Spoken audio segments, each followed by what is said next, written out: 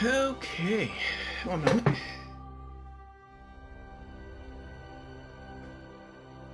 Okay. Alrighty. Cheers.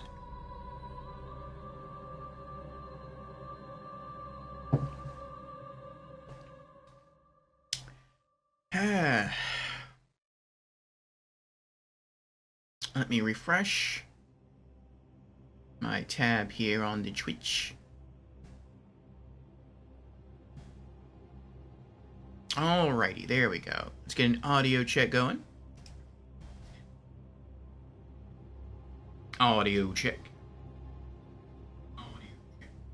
Sounds good. Alright. Well, hello everyone. Welcome to the first RPG Afternoons stream session of the week. I hope you're all doing well today. Yes, it is time for more Bloodborne. So today, well, we'll get to that in a moment. Do have some plans, multiple plans, to do in Bloodborne today, but first, as usual, let's go through our opening announcements to allow our other viewers the opportunity to join us for the day's show. And so, welcome again, everyone. For those who do not know, I am your host, Lord Orfeo. I am a variety streamer here on Twitch, in addition to being a YouTuber. I stream 5 days a week, and I have 3 primary stream themes throughout the week. On Mondays, we have what I call the Monday Mishmash, called thus because it takes place on Mondays, and because it is a mishmash of game genres, meaning we can play any game from any genre on Mondays. So do expect all manner of variety from us here on Mondays, with the exception of role-playing games. We save those for later on during the week. On Wednesdays, we have our weekly Just Chatting stream called Community Chat and Gaming News, during which we discuss community updates, gaming news, and game releases for the week. And then on Thursdays, Fridays, and Saturdays, we have RPG Afternoons. And so if you do enjoy role-playing games, then these last 3 stream days out of the week are for you. And so, if any of those stream themes sound of interest to you, then I encourage you to drop me a follow, and I hope to see you sometime during the week. And with our opening announcements now out of the way, let us return to the stream of the day. So again, we are here for RPG Afternoons, and this is Bloodborne from Software. So, what did we do last week in Bloodborne, and what are our plans this week? Well, last week, and this is thanks in part to a rather lengthy 22-hour celebratory stream. Thank you again, everyone. That was for the Twitch channel reaching excuse me, reaching 30 subs, reaching the 30 sub goal. So thank you again, everyone. That was on Saturday. Made quite a bit of progress that day, in addition to Thursday and Friday of last week. Let's see here. Yes, okay. So yes, last week, we beat the Celestial Emissary and Ebrietas, Daughter of the Cosmos, upon the Upper Cathedral Ward. And then we found Cainhurst Castle and slew Martyr Logarius, who is probably the second hardest boss we've fought so far in the game. And I would say he's probably the hardest boss we've fought in the main game. At least he was to me. We then ventured into the Nightmare Frontier. We also cleared out both floors of the lecture hall, but we eventually went to the Nightmare Frontier and took down Amygdala.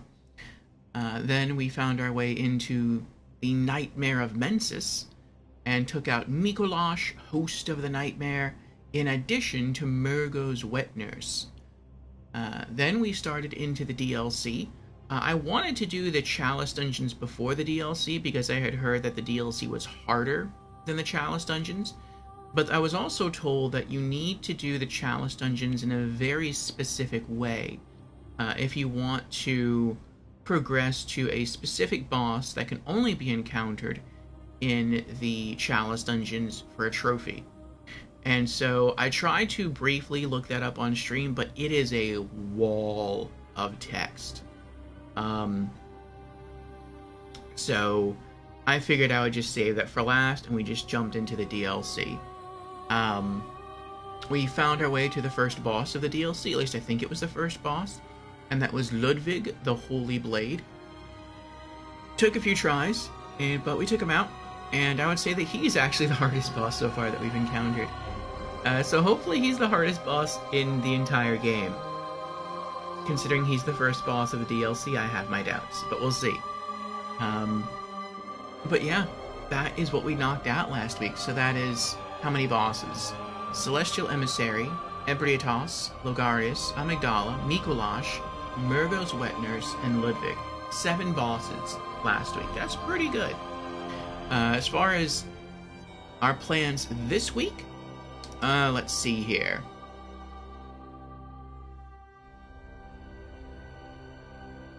And Sheep is here. Hello, Sheep. Welcome on in. Sheep has redeemed. Hello, I'm new to stream. Well, welcome in, Sheep, for the very first time. Again, how are you doing? And he says, hello, Orfeo. Hello to you as well, Sheep. So what are our plans today? Yes. Well, ultimately, our plan is to return to the DLC and continue trying to make progress. We also want to go through our inventory and try to more thoroughly read any items that we may not have paid too much attention to during the 22-hour stream, because as the hour grew later, my reflexes dulled, my wit probably dulled along with it, and maybe we picked something up that was important that I failed to thoroughly investigate because I had been going for 22 hours. So we'll do that as well. And since we're at the end game when it comes to the main campaign, I have started to look some things up. I always like to get right before the final boss in the main campaign, and then I try to use a combination of chat helping me in addition to guides to try to discover any side quests I missed that I can still do, or any hidden items that I can obtain. And one thing I discovered was the Covenant rankings that I can do.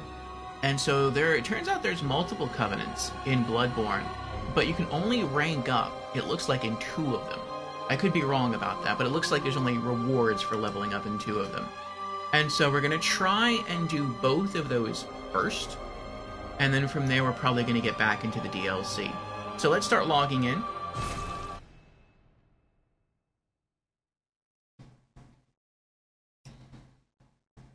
Now for one of these, I believe it's called The League. I want to call it The League of Extraordinary Gentlemen. That was a good movie. I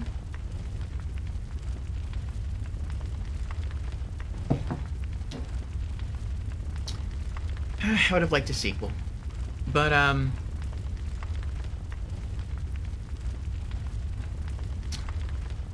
just said I thought about that. It included Sean Connery, and Sean Connery is no longer with us. May he rest in peace. There was a cliffhanger at the end of the first movie, and I think it could have gone either way. But, anyway.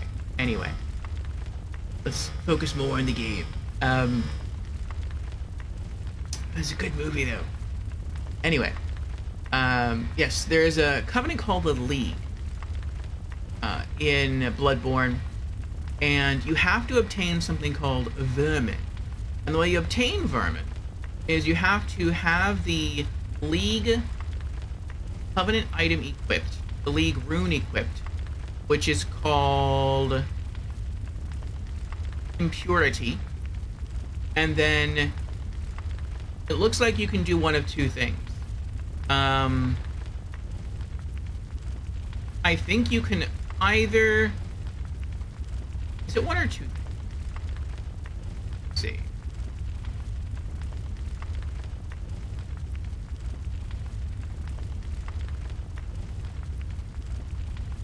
I think it's just one thing. It looks like you have to join another player in their world, and you have to help them defeat the boss. And so, just by running through the DLC last Saturday, we were able to obtain 3 vermin. We didn't help anyone with bosses, it's just that there's just items you can just randomly find in the DLC. But it appears you can only find 3, which meant I had to help people kill their bosses, 2 people. And so I actually did that this morning. And so we have all 5 vermin. We still have the item equipped. And we're going to go to the League NPC, and we're going to try to finish up with that quest. And see if we can gain some cool goodies. Sounds good, says she. Yes. It also looks like we have an ad starting in about 5 seconds. So I'm going to wait for that to end before we make our way there. I don't want anyone to miss the content. And I'll just have a look at some stuff we have in our inventory. I'll just start reading through that now. And it should be about 3 minutes, and then we should have about an hour of uninterrupted gameplay. Popping my earbuds in now. Okay. And Lady Neelafar is here. Hello, Lady Neelafar. How are you doing? Always good to see you in chat.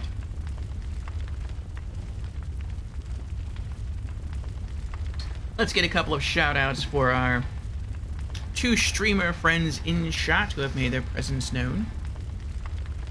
First for Sheep, who is still working his way through his first playthrough of Dark Souls 2, Scholar of the First Sin, which is my favorite Souls game. Though Bloodborne is rising quick, I would actually say Bloodborne is now my 2nd favorite Souls game overall. Just after Dark Souls 2, Scholar of the First Sin, and just a little bit ahead of Demon Souls.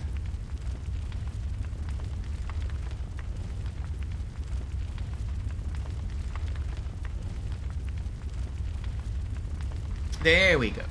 Behold a mystical journey of Sheep. From the arcane depths of Bloodborne's lore, he's already beaten Bloodborne, to the treacherous paths of Dark Souls 2. They've embarked on an epic quest. Day by day, they unravel secrets and face foes with valor. Now, for the next grand feat, they aim to conquer all Souls games, same as us. Will they triumph or meet a digital demise? Stay tuned for this enchanting saga.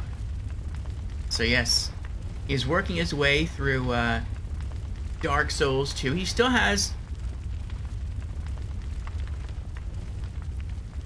I'm trying to think about how I would phrase it. He still has some bosses left. I can't get too specific because I don't want to spoilers. But he has been working on the first boss in... Well, I guess it depends on how you look at things. He's been working on a boss in DLC 1 Crown of the Sunken King, which is Elana, the Squalid Queen.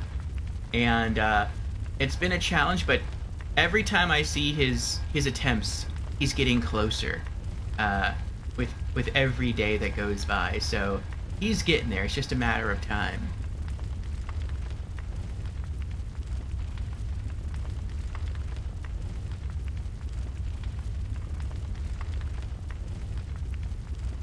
You're welcome, Sheep. And now let's get another shout out for Lady Neelafar.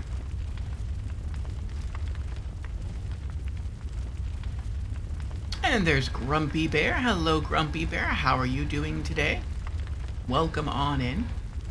There we are. Behold the mystical realm of Yharnam, where Lady Neelafar weaves a spell of courage and camaraderie.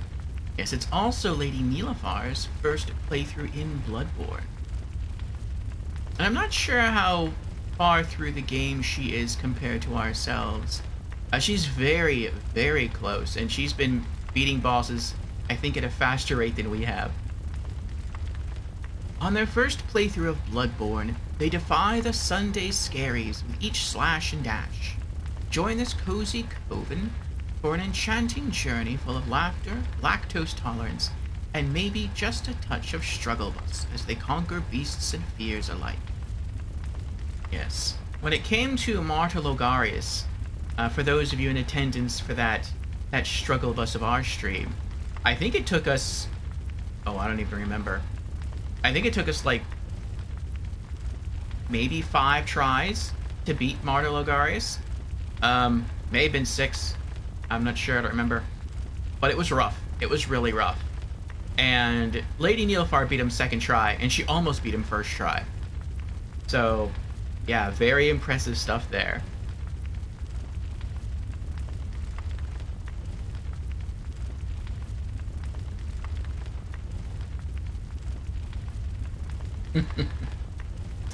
Sheep is looking at the VOD from when I fought Ilana in Dark Souls 2. Yeah. For me, I don't think Ilana was that hard. I think it did take maybe a few tries. But, yeah, I beat her. And it didn't... I had to mix up my strat just a little bit. But yes, how are you doing, Grumpy?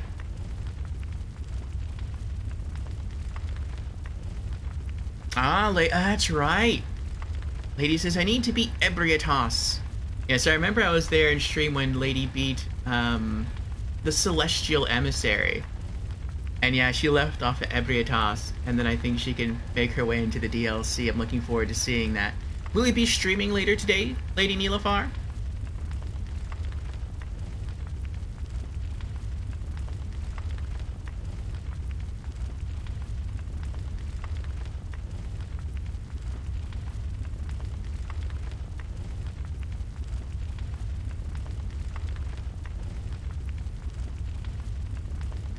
And our friend Grumpy Bear also streams. Let's throw him a shout out as well, and then we'll get back to the game.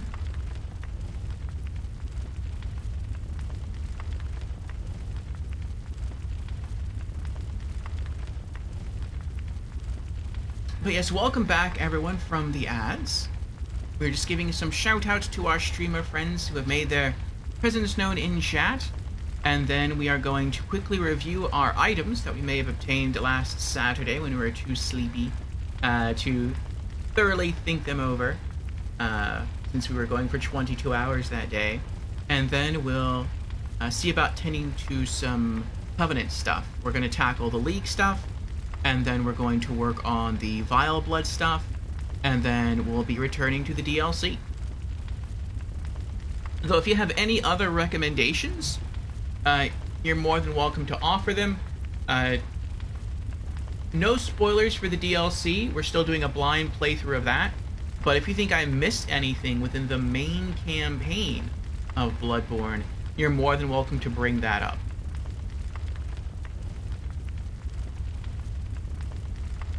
Lady says, not today, tomorrow. Very well, lady. I will look forward to your stream tomorrow, then.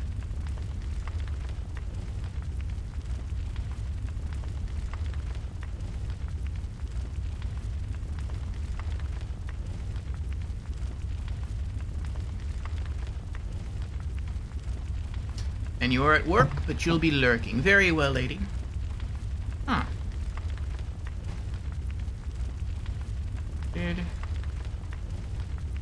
Try that again. And Boris is here. Hello, Boris. Welcome on in. There we go. Here's a shout out for Grumpy. Behold the mystical Grumpy, a sorcerer of suffering in the realm of Souls-like. They've conjured a blood level 4 challenge. Dance with Rom, and dare to soul level 1 through treacherous lands. With the resilience of a phoenix, they face Ebrietas Logarius night after night. Their stream is a grand spectacle of perseverance and quick-witted gameplay. Tune in for the ultimate showdown and watch them turn defeat into victory. So yes, another solo streamer friend of ours if you want to drop a follow and tune in. This morning I actually helped 3 people with their bosses. The first was I helped someone with Ebrietas, and that went pretty well. And, but I didn't have the Covenant item equipped, so I didn't receive any rewards for it. And I had to come back here, swap to the needed Covenant item, the League Covenant item, and then I went to park myself just outside the boss room to Murgo's Wet Nurse, and I helped 2 people there. So, oop, wrong button. If I scroll through, there we go. You can see I have the 5 vermin necessary for this quest. There's a centipede-like creature discovered on successful hunts by League hunters. Vermin, found hidden within filth, are only seen by League confederates, and are the root of man's impurity. The League has assumed the task of finding and crushing all vermin. Perhaps there is some mercy in the madness. Those who wish to see vermin can, and those who choose to are provided with boundless purpose. So, and let's make sure that we're in the correct rune. You can see I have all the Covenant runes here. We need this one. We need this one. This is just the one I prefer to wear. Impurity. Carl rune that transcribes inhuman sounds. This rune, discovered inside the Forbidden Beast Eater, came to symbolize impurity and the oath of the League. So this is the right one. This is the League. Okay. Confederates of the League cooperate with hunters from other worlds and hunt to discover vermin. Vermin writhe within filth and are the root of man's impurity. Crush all vermin without hesitation. Alright. So now we have to return to the Forbidden Woods.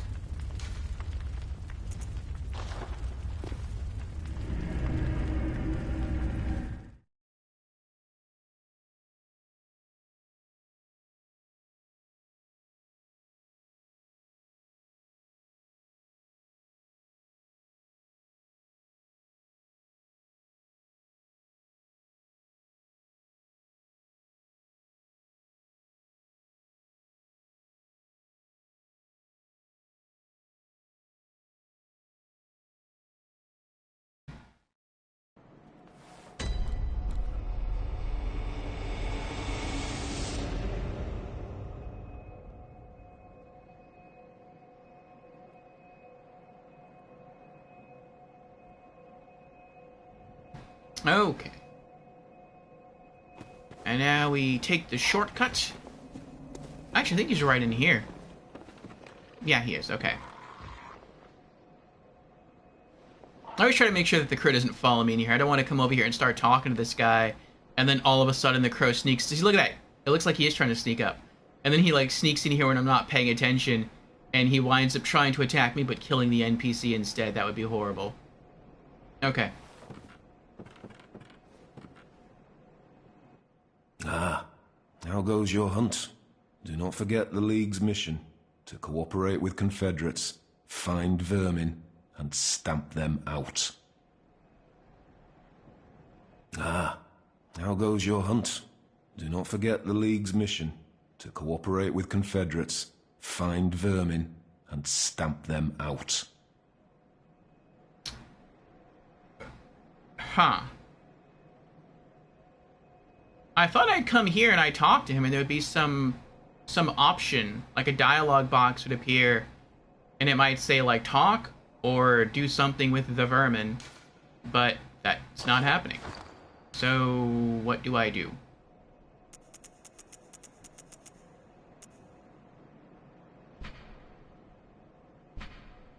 Do I use them? I don't want to use it and then, like, I'm doing the wrong thing and then I have to go re-earn them.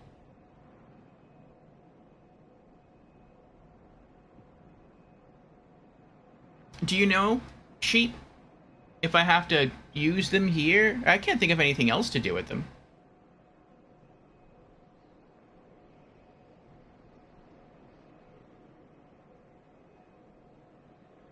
Hey, Snipe. Welcome on in. How are you doing? Snipe might know.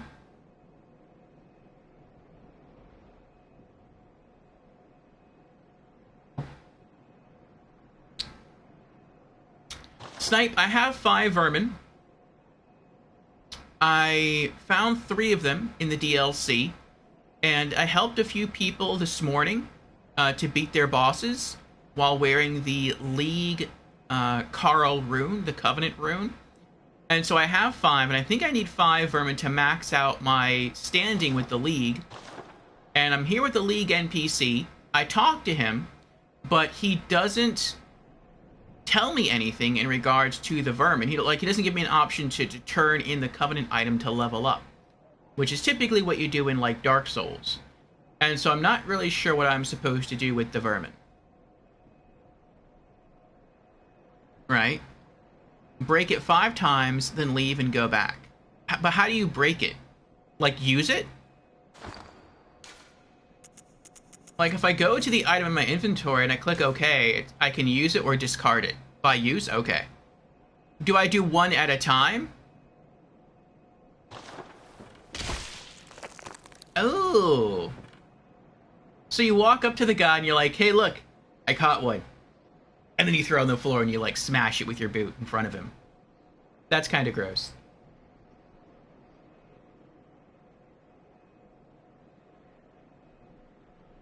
Should I leave and come back with just the first one? Or should I just keep smashing them all?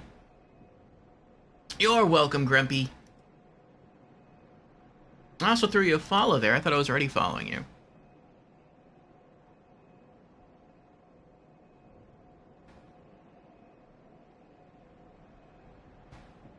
Okay. All 5, then leave and come back? Alright.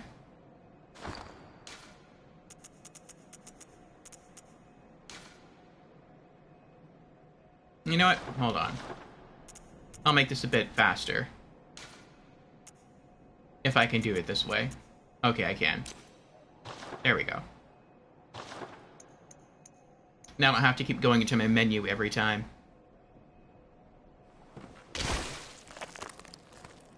Alright, there's 2. 3. Does he say anything different when I smash him in front of him? Ah, very good. You've crushed some vermin. There we go. I'm the master of the League. I can see it in your eyes. I'm pleased. This makes you a true fellow of the League. A Confederate. Now, take this staff. A symbol of our oath. Of our blood-drenched fate. Ooh, League staff. League oath. You'll be welcomed as a true Confederate. Go forth with renewed vigor. In short time, you will see how the mission takes hold of one's spirits. I like the idea behind this Covenant. I always like the idea of co-op. But I'm not sure if... I don't know. The Covenant items seem weird in Bloodborne. Like, I understand, I think that the Karl runes are supposed to sort of take the place of rings from Dark Souls. But I feel like the Covenant item is always like, I don't know, it feels worthless. And I don't mean that about this one in particular. I mean, it kind of seems that way with all of them. Like, this one boosts max HP. That's good. But it's only by 2%. That's a pretty low amount. And it only does it in co-op. So, I mean, even if you're doing co-op all the time, 2% is a small bonus. If it was like by 20%, that's a really good chunk. But 2%? Eh. I don't know. Snipe redeemed hydrate. Very well, Snipe. Cheers.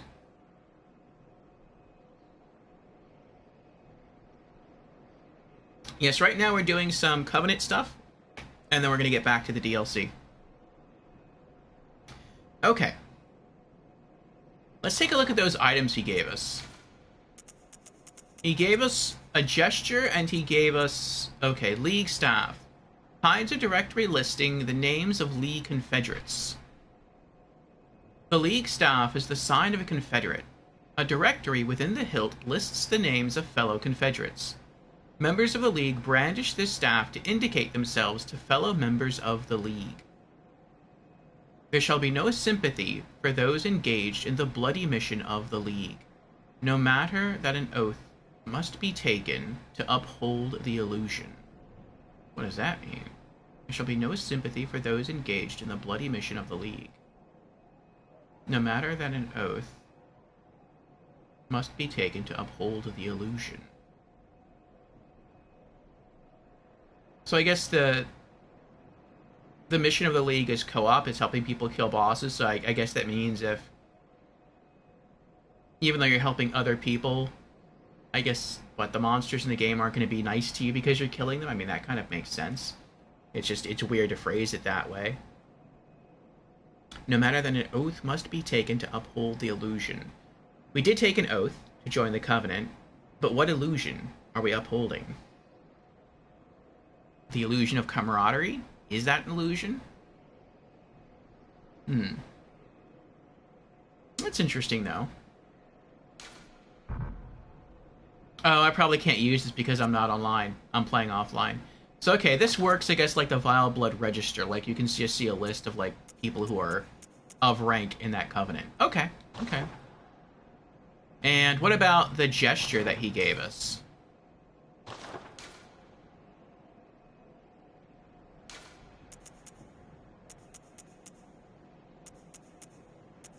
What's the Hunter's Rally do? Oh, it's like 3 cheers. Okay. League Oath.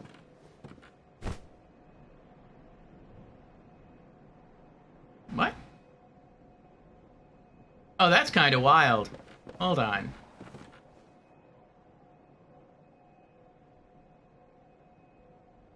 Let me switch.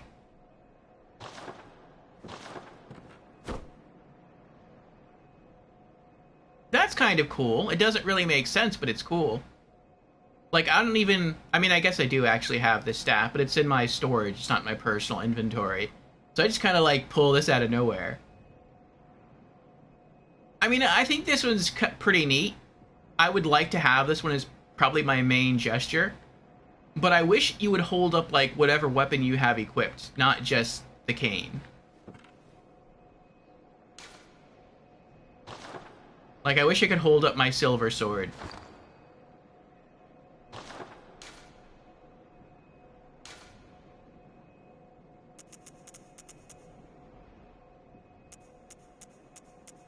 Alright, let me change back here.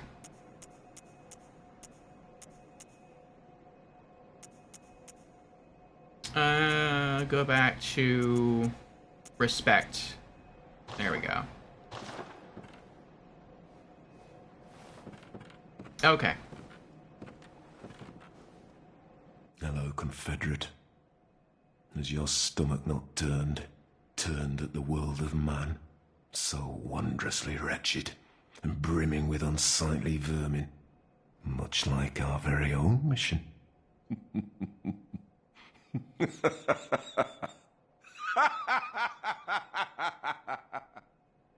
Sounds like he's going a little crazy.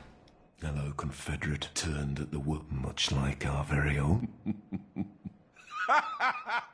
Let me hear that dialogue one more time. Hello, Confederate. Has your stomach not turned at the world of man? So wondrously wretched, and brimming with unsightly vermin, much like our very own mission.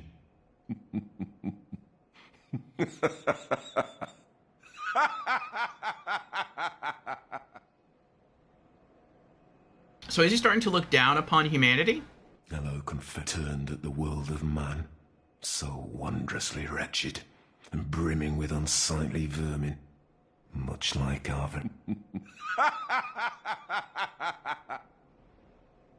Hello, Confederate, turned much... Sounds like it. Alright, we got 2 more vermin to go. Hello, Lorelei, how are you doing? Snipe answers Stream Elements question of the week. What is your favorite thing to watch on streams? Snipe answers Bloodborne. And I'll be back around 3:30. See you soon. Alright, Snipe, see you soon. And you'll join the hunt. Okay. 2 more.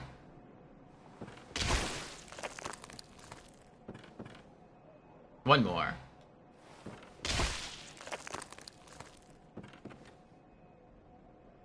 Confederate. Your eyes say it all. You've crushed vermin time and time again. You've seen the filth that varnishes the world of man. Yet, you are unbroken. You've the eyes of a hunter. You have blessed the League with your presence. This was my last, most pressing task. My Confederate, promise me you'll crush all vermin to rid us of our impurities for the sake of our fellows, all blood-stained hunters of the League. My Confederate, for the sake of... Okay. So then Snipe says to leave and come back.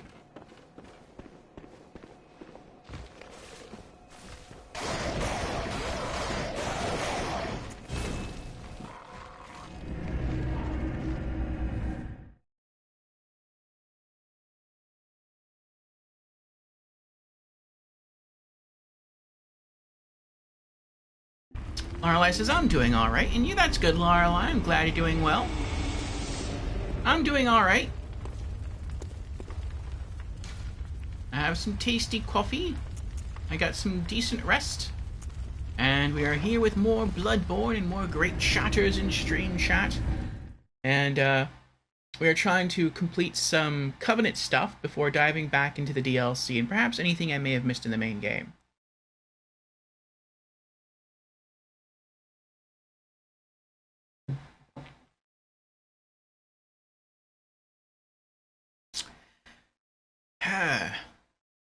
And Sheep answers Stream Ellen's question of the week. Sheep's favorite thing to watch on stream is Dark Souls 1 and Bloodborne.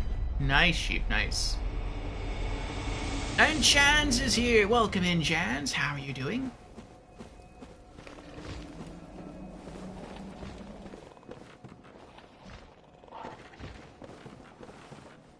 I thought I saw the fluttering of crowing, so like, oh, he made it in here this time. What is he left? Master's Iron Helm. In the DLC, we actually found, pretty close, I think, to the beginning of the DLC, we found all of the Confederate armor, but we never found the headpiece. I thought maybe I just missed it before. Master's Iron Helm. I didn't realize this was iron. I thought it was cloth he was wearing. An iron helm resembling an upside-down bucket.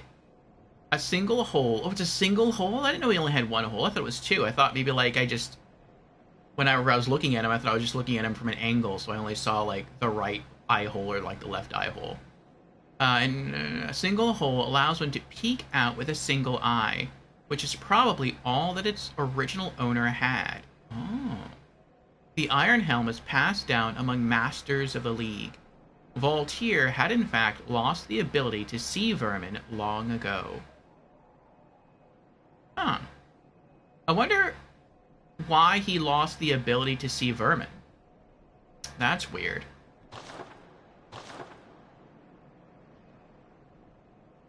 Jan says, Constable Set is one of my favorite for male characters. Oh, Jan says, frying up some chicken tenders and french fries. Nice, Jan's, nice. I'm thinking I'll probably eventually make myself a turkey and cheese sandwich. So I guess that was it.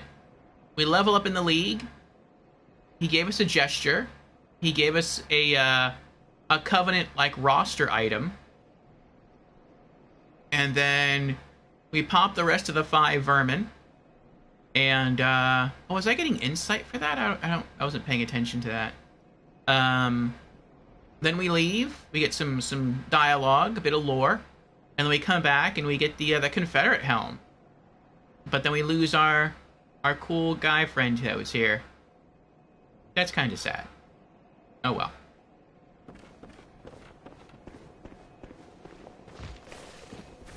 Oh! Oh!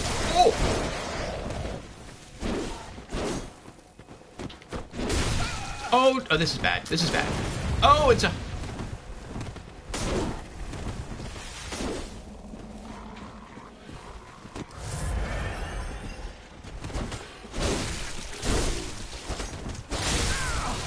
Oh, this... I'm dead. I'm dead.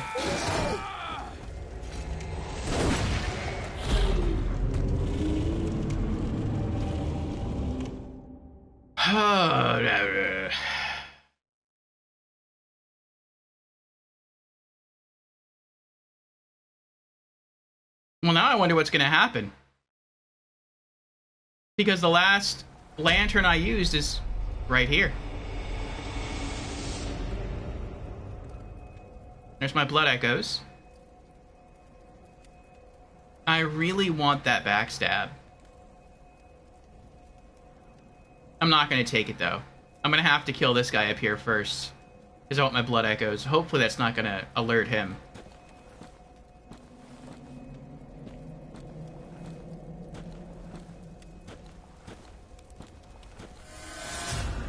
Yeah, I don't want to just walk away from 36,000 blood echoes. Where's the wolf guy that was here, though? Okay, there he is. For a moment, I thought maybe he just doesn't show up when this guy is here. Like, maybe the game's like, no, we're gonna be nice. We're not gonna overwhelm you with enemies.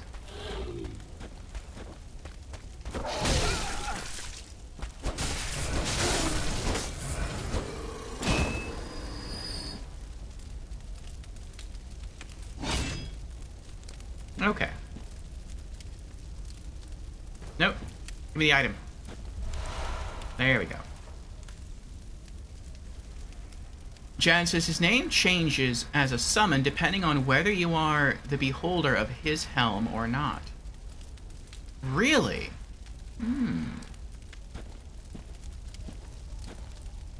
What is it called either way? I assume one of the names is just the constable.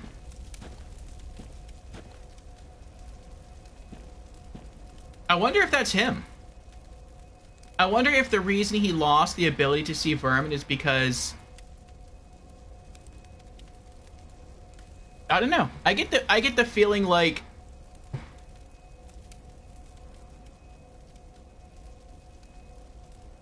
What's that movie, the assassination movie?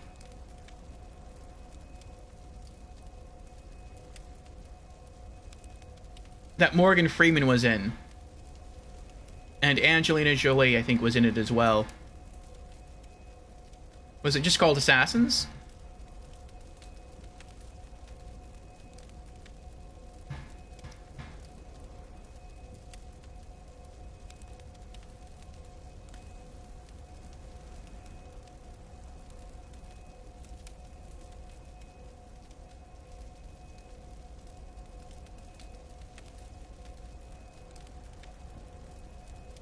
Oh, Wanted? Let me see if this is the movie I'm thinking of. Yeah, that's it. Okay. It kind of reminds me of, like the League here kind of reminds me of, and I guess not just the League, but also like the Crow Ladies Covenant, the Hunter of Hunters. It kind of reminds me of some of the plot from the movie Wanted. Yeah, this is the movie I was thinking about. Fun movie. It was a fun movie. I feel bad, though. Like, I could have... Like, I was getting into the movie, and, like, I would so like to see a sequel. And then, like, all, like, the people that I really liked kind of died. And it's like, well, that stinks. I mean, they could have still, like, spun off a sequel or maybe a prequel, but... But, yeah. It's like...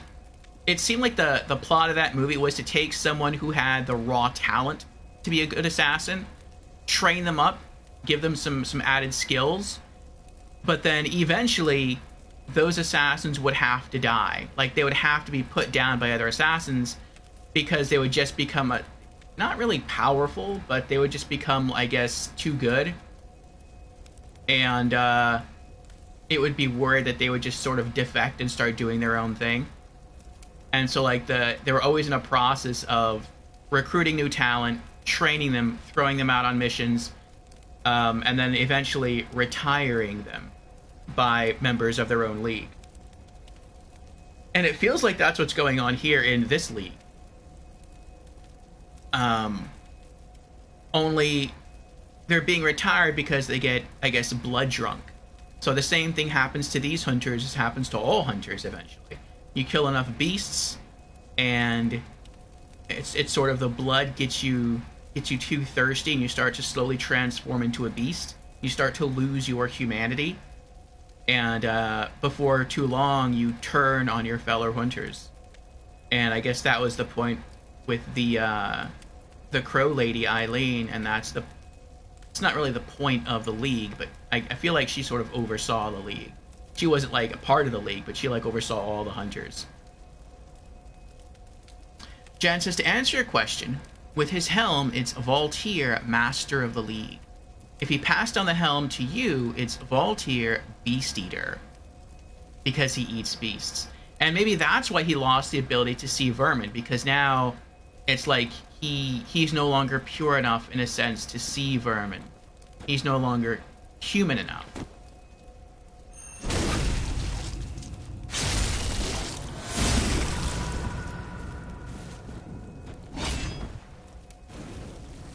Oh, fire. That's... Uh-oh.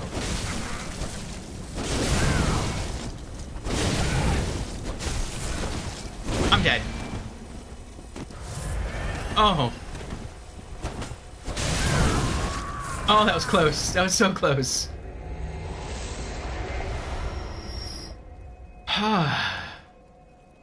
Madara's Whistle.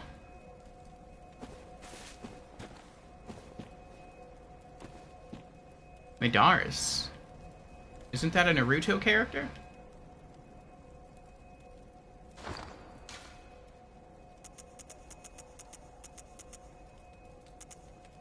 Madara's Whistle. Summon a giant serpent from the nightmare.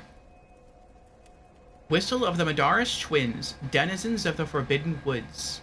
The twins grew up alongside a poisonous snake and developed a silent, inhuman kinship. The poisonous snake grew uncontrollably, raised on a healthy diet of beast entrails. Even after their deaths, it is said to respond to the call of the twins' whistle from within the nightmare. Interesting. This sounds like the boss, not the boss, but this sounds like the thing that attacks you when you fight the Shadows of Yharnam here in the Forbidden Woods, and you whittle the shadows down to when it's only one left.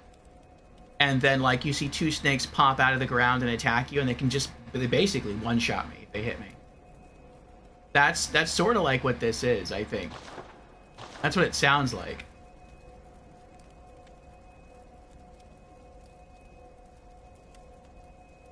Laura doesn't think she's seen the movie, but maybe the commercial. The commercial was on a lot, I remember. Back when the movie was still hot. When it was still out. Just because of all the high tier talent that was in it.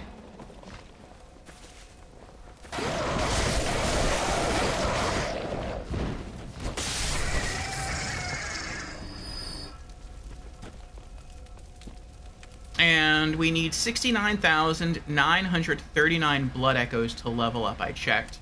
So we're like 2/3 of the way there. Alright. So I guess that was it then? Alright, let's return to the Hunter's Dream.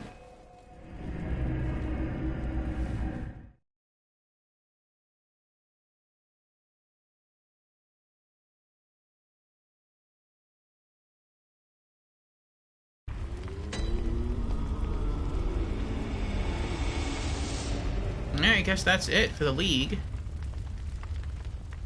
Okay. So I guess we're done with that. Now let's move on to our next Covenant. Let's repair our weapon. This is one of the slight changes I would make to the game. This is like a minor thing, but it's one of those minor things, just like with Dark Souls 2, like how much I love Dark Souls 2, but it's not perfect. I would still make some minor changes to it. This is one of the changes I would make in Bloodborne. I would switch Fortify Weapon with Repair Weapons on this menu list. Because every time you come in here, like, Fortify Weapon is the first thing on the list, and it's always highlighted, and you have to scroll down to repair. And realistically, unless you're doing something where you're just, like, farming tons of upgrade materials, which even if you were, it would make sense, because eventually you maxed out whatever weapon you're working on. When you come back to this desk, more than likely you're going to be focused on just repairing your weapon. So it should be like repair weapon, then fortify weapon, then blood gem fortification. So that's like a little tiny thing, but it's just like a menu change that I would make. Alright. Now we go from impurity to corruption.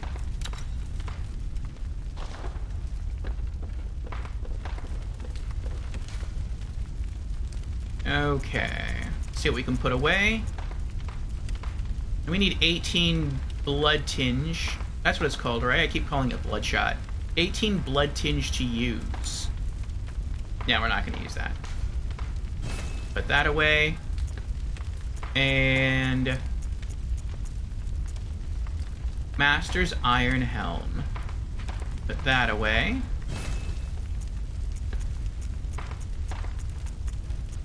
You can put away Impurity.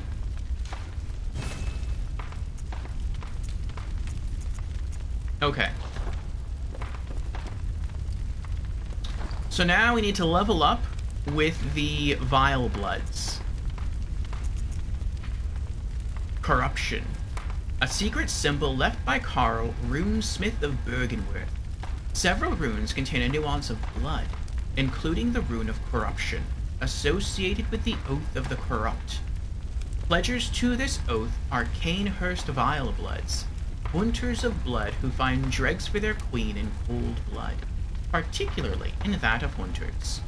Yet the corrupt are heretics in the eyes of the church, and thus subject to the wrath of the executioners.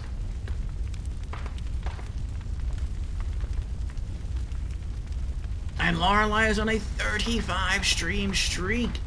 Thank you, Lorelei, for the consistent viewership. I appreciate it. Sheep says, very nice observation. I would put repair weapons on top as well. Yes. Jan says, what's really cool is that, for example, if you have the Vile Blood Covenant Corruption rune equipped, killing NPC hunters will drop blood dregs required for Covenant advancement. I'm hoping it's any NPC, because I'm about to go kill one right now. I don't like invading people. I think you can get them that way as well. I don't know if there's any other hunters in the game that I may have missed that I can kill. But I know there's at least one NPC I can kill.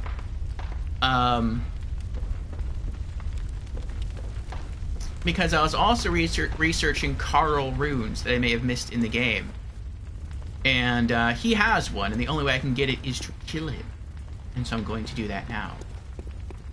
And so hopefully this is sort of turns into a twofer. Hopefully I can kill him, get the Carl rune that I want, and then I can also get a Covenant item. Jans asks, have you murdered Yusefka? Can't remember. We did. I'm going to the Cathedral Ward to murder the guy there at the very beginning. I've seen that if you kill him, you get a low-tier Carl rune that I won't use, but I just want to collect all the Carl runes just to collect them. I don't even know if it's tied into a trophy. I just want to collect them just to collect them.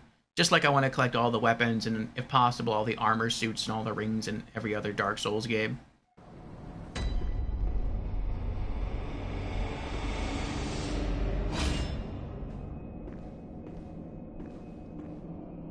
So, I don't think we're going to need him anymore for this playthrough. We've already sort of done everything. So, goodbye. I just wanted to help people. Formless Oedon. I don't think we got a Covenant item, though.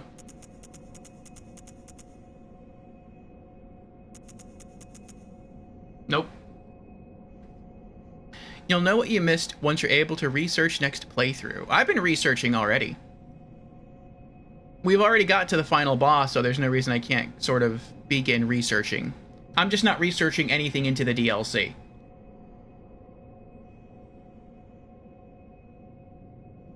But we've already essentially beat the main campaign. Okay, so that didn't work.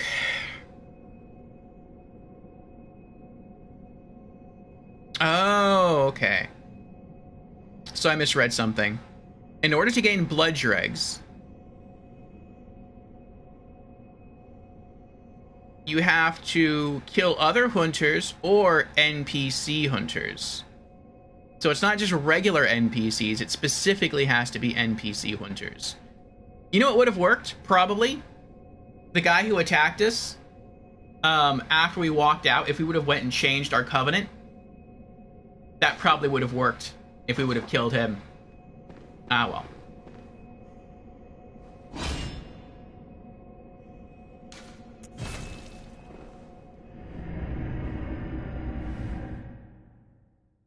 Yep.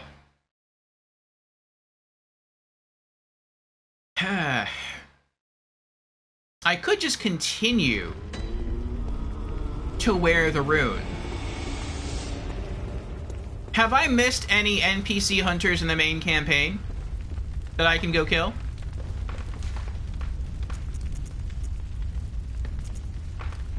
Formless Oedon. A secret symbol left by Carl, runesmith of Bergenworth. The Great One Oedon, lacking form, exists only in voice, and is symbolized by this rune. Those who memorize it enjoy a larger supply of quicksilver bullets. Human or no, the oozing blood is a medium of the highest grade, and the essence of the formless Great One Oedon. Both Oedon and his inadvertent worshippers surreptitiously seek the precious blood.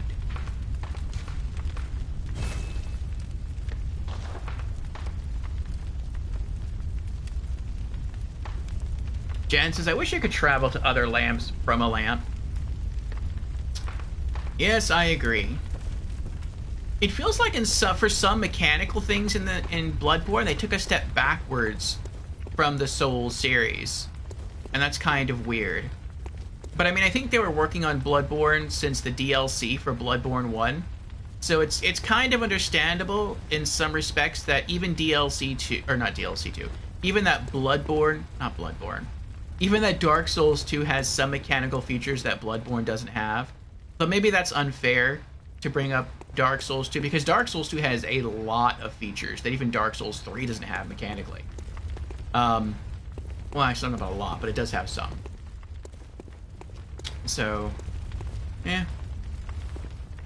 Unless there's some lore reason why we have to return to the dream and then go to somewhere else. Jan says, it's been so long, I have no clue. 2 different teams and 2 different idea teams, yeah. Well, what I could do, I really like rocking the church Carl rune. But I guess I could just stay with the corruption rune on, and then hope to eventually come across a wayward hunter in the DLC, and that'll probably count.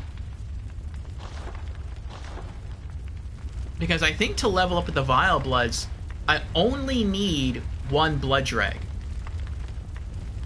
Yeah, it's just 1. So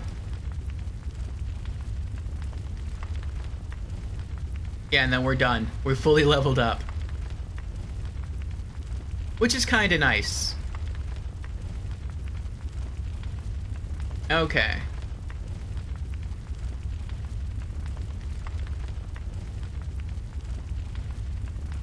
Because it's kind of hard to invade people in this game, I think. Like, if you wanted to do that. You can only really invade people if they're playing online and in the Nightmare. I mean, you could try invading people, like, elsewhere, but there would have to be ringing a co-op bell. Sheep says it might be a lore reason, because fast travel is done through the different tombstones, and each tombstone only has a few areas in it. This is a similar system to Demon Souls Archstones. Okay. Alright, so let's take a look at the items we have left in our inventory that we may have picked up on Saturday. Do we have anything new? No. This is all chalice stuff. Any key items?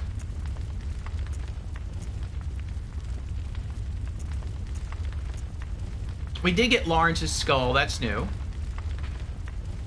Skull of Lawrence, first vicar of the Healing Church. In reality, he became the first cleric beast, and his human skull only exists within the nightmare. The skull is a symbol of Lawrence's past and what he failed to protect. He is destined to seek his skull, but even if he found it, it could never restore his memories.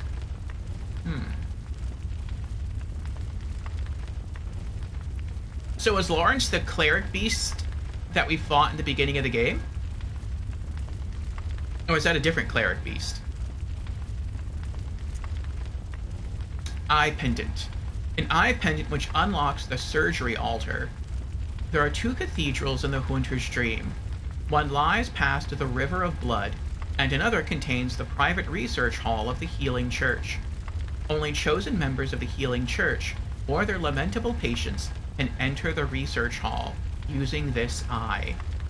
Grant eyes to the surgery altar skull. That's where we left off. I think we left off in the research... Was it the research hall? It was like a hospital place that we left off.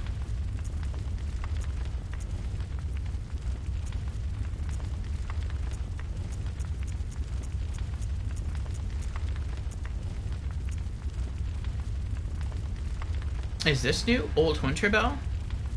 One of the resonating bells that cross the gaps of worlds. This bell is cracked and stained with the blood of beasts. A human must expend insight to ring this uncanny bell. The old hunters, who have long passed from the dream, but cannot forget the feeling of the hunt, rely upon messengers to relay their thoughts. Ring the bell at their side, and they are certain to give a listen, for the night of the hunt is long and unchanging.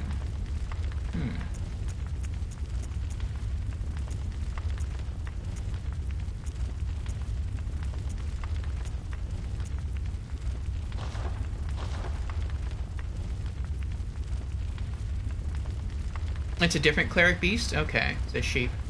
You saw Lawrence in the cutscene after killing Vicar Amelia. He was talking with Old Master Willem.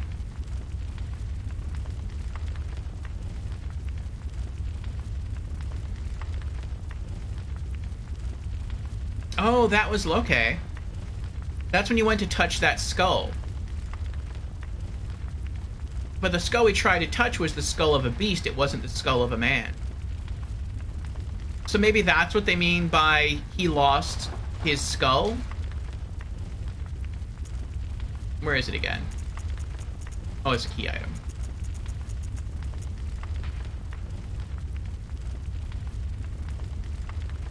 Maybe that's what he failed to protect. He failed to protect his humanity because he became a beast. Maybe that's why the skull only exists in the nightmare. Because in reality, he became a beast, and the cracked skull that we see, the one that we try to touch, that grants us a flashback of that conversation in the boss room of Vicar Amelia. I guess that was his skull. His transformed skull.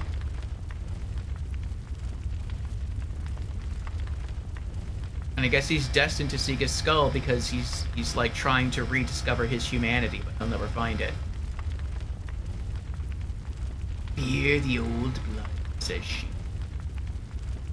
I wonder if anything special happens if you return to the boss room. Probably not. For Vicar Amelia, I think it's Grand Cathedral, and bring the 2 skulls together.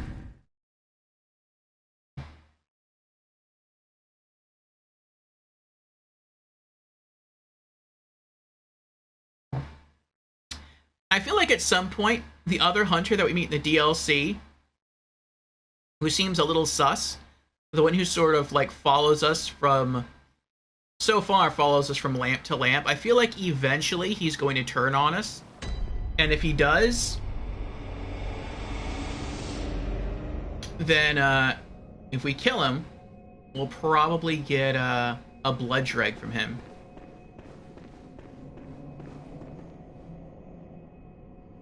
I feel like that's his skull. I guess nothing happens when you, like, bring these 2 skulls together. Okay. Oh.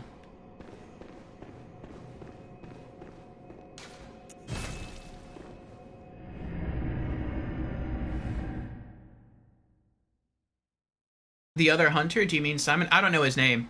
I don't know if he told me his name yet. He may have. I have the right idea? I have the right idea. Oh, so then... Should I go back then?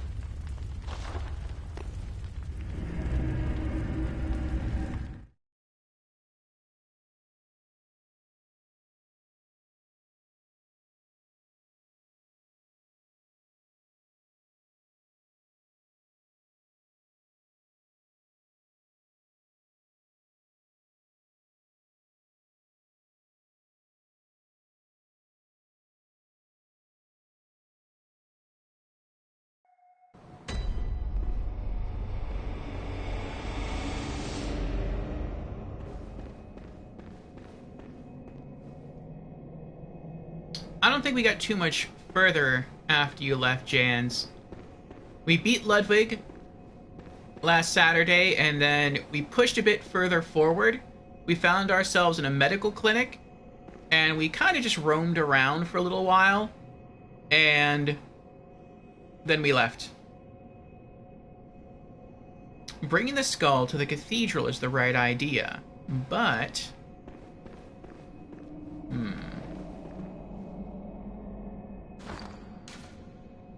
Maybe there's a clue if I reread the description on the skull. Skull of Lawrence, first vicar of the Healing Church. Skull of Lawrence, first vicar of the Healing Church. In reality, he became the first cleric beast. Okay, so that, I think that is his skull then. Okay. So that's his reality skull. And his human skull only exists within the nightmare. Okay. So we found his human skull. So I think the DLC is called... Isn't the DLC called The Hunter's Nightmare? Because there's like 3 different nightmares going on in this game. There's the Nightmare Frontier, there's the Nightmare of Mensis, and then I guess there's the Hunter's Nightmare. So, okay, so we found this in the DLC. So we found this in the... I guess we found this in the Nightmare. The skull is a symbol of Lawrence's past and what he failed to protect. He is destined to seek his skull, but even if he found it, it could never restore his memories.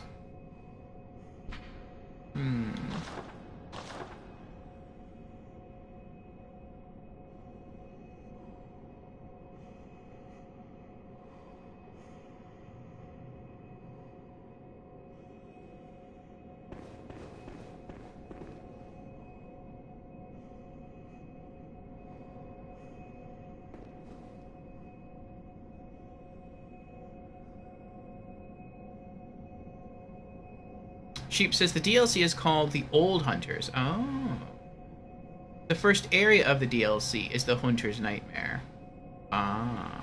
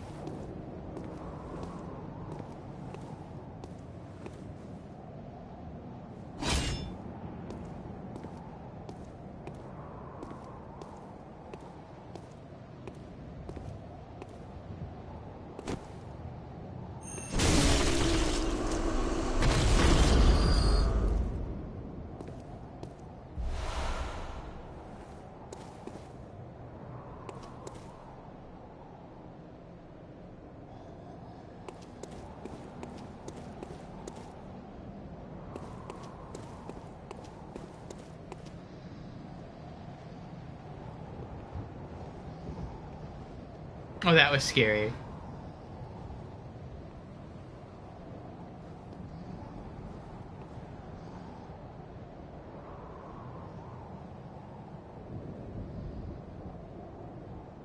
Is it the replica cathedral? In the Hunter's Nightmare? Because this cathedral also exists in the DLC. In fact, that's something I kind of criticized the DLC for Saturday, where it just seemed like they were reusing assets to some degree when it came to level design.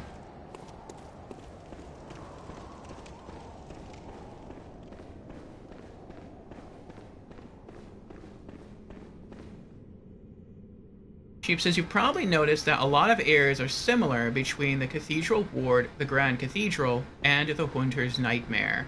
Yeah. Jan says it's worth a shot, and Sheep seconds it. Very well.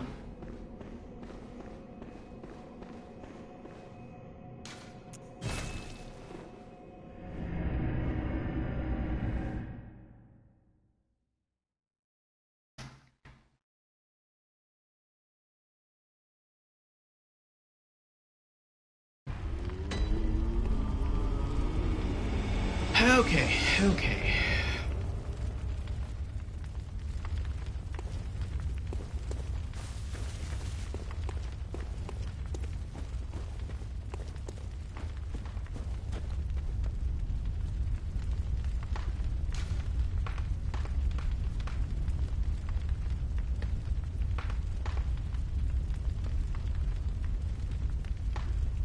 I think the closest bonfire.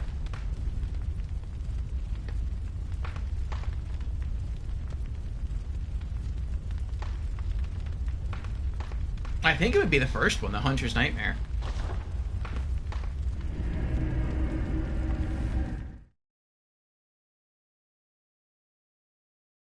Oh, but we're gonna have to kill the big guy again. That big guy's tough.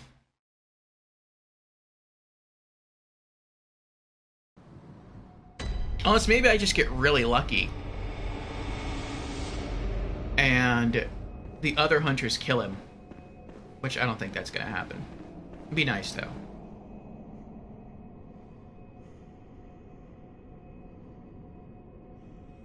Ah, Dread is here. Hello, Dread. How are you doing?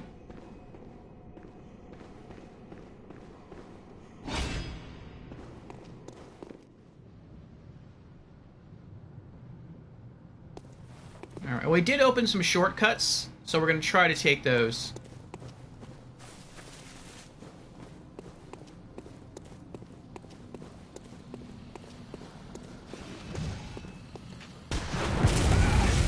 What? You were aiming at the stairs there, sir. I don't know how that even hit me. I was behind you at the time.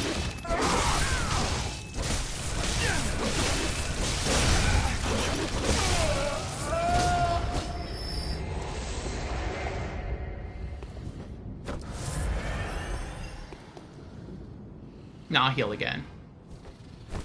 And then I'll just hope that I pick up multiple blood vials. Good. Okay.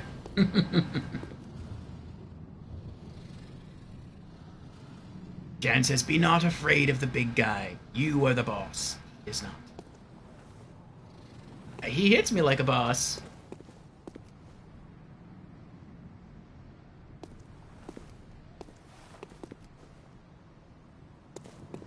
Will they leave me alone? Oh, they do leave you alone. That's cool.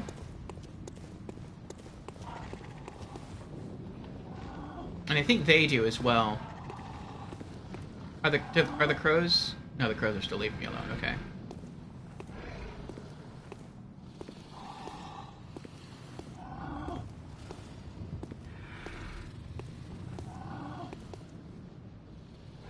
We have a swordsman there.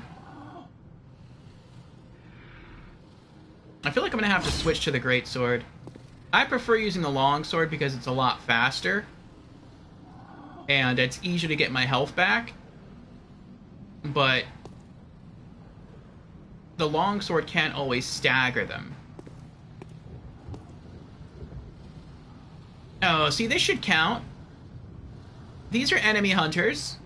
I should be getting blood dregs from this. Whoa! Ow!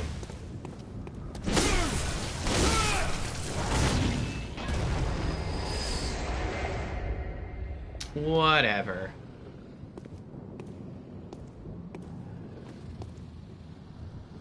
Actually, I might have messed up right there. I feel like maybe I should have just tried to keep him alive. Come on. No! Oh, here it comes. Good. I can hear it. There we go.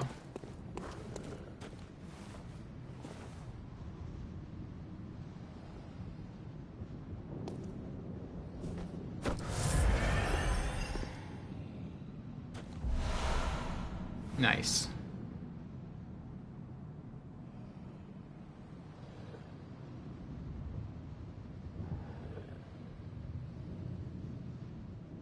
Oh.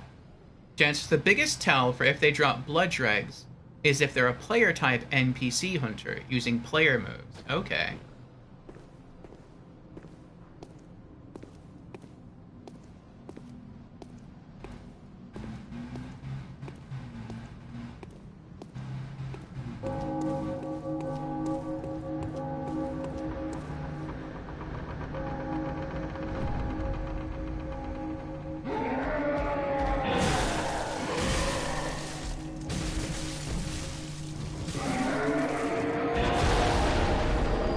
Look at that Gandalf move. You shall not pass. He is scary. At least he's like halfway down on his HP. That's nice. Oh! Oh, I messed up. I'm dead. I'm dead. I died.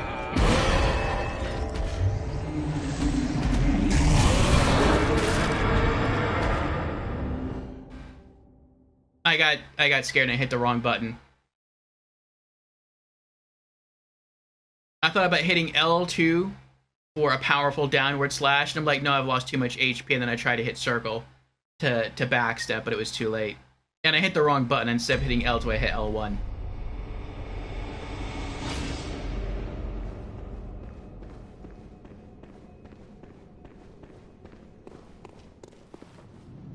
Yeah, the enemies in this deal, just like the non-boss enemies in this DLC, are super strong.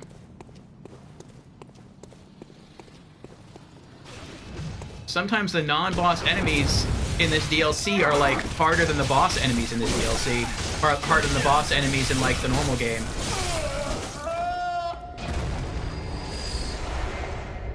Sharp Damp Blood Gem 4. They're not tankier, but they hit like just as hard.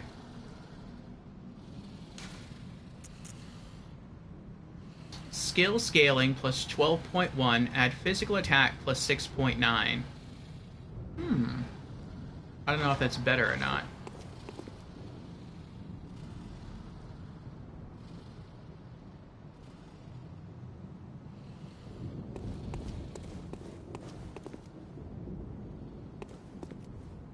Okay.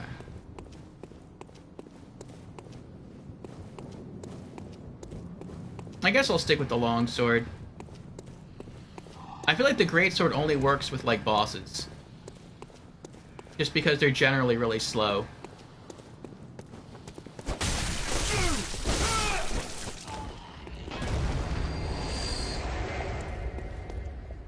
But if it's a faster enemy, even though it deals less damage per hit, I feel like I should stay with longsword. Just because I can spam damage.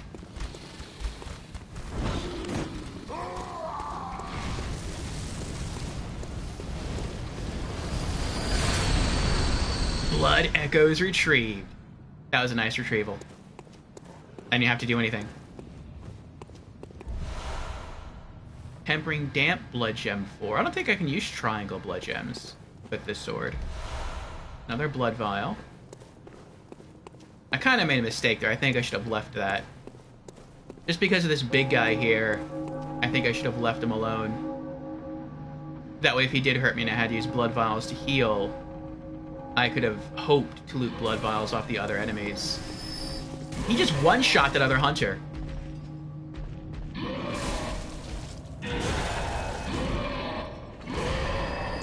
Look how crazy that damage is.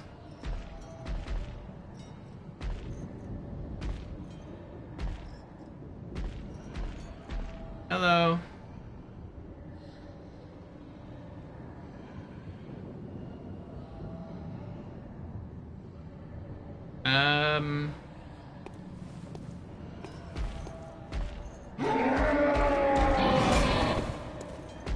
What if I try to dash behind him? Oh.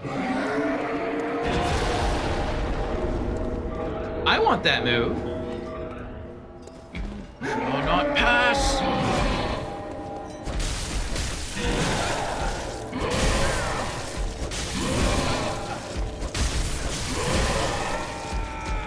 Yep.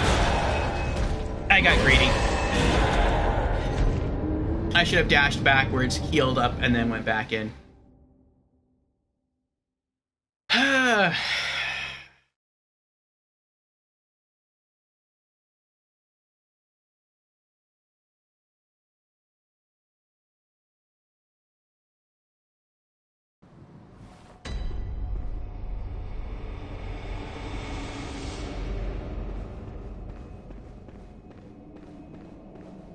I hope this, like, hunch pays off.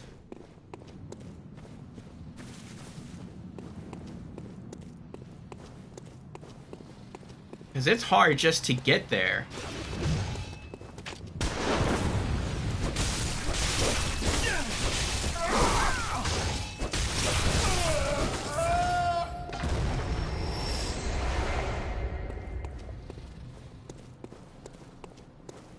And if I kill him once, I'd be highly tempted to leave without going in the room because I'm really close to leveling up. If I get my Blood Echoes back, I think I'll be like 20,000 Blood Echoes away from leveling up.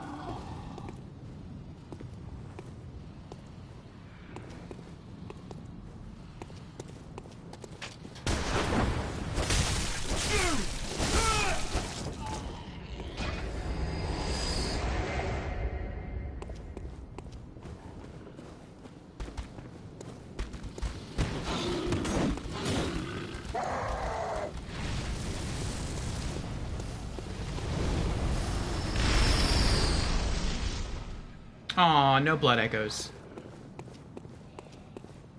So I guess they don't have them.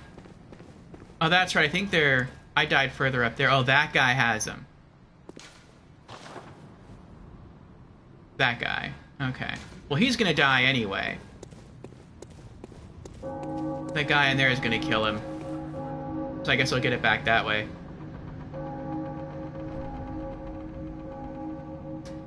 Jan says, with the exception of certain unique NPCs like the Firekeeper, for example, most NPCs use faces within the character creation system. Meaning if you're able to get a hold of an NPC's face static, you can become the NPC. Except for their inaccessibly unique voice. Yay! Patches, for example, is recreatable in Dark Souls 3, Elden Ring, and Dark Souls 1. Dark Souls 2 is a big exception regarding NPCs. Most, if not all, NPCs have unique face model IDs, not being able to be created, which is very cool. Yeah, we need like another 1,600 Blood Echoes to level up. Alright. I have killed these guys before. I killed them once the first time I came this way. And I learned that I could kill them pretty easily if I can get behind them for a charged backstab. I did that when I went back to explore off stream the area just before the boss fight with Ludwig.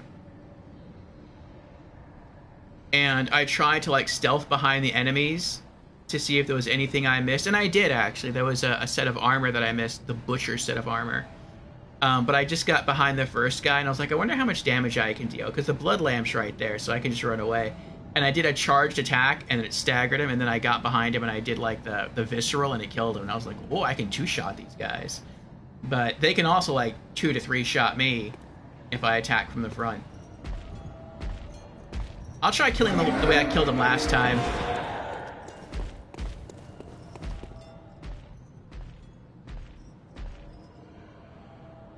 Actually, if I try to kill him the way I killed him last time, I'm going to die. Because the way I killed him last time...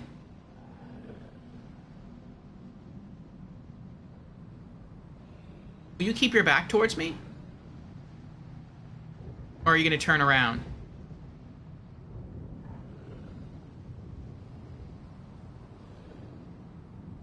You turn around, okay. I think if I try to go too far this way, there's other hunters down here. Yeah, there's a dog. Another hunter. There's another dog. Okay.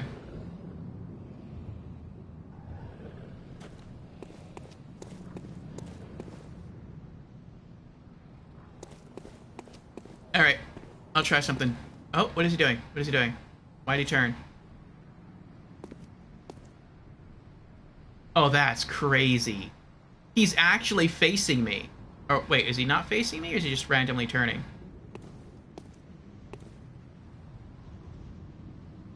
Oh, he's just randomly turning, okay.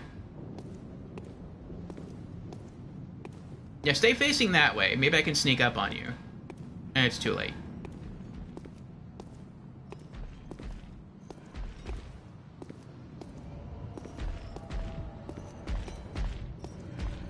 Uh-oh. Maybe I can lure him down the stairs?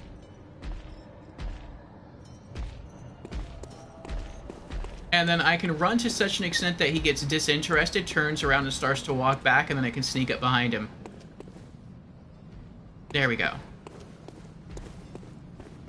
If I can just sneak up behind him and get a charge stab in, I can do this. I don't think I'm able to catch up to him, though. He's too fast.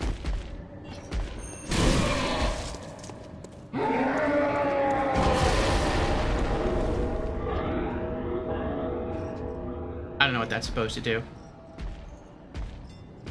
Oh, he's like imbuing the head of his axe with darkness.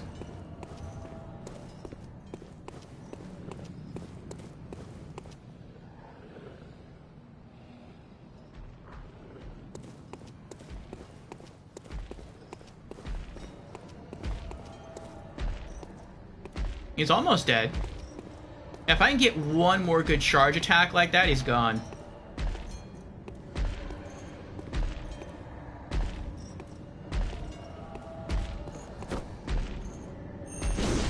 Oh, I missed! Oh. That was close. Oh my goodness.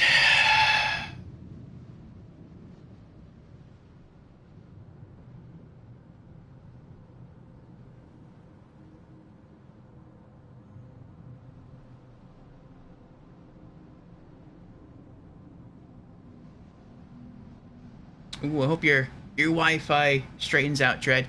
I was just asking how you were.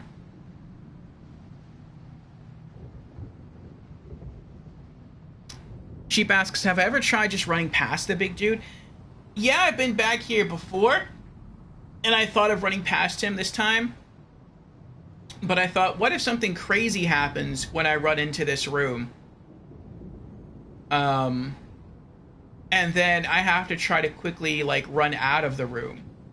Then I might be stuck between, like, a mini-boss in front of me and, like, basically a mini-boss behind me, and that's not good. So, if I'm going in here, I want to make sure that I have a path of escape. A clear path of escape.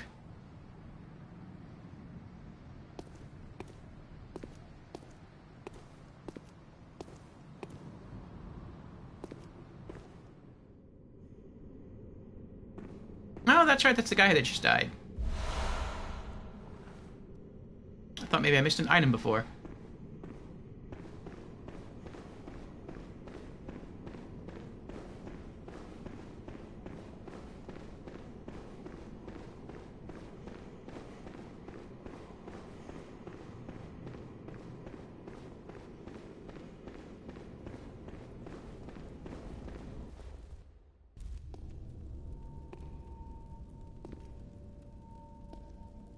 cutscene.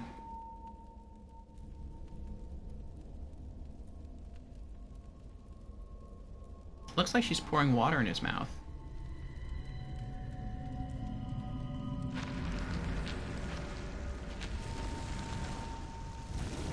Oh, I thought so.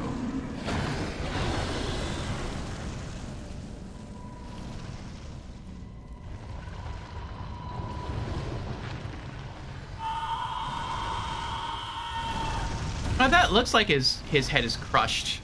Like the skull back in the other chapel. Oh, it's like he can feel that we have his skull. His human skull.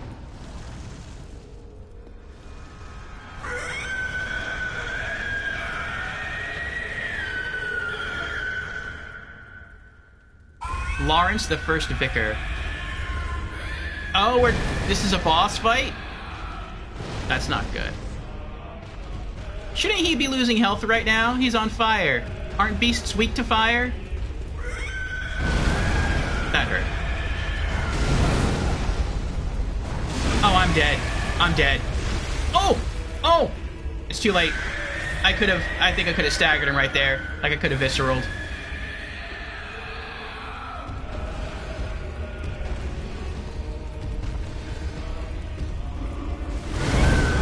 I tried to dash in right there.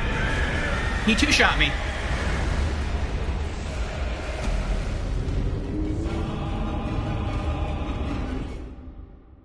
Wow. The boss two-shot me. I guess that's not too, like, shocking, though, because the enemy just outside the boss room also, like, three-shot me.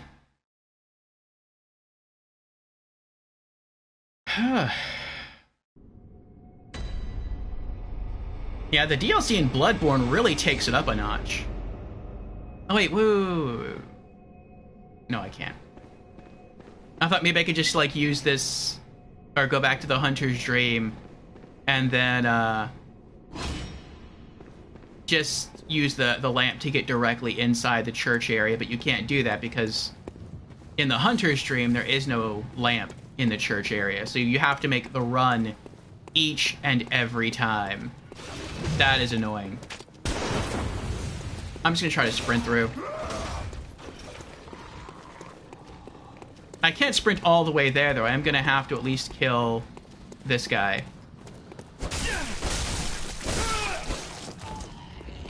Hopefully he's the only one I have to kill. Nope.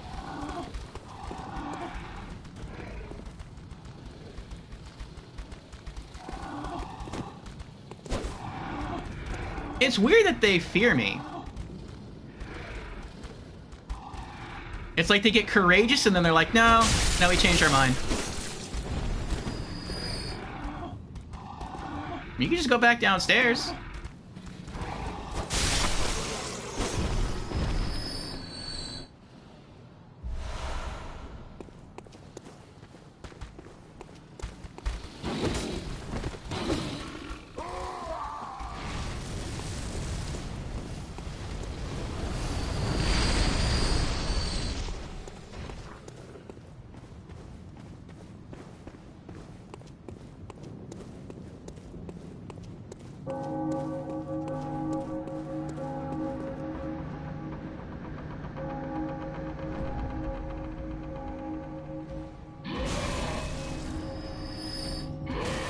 Yeah, that's a good idea. Get out of here and go level up. That was scary. I'll let him kill the other hunter, though. Get some free blood souls that way.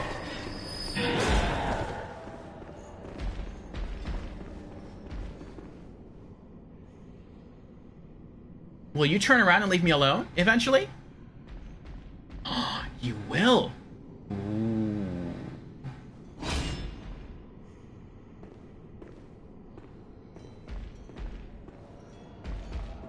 I mean, after I get my blood echoes, assuming I can get my blood echoes and leave, I'm pretty close to leveling up, and so this would help. Turn around one more time. There we go.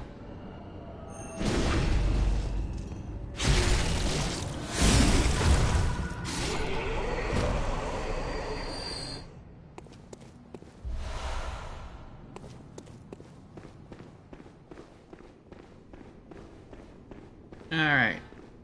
See if I can find where my blood echoes are.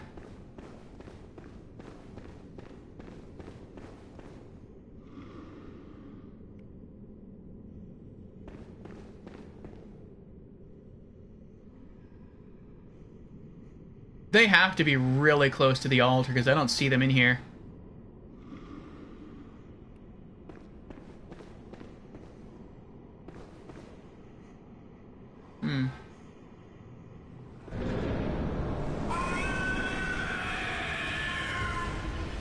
Oh, I see them now.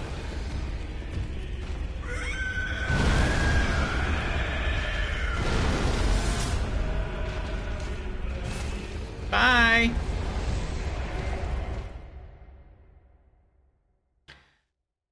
Oh my goodness. And Fusion is here. Hello, Fusion. Welcome on in. Fusion says, I'm here. Yes, you are. Fusion has also redeemed. Hello, I'm new to stream. Welcome in, Fusion, for the very first time. Again. How are you?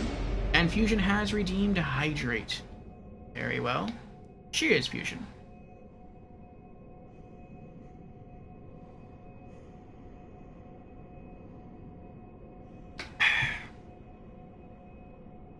Nicely done. Thank you, Sheep.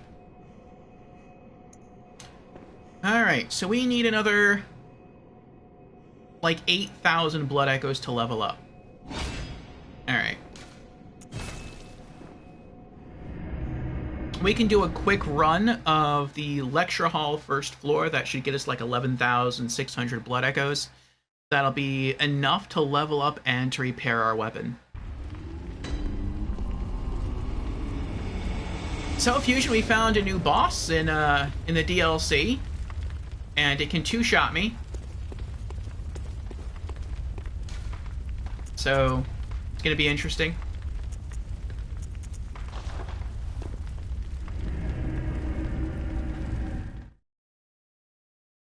Ah, good. Welcome back, Dread.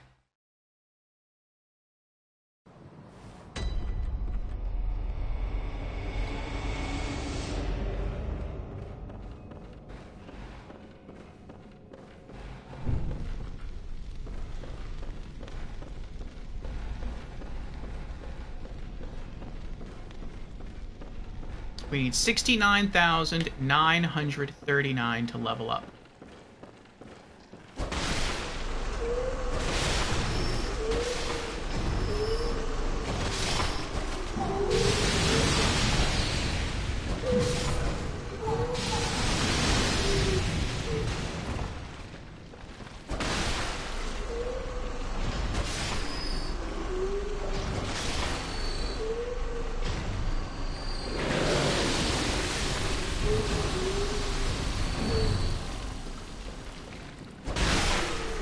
Triple kill. Double kill. We can level up.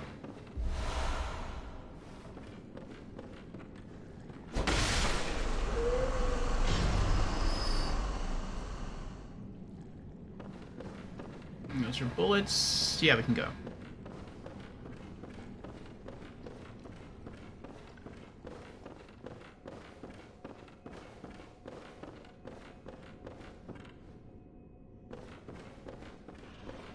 Yeah, I would say the main campaign of Bloodborne, for the most part, it has its spikes, its difficulty spikes. But I would say for the most part, the main campaign of Bloodborne's pretty easy. Father Gascoigne is a difficulty peak. I would say Rom is another peak.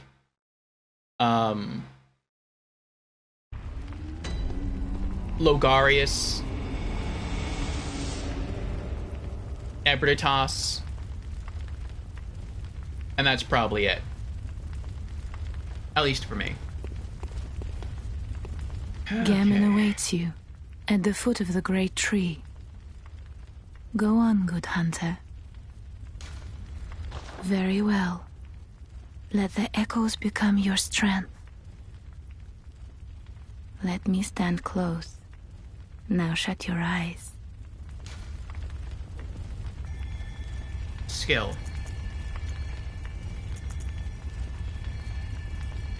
Alright. Sword attack goes up by 3, and physical defense up by 1.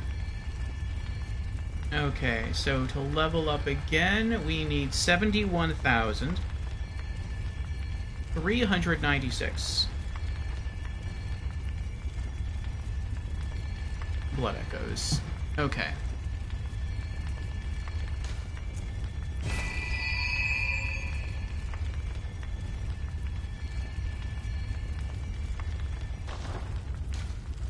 Farewell, good hunter. May you find your worth in the waking world. Alright, let's repair our weapon, and then we'll go back and try the boss fight again.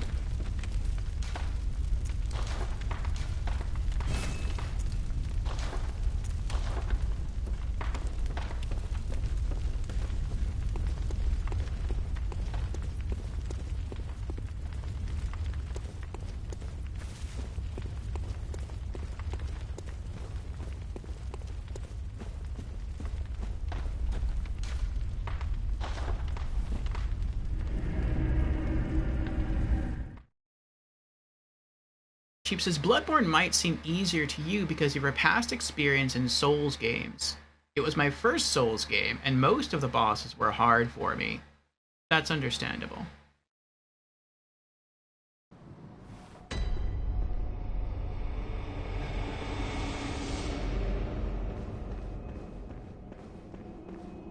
I feel like this monster is definitely harder. It's like fighting the Cleric Beast. Only this Cleric Beast hits harder, or at least it feels like it hits harder than the original Cleric Beast that we fought in the beginning of the game. It feels tankier, and it also appears to be... I'm guessing it's immune to fire damage, because it's on fire.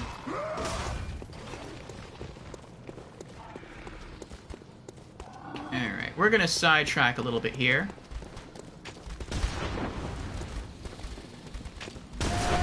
Ow!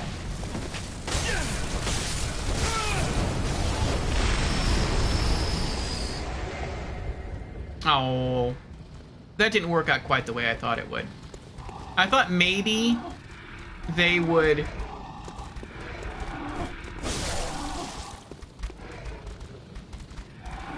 Wow, there's a lot of them. Okay.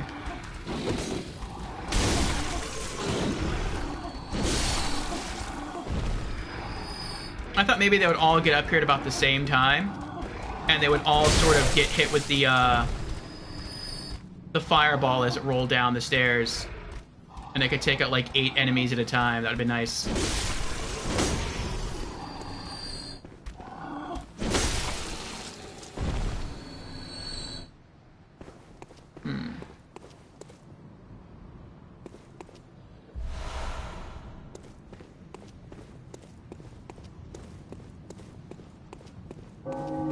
Maybe the small wolfmen like that, maybe they're like halfway between becoming beasts and becoming human. And so maybe it's not necessarily that... Well, no, I guess it would be fair. Maybe it's like they...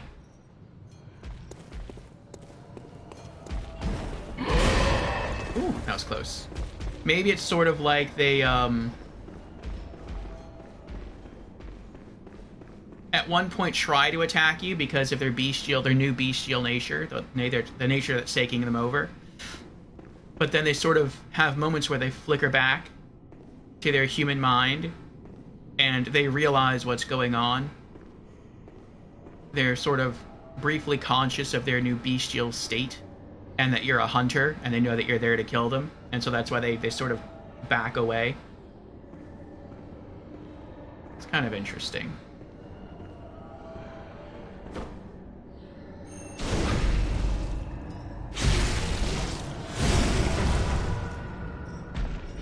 Oh, he's still alive.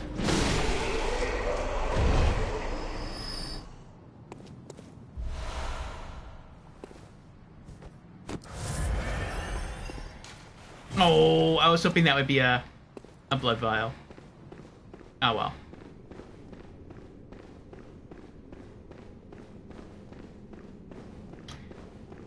Okay. Alright, so what's the plan? I think the plan is I'm going to run in, I'm going to try to dodge his first attack, and then I'm going to try to hit him with some L2s and hope to stagger him, and then see if I can get in front of him and visceral, and then just try to rinse and repeat with between L2s, hoping to stagger him, and then more viscerals.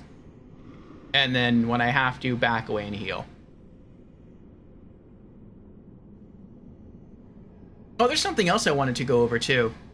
I think I'll try this boss attempt though, and if it, regardless of whether or not it works, then I'll go on this little rant that I have regarding the story of Bloodborne. I kind of brought this up Saturday, but I've been thinking on the story more, and I think the story in Bloodborne makes sense. Like, there's actually a pretty good story here, and it's kind of a sad, tragic story if I'm right about it. But the interesting thing is that if you just play Bloodborne, if I'm right, there's no way to understand the story of Bloodborne. Like, you have to play Dark Souls first, which is interesting, because that would mean that this game is directly connected to Dark Souls. Again, if I'm right. But I'll talk about that after this attempt. I also need to use the restroom. So, well, we'll wait on after that as well.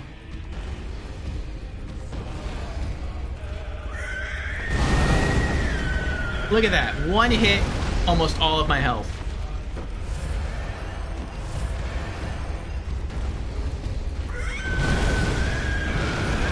I tried to delay my dodge right there because I was hoping that... Oh, that's bad. Oh, he's still going. He's still going. Are you gonna stop? Jeez. At first I was like, that's not too bad. I didn't take too much damage from that throw. And he just keeps going and going, and it's like, oh, he's not gonna stop.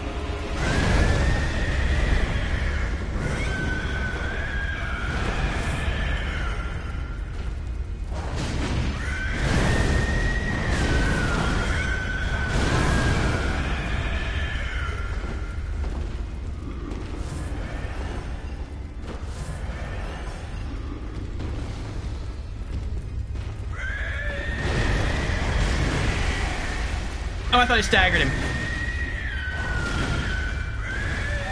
Oh. When I see him bring his arms back like that, I have to back up.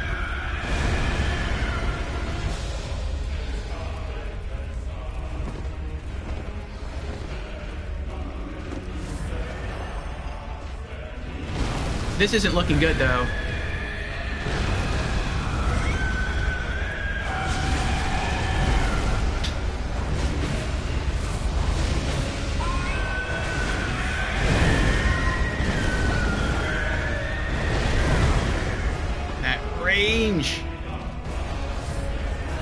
I have less than half my flasks left, and he has over half his HP.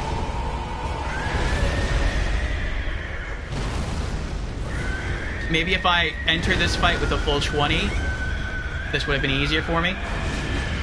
Oh, he had his arms spread open. I didn't realize what he was going to do until just before he did it, and it was too late for me to dodge away.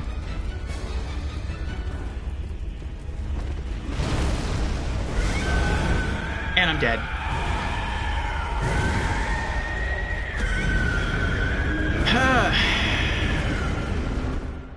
I think instead of rolling away, I should have just tried to sprint away.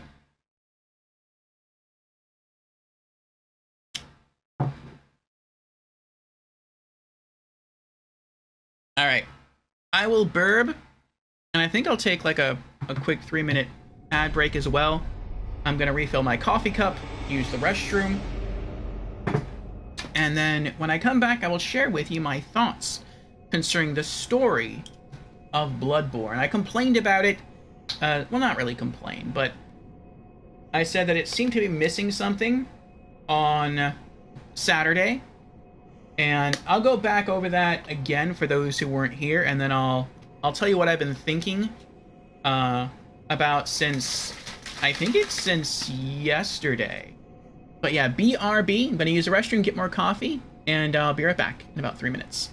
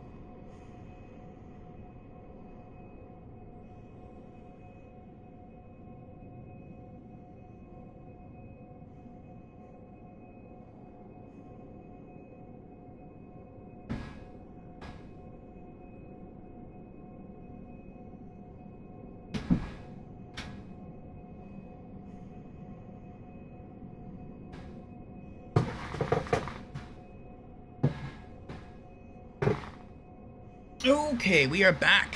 Thank you everyone for your patience. Alrighty. Jen says, and that was the last we saw of Orpheus. No, I have returned. Yes, we are back.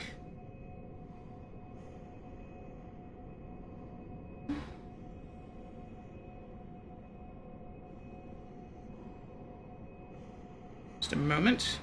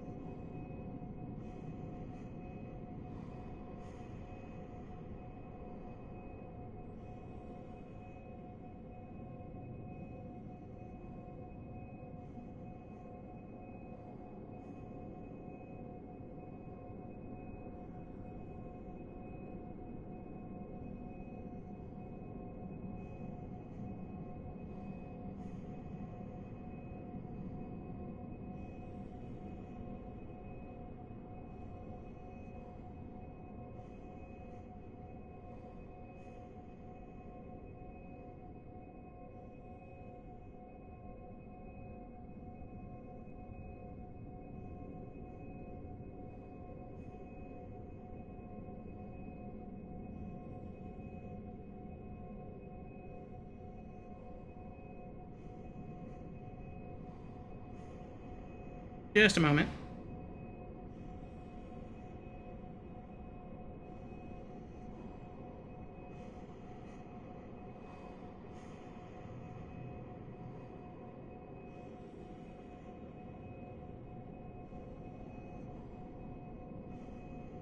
Okay, we're back.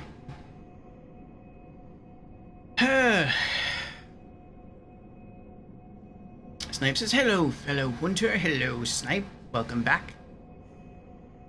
So I had a little rant here that I went into yesterday about the story of Bloodborne. And I was comparing it to the Dark Souls games and to Demon Souls.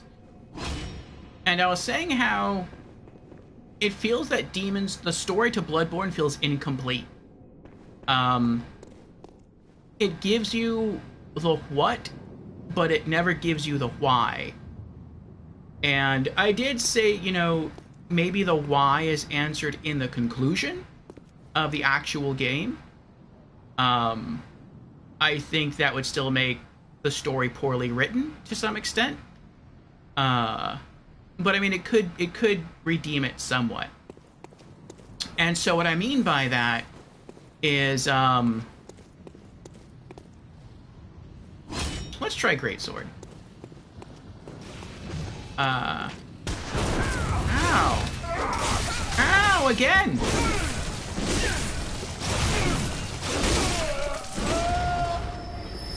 Yeah, Greatsword worked better there.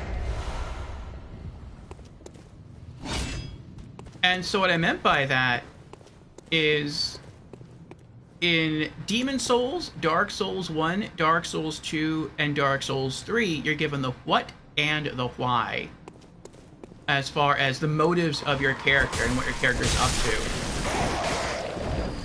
Now, it might not be the best plot ever, but you at least have the information you need to sort of motivate you to play through the game. And in Bloodborne, if you take the story of Bloodborne by itself, meaning you don't think of it as part of the Dark Souls trilogy, if you think of it as something that's disconnected and apart, then the game never motivates you. The game doesn't have a motivating factor to play the game. Snipe says, well, at the same time, that can be story design. You in a confusing world, like just an ant in millions, feel like it wants you to be confusion. I don't know. I mean, that could be the case, but I feel like if that's really the case, then that would be an example of poor story design. And I don't think From Software does poor stories. I think they're very carefully written, at least from what I've seen. I think they're very carefully written, and sometimes the story is obscured, but I think that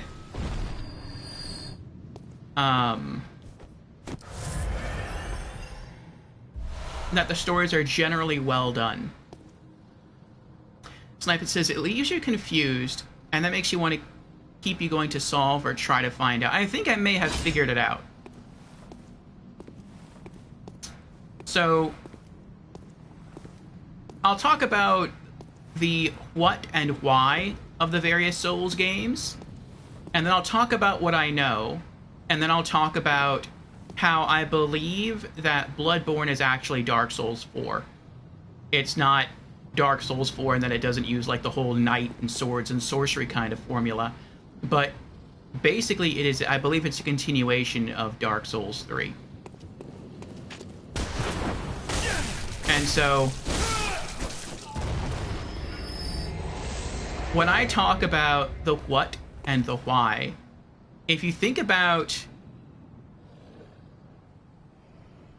and when you think about Demon Souls, I would say out of all the games in the Souls series, at least up to the ones that I've played, Demon Souls has the weakest plot, the weakest main story.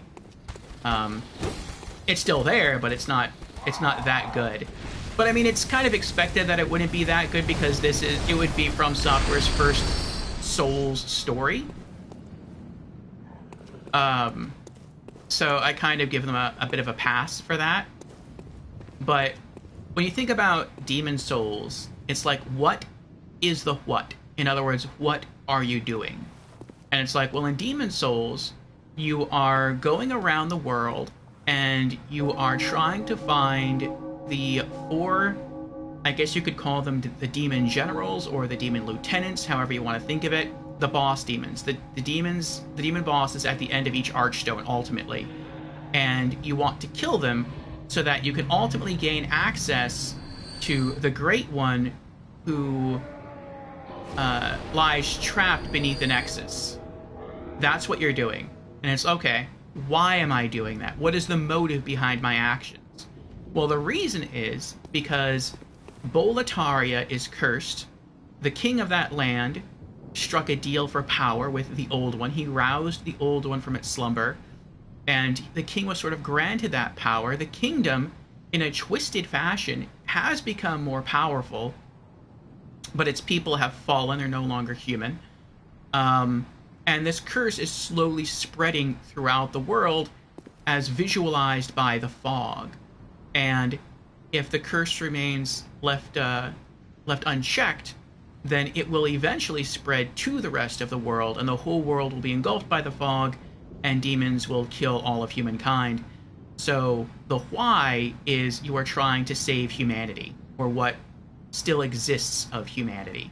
So that's the what and the why. So then you move on to Dark Souls 1. What am I doing? You are basically you're doing the same thing you were kind of in Demon Souls, which is that you are running around. I should have rolled there. I just died. Wow, he two-shot me. Yeah, I should have rolled. Basically, in Dark Souls, when you're kind of doing the same thing you were in Demon Souls, which is, you are running around and you are trying to kill enemies, very powerful bosses, sort of like gods, in order to gain a great deal of power to link the first flame. Okay, that's what I'm ultimately doing. Why am I doing it? Well, the reason you're doing it is because there is an undead curse affecting humanity. And the only way to undo the undead curse is you have to link the first flame. So again, you're saving the world. That is the why. That is the motive behind your actions. Okay, cool. Then there's Dark Souls 2. What are you doing in Dark Souls 2? In Dark Souls 2, you are traveling to a foreign land, in order to meet a king, and this king has information and perhaps power that you may need.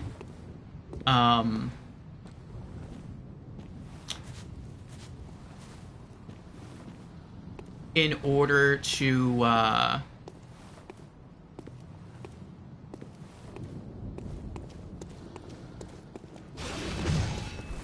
actually, I would say that's pretty much the entirety of the what is you are trying to seek the king in Dark Souls 2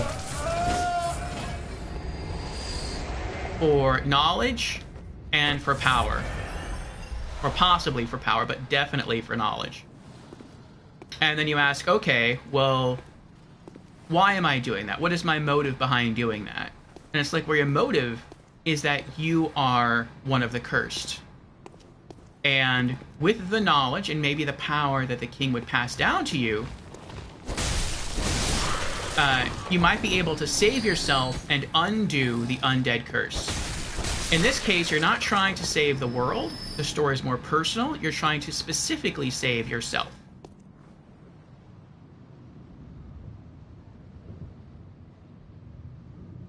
Oh, your opinion might contain spoilery stuff, Snipe. Well, that's fine. We can always discuss that after we beat the game.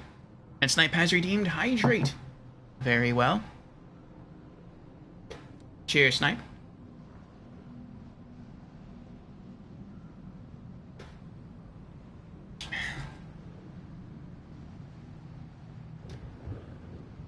Okay.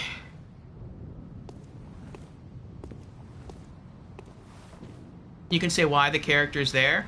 I can say what the character's doing, but I still haven't... Like, I'm about to fight the final boss, and I still have no idea why the character's here. I know what they're doing, but I don't know why they're doing it. And that, I feel, is the problem with Bloodborne.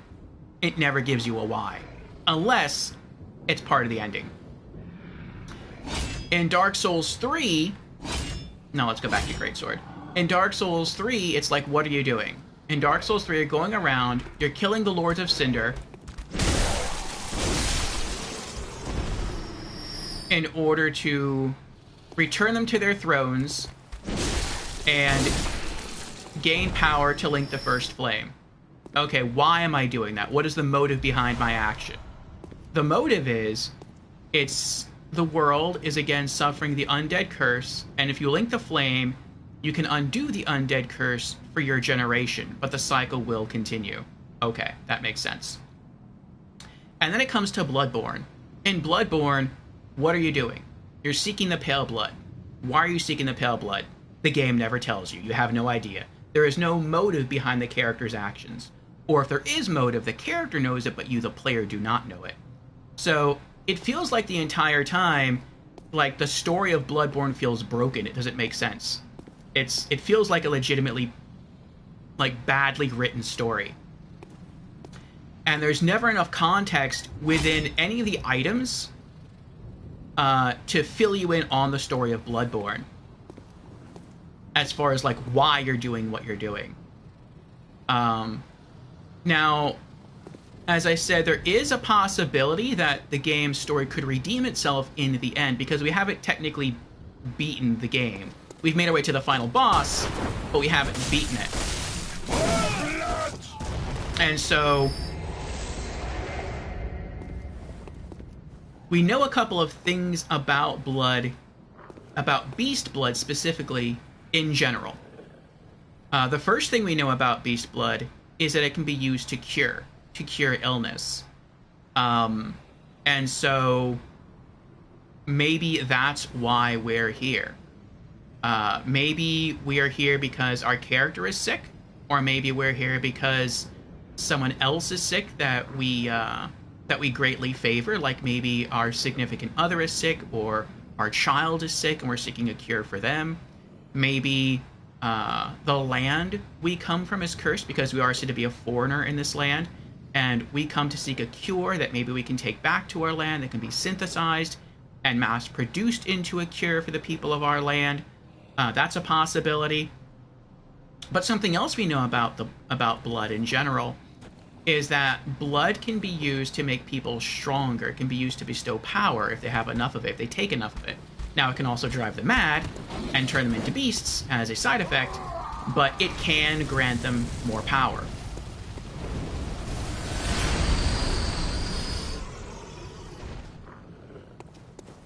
And so, you know, that's just another possibility for us. Now, which one of those is it? Is our character looking for power? If they are looking for power, why are they looking for power? Are they looking to get stronger just to become stronger for the sake of becoming stronger? Are they becoming stronger so that they can rule over the world? Are they becoming stronger so that they can help people by taking down the strong enemies that are oppressing them? Like, all of this stuff is a possibility, but it's never explained in the game. Now, as I said in the ending, he just, like, I thought he just one-shot both of those guys with a single swipe. Now, as I said, it's possible that that is answered in the end. So, like, maybe you get to the end and there's multiple ending options, and one of the ending options is you finally obtain the pale blood, and now you have a choice. Like, okay, I can use this to cure myself, or I can use this to obtain power, and maybe that's the choice you make, and depending on the choice you make, that ultimately determines the origin story of your character. Like, he was always there for power, or he was always there to try to find a cure. Or maybe he was there to find a cure, but then he changed his mind and he's there for power, like he became corrupt because he was killing all these creatures. And by absorbing all the blood of the beasts on the way to obtaining what would have been a cure, he becomes corrupt himself, and thus he uses the blood for power purposes. Or it could even be the flip-flop of that. Maybe he was trying to go for power, and along the way, he feels bad for the plight of these people. That sort of softens his heart, and he decides instead to use the blood for curative purposes. That's also a possibility. So either of those could be correct, or that might not be the answer at all. Maybe neither of those is correct. I tried to jump there.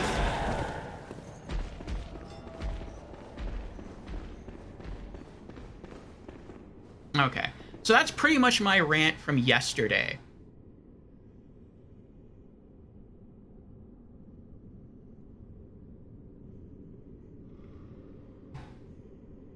Okay. Now I'll talk about what I believe the answer is. And this is how I believe Bloodborne connects to Dark Souls. So, going all the way back to Dark Souls... I would say Dark Souls 1. I'm not sure if you could do it in Demon Souls. I don't remember, but definitely in Dark Souls 1. In Dark Souls 1, there was a covenant that you could enter. There we go. And this covenant was a dragon covenant. And we're told that the dragons are eternal in Dark Souls 1. In Dark Souls 1, before there was light and dark, there was only gray. There was a gray fog. And the eternal dragons ruled. And then Gwyn and his kind found the Great Souls. And with the Great Souls, they took power, they slew the dragons, and they did away with the gray of the world, and things separated into light and dark, black and white.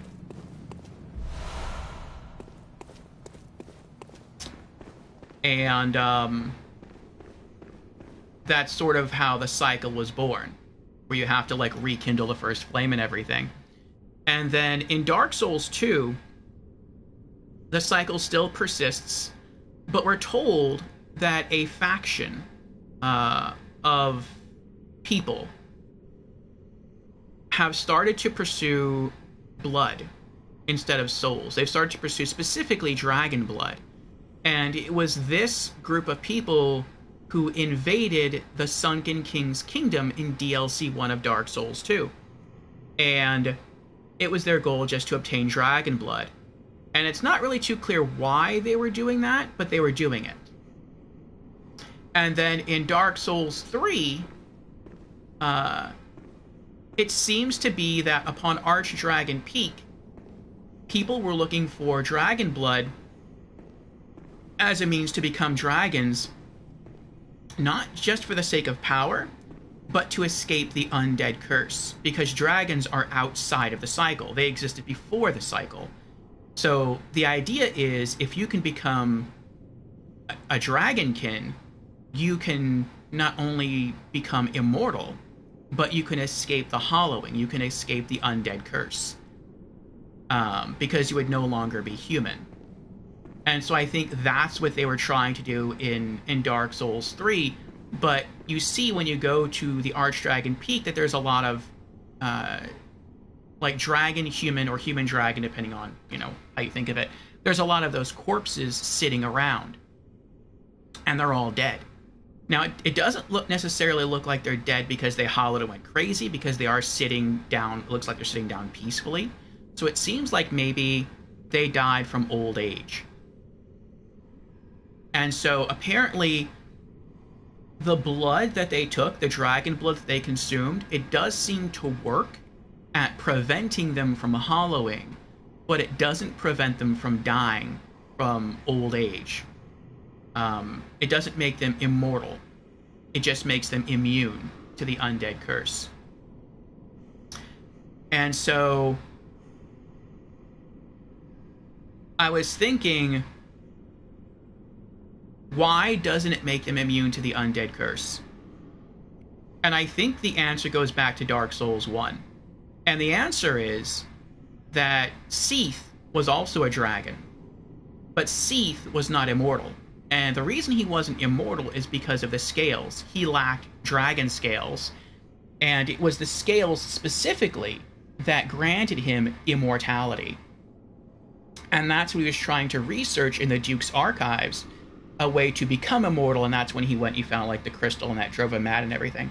But that was why he would eventually die without the dragon scales. And when you look at the dragon people in the game, they don't have like thick, rock-hard dragon scales like the archdragons do. They may have more like serpentine scales, like snake scales on them, but they don't have like the really thick, hard scales that you would see on something like maybe Midir or Kalameet. And so I believe that's why the dragon blood, when they consumed it in Dark Souls 2 and Dark Souls 3, that's why they became dragon people, and they became immune, because the blood does sort of make you immune, but they didn't become immortal,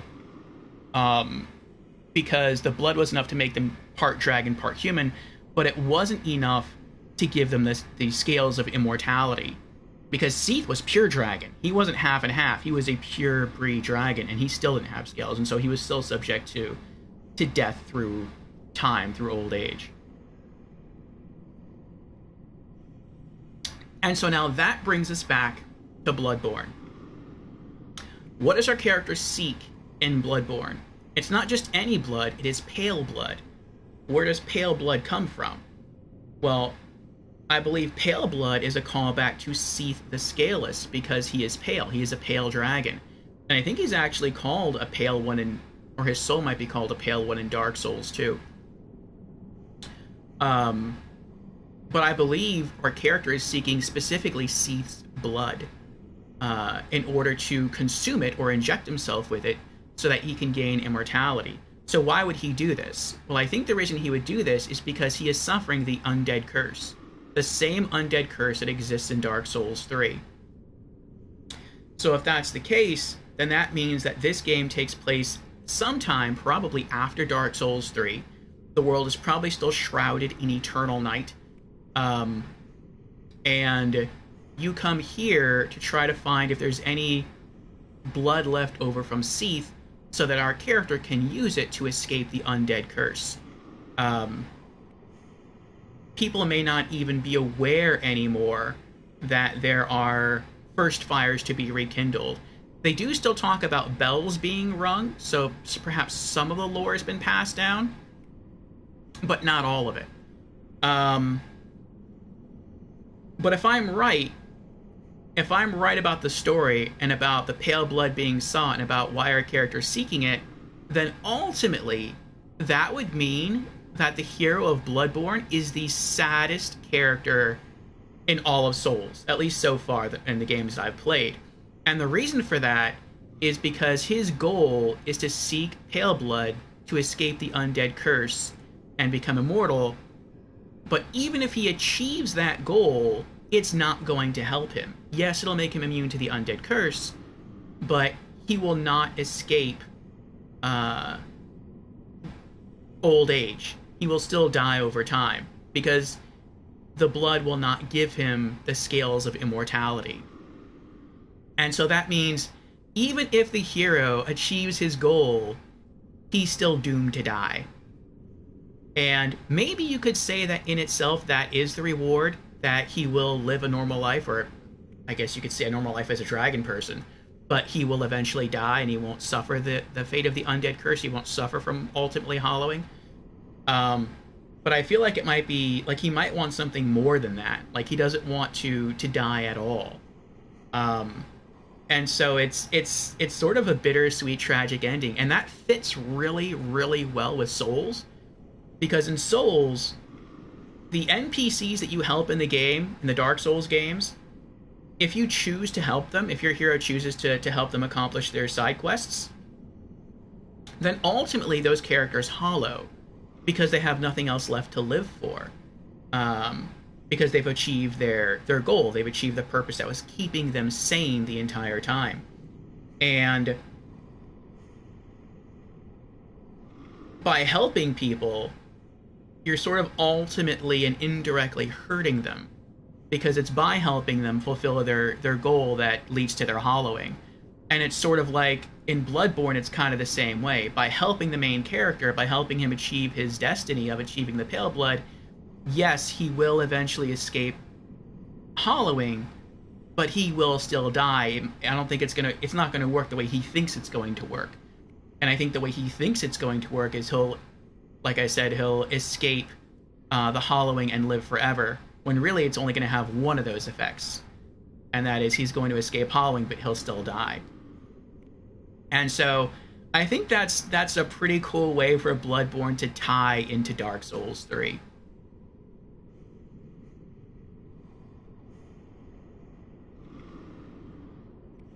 Alright, let me catch up with chat.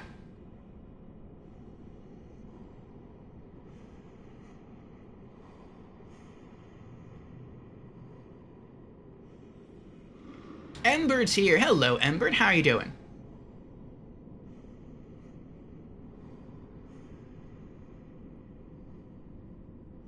I do plan on watching a lore vid snipe afterwards. Like, after we beat the game and all the DLC and all the Chalice dungeons and everything, then I will watch lore vids. And I'll see how their opinion compares with mine.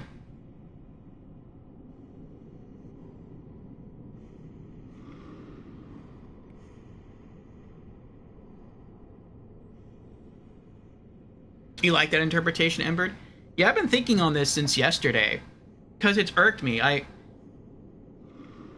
Everything that From Software does within their Souls games, I feel there's always a logical or story-based reason behind it. And now, that could be me thinking too highly of them. That's possible. But I feel like there's always a reason why they have something in the game, story-wise or lore-wise. And it irked me that the story of Bloodborne makes no sense. And I'm like, no, this has to make sense. I'm just not seeing it. And I went through and I read through lore descriptions, and I thought about the intro cutscene, and I thought about what I know from previous Souls games, and it's like, if everything ties together the way I think it ties together, then this makes sense. Alright, we're going to give this another go. And we'll hope it works out. We do have to be careful, though, because the boss can two-shot us if he hits us twice directly, which stinks.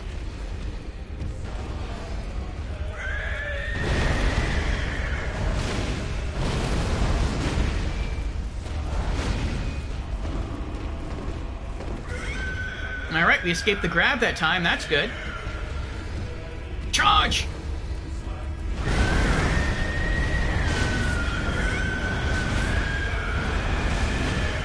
Back away. Good, good, good. Charge! Dodge. I didn't dodge right. One more hit and I'm dead.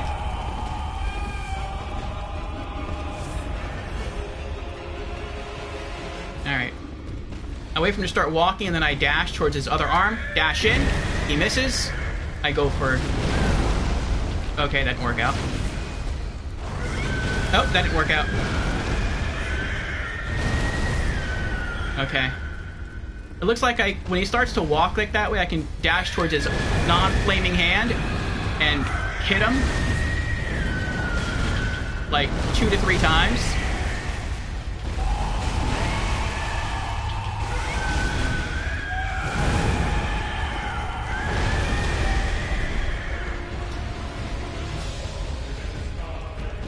And then try to dodge. Oh, one more hit, I'm dead. I'm dashing, dashing. Heal! I hit the heal button, nothing happened. And I'm dead. I hopped away and I was mashing the heal button and my character didn't heal. I guess he was still in the hop animation while I was spamming it.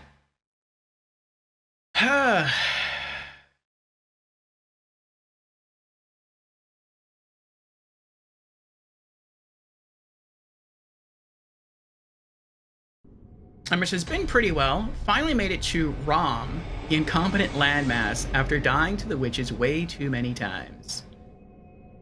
Good luck with Rom. Rom was an especially hard boss for us.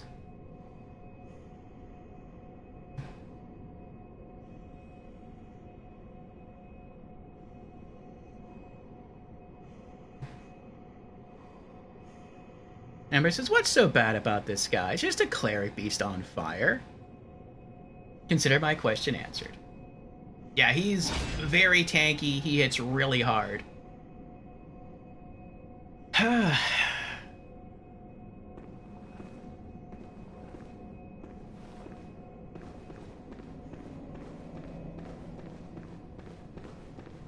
And it's quite the run to get back to him as well.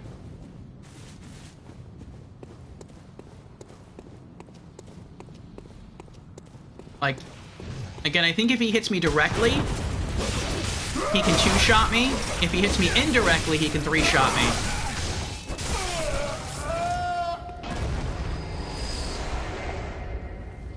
I should have healed before I grabbed those.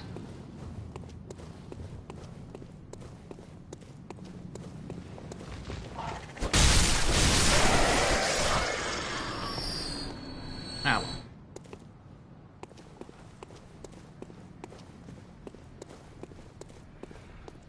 So that appears to be some of the annoying things with the bosses in Bloodborne, where some of them you have to fight them perfectly, like you can't make a single mistake. I was told that's how some of the bosses are in Dark Souls 3, but I never encountered a boss in Dark Souls 3 where you had to beat it perfectly.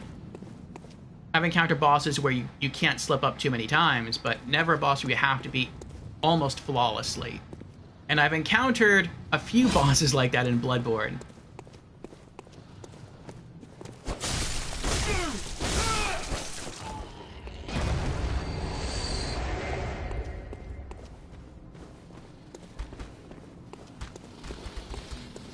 I can slip up while fighting him, but not too many times.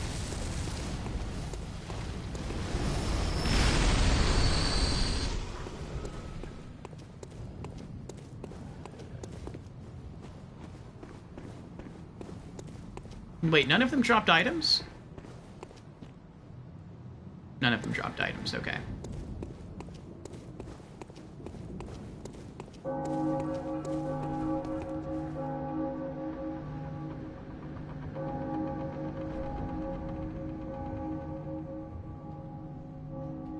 Okay. Look at that, just to get to the boss I have to get past that guy. He just 2-shot 2 hunters at the same time. He is a scary mini-boss. And I want to lure him downstairs, so it might make it easier to run around. There we go.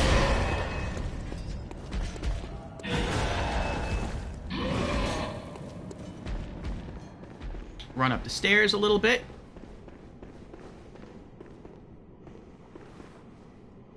And then I think he eventually starts walking back up the stairs, but then he gets disinterested and he just turns around and faces the other way. There we go. Because his job is not to chase me, his job is to guard the entrance. And if you're already inside, then he failed his job. And so he just returns to guarding the entrance.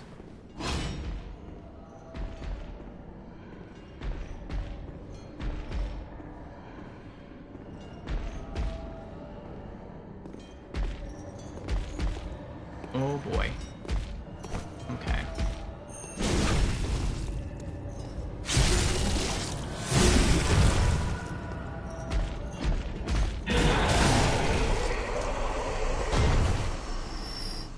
Alright, now we heal. And pick up. Alright, we're back at 20.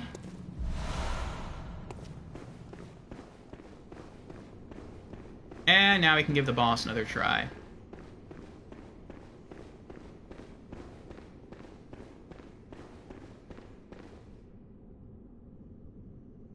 Okay.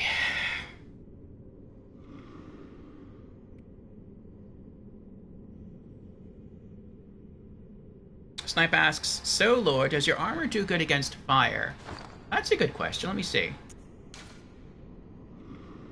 Oh, I can't see what my fire resist is. I'm gonna have to just look at the individual pieces of armor. 30. 90. 50.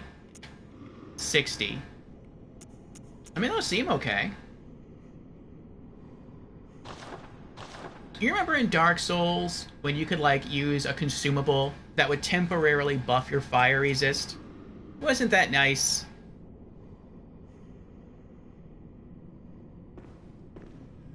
But yeah, this Cleric Beast, like I was saying before, he hits really hard. He's extra tanky, and he's already on fire. And one of the weaknesses of beasts, I believe, is fire. Which means that basically makes him immune to a damage type that beasts are usually weak to. So the only thing you can probably really count on is serrated damage, which I don't have serrated, I just have, like, regular damage. So I just have to go with that. Yeah, that's about it, really. I feel like what I was doing before was kind of working, which is to sprint and go for his right hand. His right hand is not the one covered by a lot of fur. It seems like the weaker hand. He doesn't attack from there as much. And then try to get next to him, swing my greatsword twice with L2 attacks, and then back away. And then let him attack, let him start walking towards me again, and then sprint in and just keep rinse and repeating until I win. So, we're gonna try that again.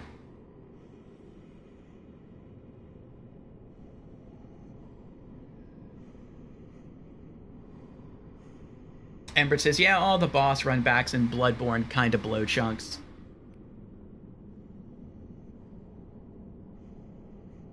I can think of one good boss run back.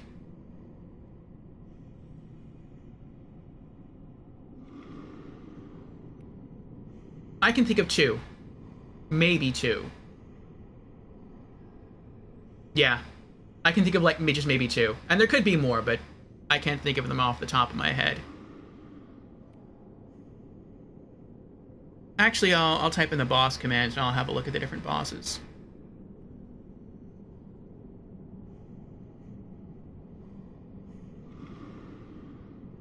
Oh yeah, Snipe's going through some of them. Father G run back okay? If you've unlocked... Let me think. If you've unlocked the shortcuts, then Cleric Beast isn't bad.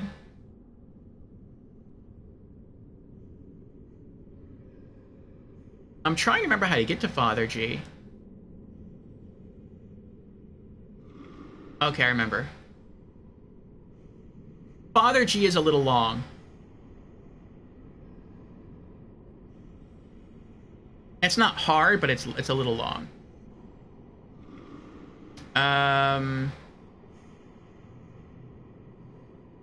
Rom.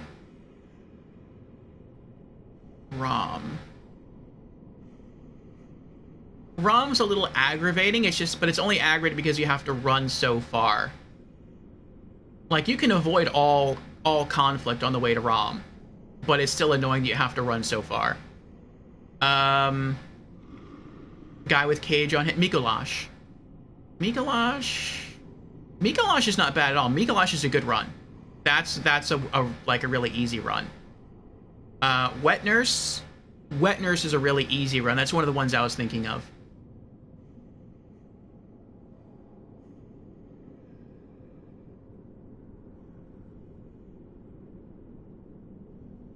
Ember says the Shadow of Yharnam's run back is a bit of a pain. The Shadow of Yharnam's run back is, yeah, that's a pain. Like, even if you have the shortcuts open for the Shadow of Yharnam, that's still a pain.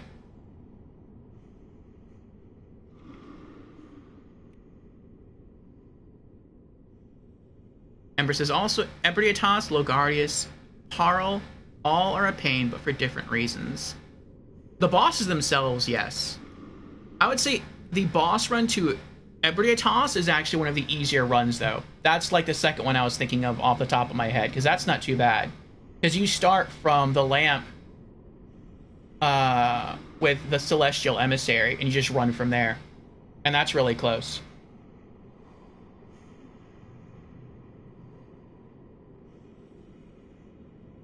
You may have to slow down a little bit once you get to the elevator, if you if you want to make sure that you don't get attacked by the little green guys, especially the green guy with all the the tentacles coming out of his head. But aside from that, I would say that boss run's pretty easy. But let me see what other bosses there are. Okay. Cleric Beast, yeah. Cleric Beast wasn't bad. Father Gascoigne was a little long, but it's not too bad. Bloodstarved Beast. Bloodstarved Beast was annoying, but it wasn't too bad. It's a little long. Takes a little while to get there. But you don't have to fight the wolf that's right outside the church in the back. You just have to fight one wolf person when descending the stairs, and then you can backstab and visceral one of the large serpent people who's calling for the wolves, and then you could just run the rest of the way to the boss. So it's not too bad.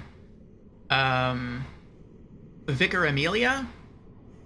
Vicar Amelia's long. That's a hard run. I got good at it, but it's still a hard run. Like, there's a lot of enemies. I mean, maybe you can't just run past everything. I never tried it. But there's a lot of enemies between the lamp and Vicar Amelia. Witches of Hemwick? Yeah, Witches of Hemwick, that is a long run back. I found them to be one of the easier bosses, but it was still a long run back if you mess up. Shadows of Yharnam, that was hard. Rom wasn't too bad. It was a little annoying, but it wasn't bad. Dark Beast Parl was bad. Yeah, you have to run all the way through part of the castle again, and then find that little hidden path, and we're not the castle though. I mean, part of it's a castle. That's Yahar'gul. But yeah, find that little path to drop down. That's kind of annoying. The One Reborn.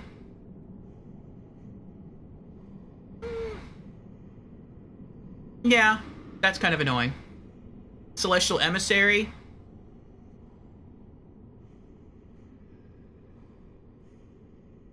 I don't remember. I feel like if you open all the shortcuts, the Celestial Emissary isn't bad. You just have to go from the lamp through the big open main gate, turn right, go up the stairs, and then doesn't it just lead you right into the Celestial Emissary? Ebrietas is not bad. Martyr Logarius, that's a long run. I don't like, and you can fall to your death if you're not careful. That one I don't like. Amygdala's bad. Mikolash isn't bad. That one's pretty easy. Murgos is okay, if you have all the shortcuts open. Ludwig the Holy Blade, I think, is one of the easiest ones. Like, the lamp is almost right next to the boss. That's really appreciated. Ember says, I didn't find Amelia's run back too bad. Parl's run back is only bad because of the jailers, yeah. Alright, we're gonna give this another try. And then, I think I'm probably gonna have to go use the restroom again. Probably because I'm just drinking all this coffee. This is my last cup of coffee, though. Alright, here we go. So wait for him to roar. Here he comes. We'll lock on. We'll run near his right hand, and then as he raises, we'll dodge, we'll jump. Attack once, twice. Nope, attack again. Nope, he missed. Back up. Heal. Alright, wait for his combo to finish. He's walking again. Dash towards his right hand. Dodge in. We missed. We messed up. Swing once. We missed. Swing again. We got him. We got him. Back up. Alright. Dash in. Go for the right hand. He missed. Good. One. Yeah, back up. He missed. Dash in. Go for the right hand. Good. And we missed again. Back away. Go for the right hand. Dodge. 1, 2. Back away. I'm still trying to back away. I'm stuck on the wall. I'm stuck on a column. I might die here. Heal. That was close. Run for the right hand. Oh! That was one of the rare moments he actually tried to attack with his right hand. Heal again. Run for the right hand. Dash in. I messed up.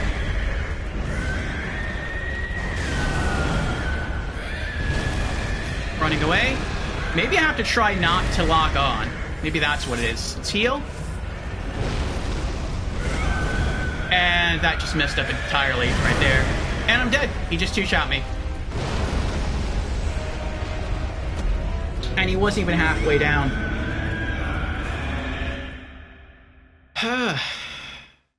I think the dodge works well when I'm locked on. Without being locked on, if I try to dodge when I'm running towards his right hand, I'll dodge to the outside of his right arm.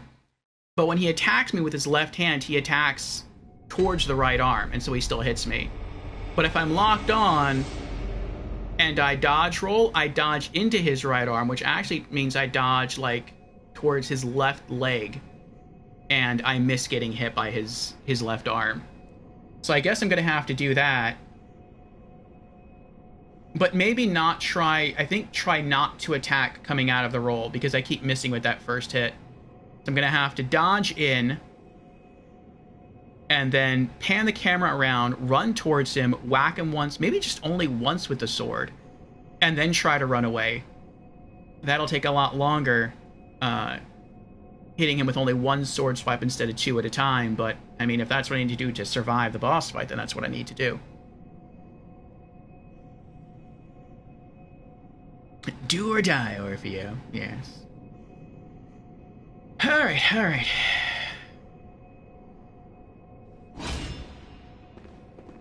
Yeah, I'm gonna use the restroom again. And then we'll come back, and we'll keep trying this boss. We might just keep working on this boss for the rest of our stream. I don't know how long it's gonna take us to beat him, or if we'll even beat him today.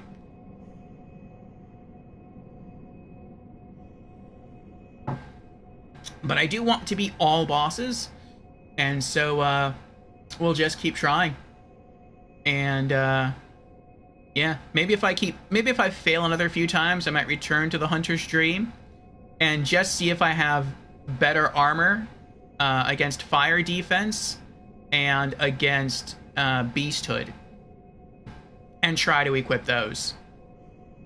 So that might be what I have to do. We kind of had to do that in the main campaign when I was dying really quick to Frenzy, and I had to go and equip a specific set of armor to boost my Frenzy resist. So, yeah, I think we'll try this one more time once I get back from the restroom. Actually, you know what? Let's just go back now to the Hunter's Dream.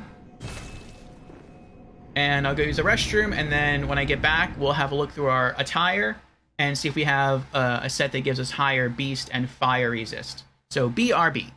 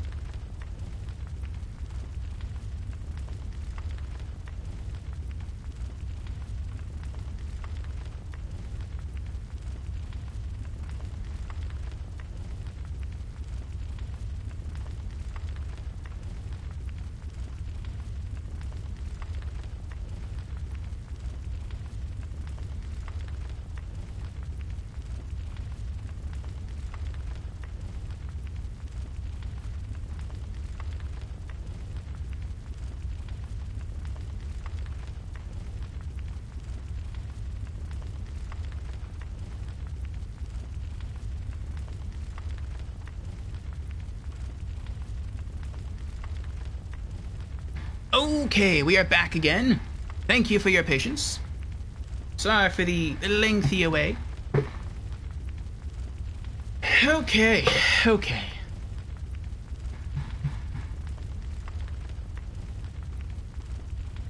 Welcome back, Snipe.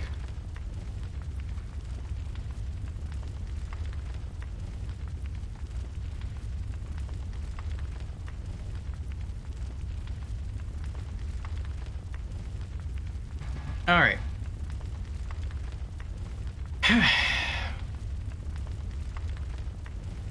Yeah. So I think we're gonna go back. Oh, wait, that's right. I wanted to check to see if I have better attire. Then we're gonna go back, we're gonna try the same strat again, but we're only gonna go for 1 hit of the greatsword instead of 2. Alright, let's see what we have here in terms of attire for good beast and fire reduction. Hunter garb.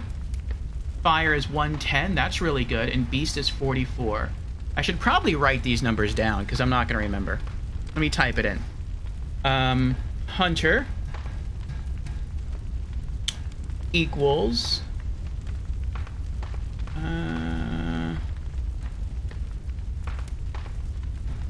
fire, 110, and beast, 44. Okay.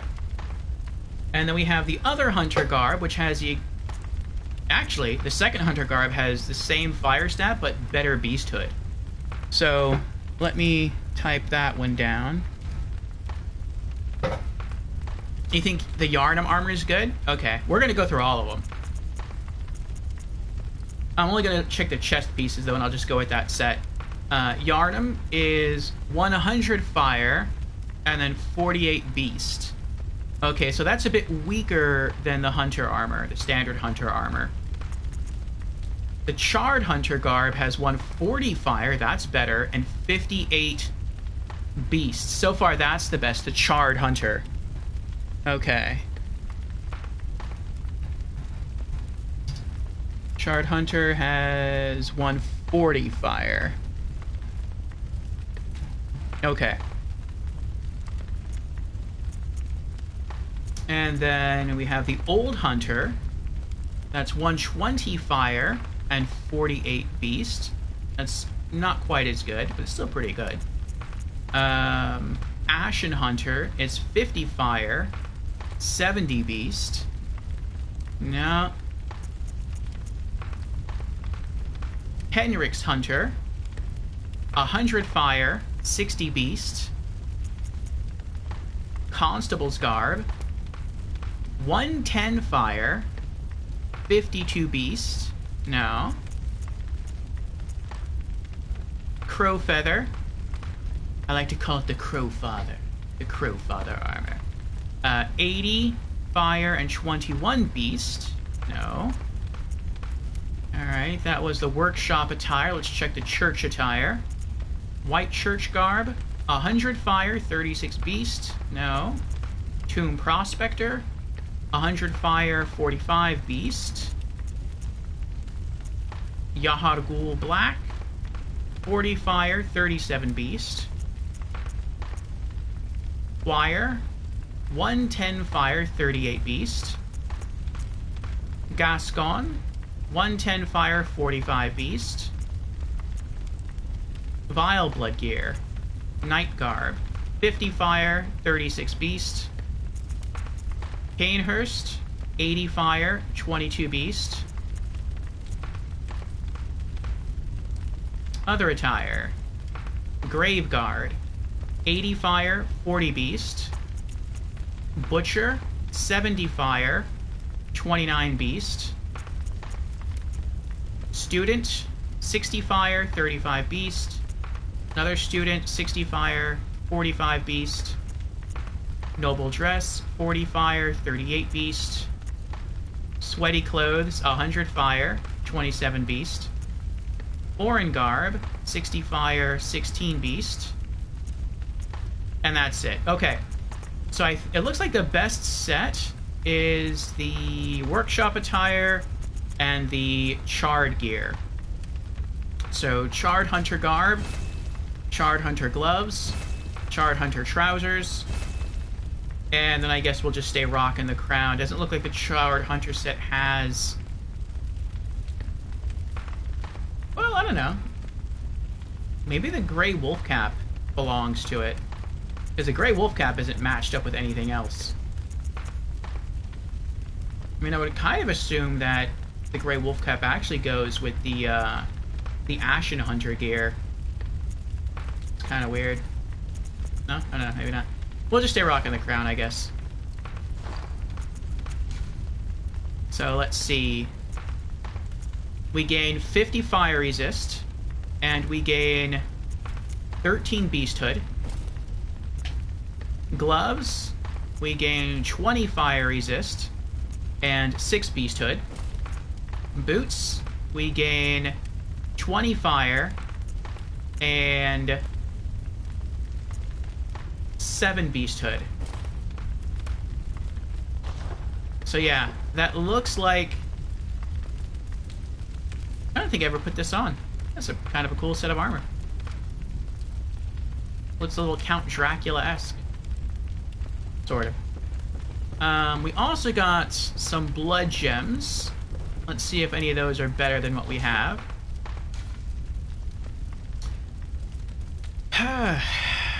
Ember says, I think the set with the highest amount of fire is the Bone Ash. Bone Ash. I don't know if we have the bone. I don't think we... No, we didn't have the Bone Ash. I guess I missed that set somewhere. Alright. Physical attack plus 18%. The others we have are physical attack up plus 12.6%. And add physical attack plus 6.9. So that's not better. What's the other one? Skill scaling plus 12.1. Add physical attack plus 6.9. Okay. So that's a no. What about here? No. And no. Okay. So none of the blood gems we found are better. I'll put those away.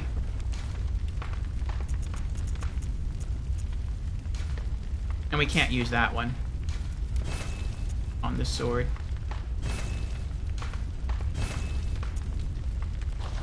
Okay.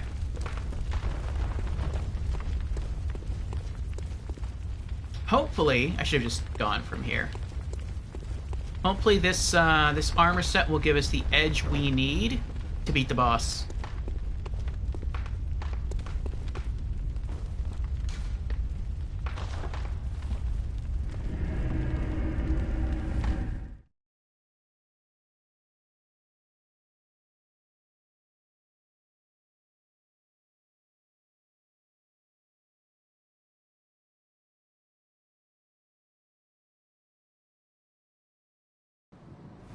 Oh, Ember says also beast refers to the amount of power or so you can build up by using the beast claws or beast blood pellets.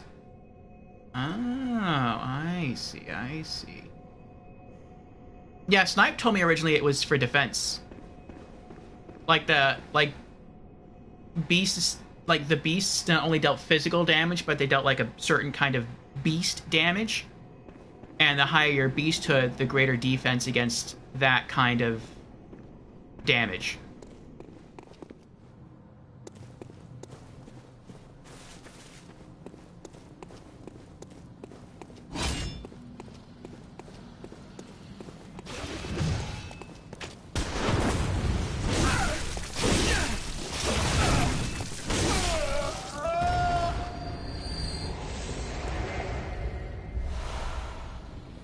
Ooh, Tempering Damp Blood Gem 5. It's been a while since we got one of those kinds of blood gems. What does that do? Physical attack up 12.6%, add physical attack plus 6.9. This one might be better. Let me go back to the weapons stats. This is physical attack up by 12%. So 12% versus 12.6%. Yeah, this is stronger. You know what? We only killed one enemy so far. Let's go back. Let's go back and upgrade our sword. And since we have 842 blood echoes, we can also now afford, probably, to repair our sword.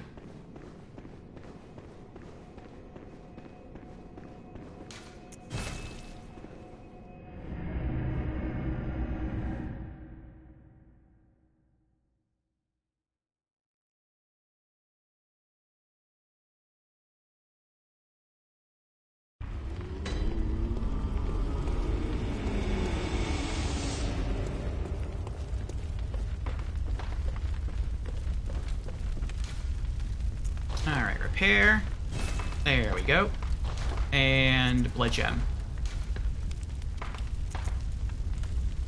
Yep, nice.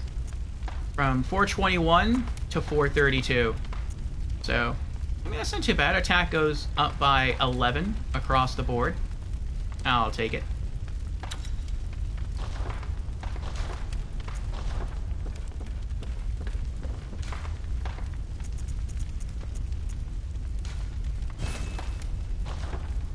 Okay, let's head back.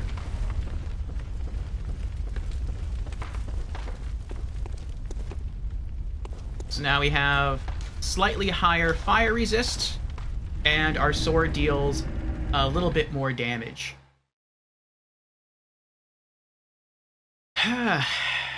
Big gains, we're trying.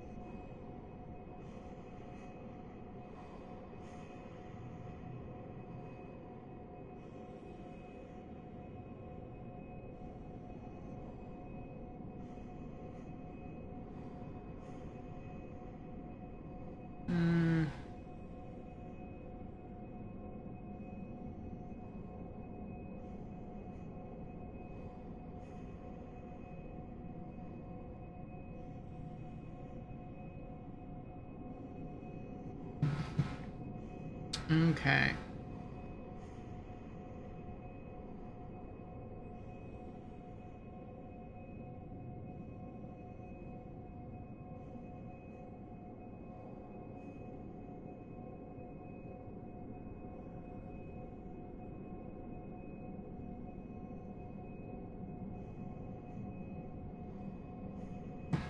All right.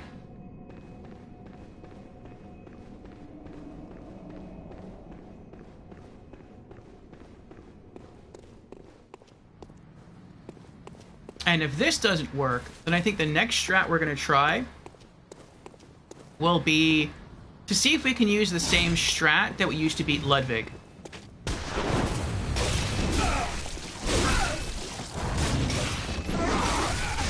Oh boy.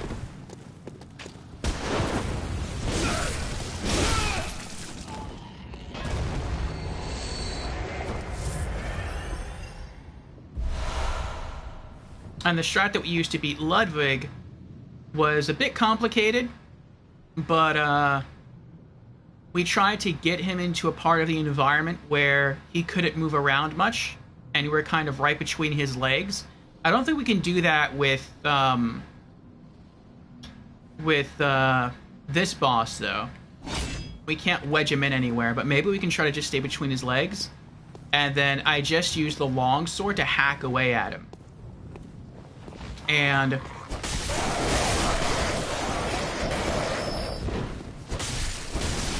that helped out because even though Ludwig hit me really hard, I have a lot of stamina, so I can swing this sword pretty quickly. And I can swing it a lot before I run out of stamina. And so basically I would get hit by the boss, he would deal a huge chunk of damage, but there would be so much time typically in between the attacks of his that would actually land, because that was kind of in between his legs, that I was able to gain back almost all the health that I lost.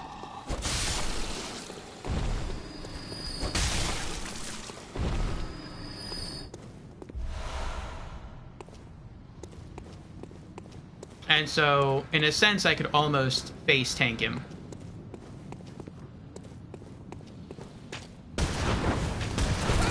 Oh, I didn't know he could shoot that twice in a row.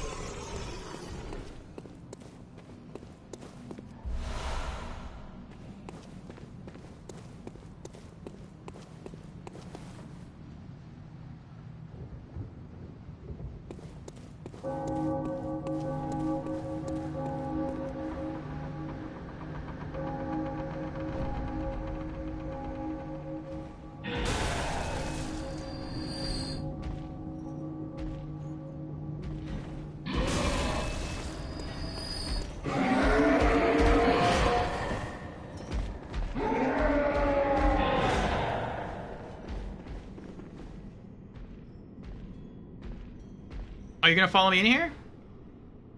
If he comes up these stairs, I'm going through the boss door. You know what? I'll go through the boss door.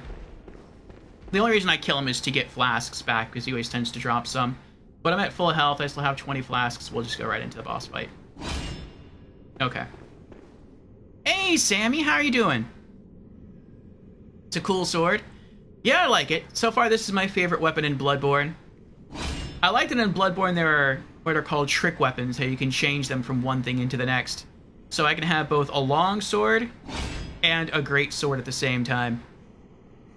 And Wipeout's here. What's up, Wipeout? You just hit the boss with that scabbard. That's the plan.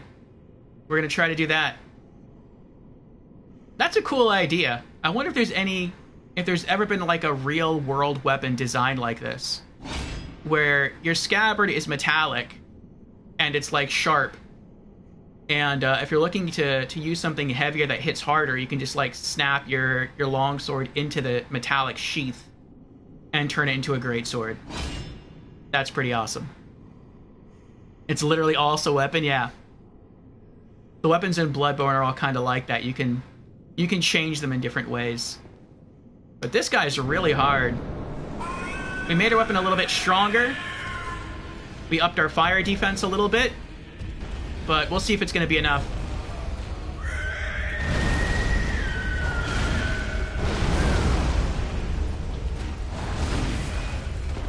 Jumping away. Alright, yeah, I think we're just going to go for one sword swipe. Run towards the arm. Dodge. We missed. Back up. Okay, so don't sword swing out of the roll. Wait till you get up from the roll and then go in for an attack. Dodge roll again. Good. Get out of the dodge roll. Attack. We got hit anyway. Attack again. We got hit anyway. Attack again. I just have to run. I'm dead. He killed me.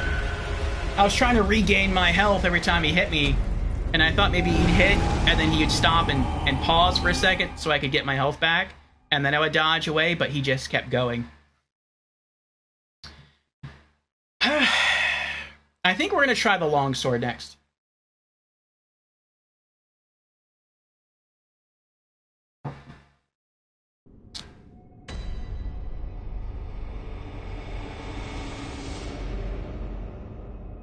Ambert asks, would you ever consider a run with the Holy Moon Light Sword?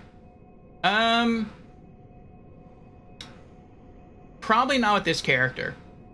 The build I wanted for this character was to be a pure warrior.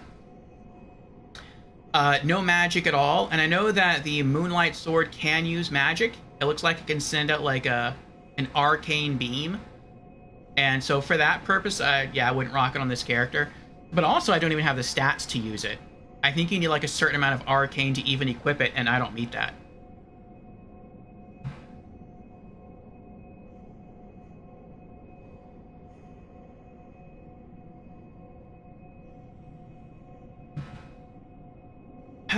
Wipeout says that is pretty cool. Yeah, I really like the weapons in this game.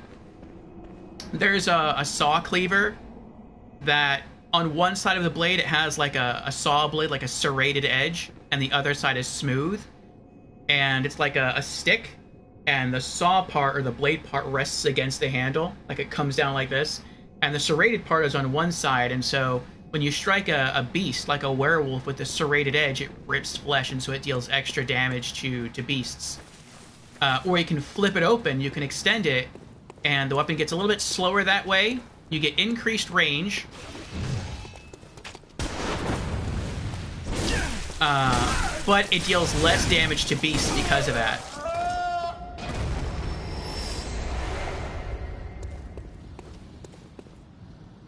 And before this, my favorite weapon was the Kirkhammer. The Kirkhammer has the same, almost the same silver sword, but it's a short sword instead of a long sword.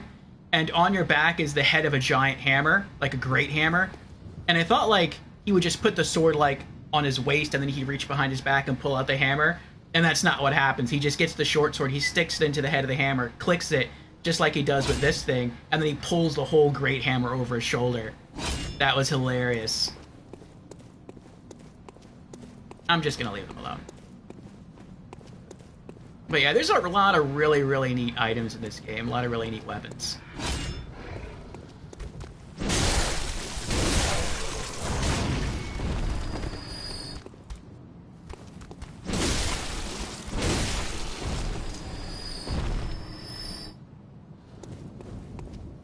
But so far, I've just about beaten the main campaign.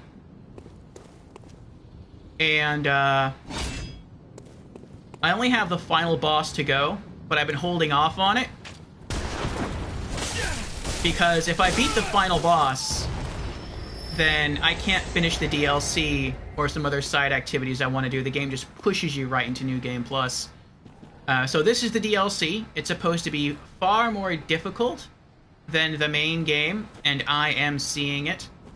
Particularly in its bosses. Not too much with normal enemies. They're a little bit harder, but I would say the average non-boss enemies in Bloodborne are pretty easy. Once you sort of learn their patterns. But the bosses are hard. And you could argue they're hard in a cheap way. Which is to say their AI isn't top-notch. In other words, it's not like you're playing through something like Ninja Gaiden, where the AI is just ridiculous and it constantly tries to flank you and parry you.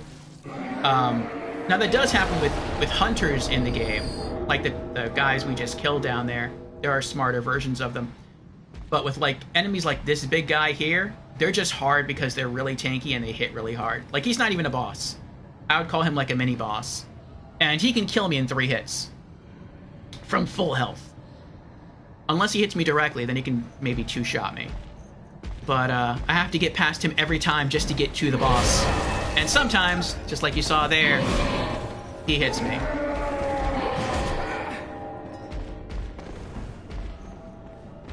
So now I'd have to go into the boss encounter with almost no health. I do have 20 potions though. So when this happens, I let him get disinterested. He goes back outside.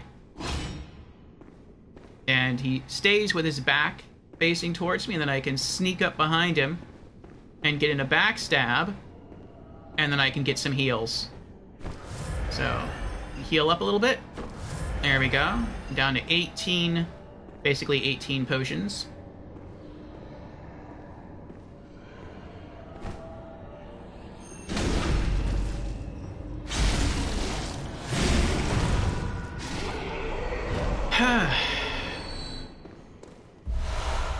And then I get them all back.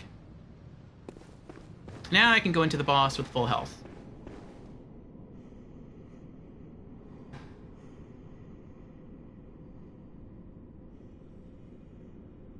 Ah, Fusion says my sharp toys have arrived. Nice, Fusion. We'll post pictures in Squirmy's Discord. Very well, Fusion. And Snipe has redeemed Hydrate. Very well, Snipe. Cheers.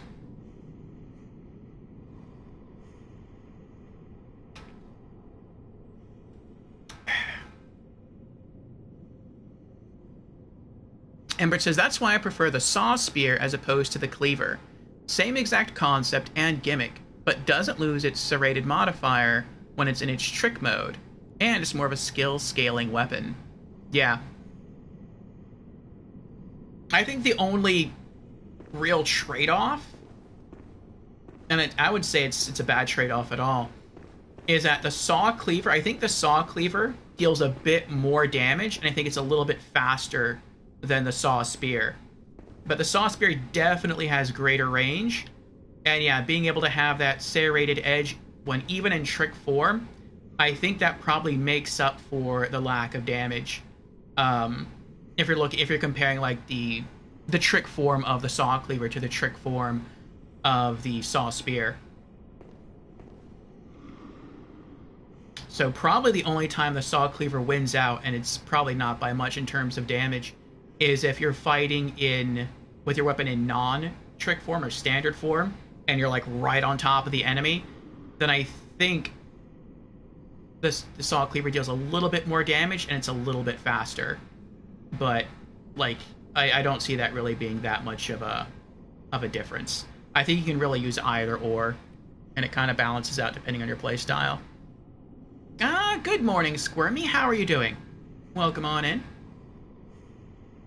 We're going to give this boss another try. This time we're going to try the long sword. So same strat as last time, but we're just going to try and spam with the long sword instead of the great sword.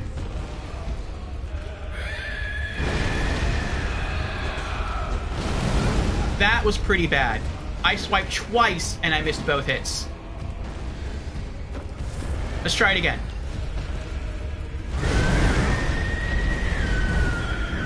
And now I'm just trying to run. Heal. Alright, let's try it again.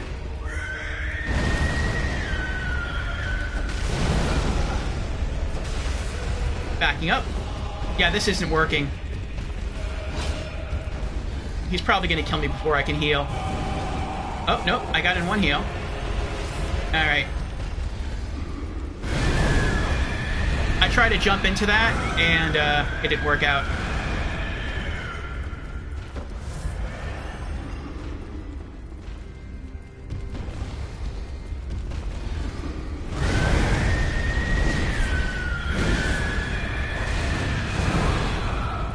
That wasn't too bad right there.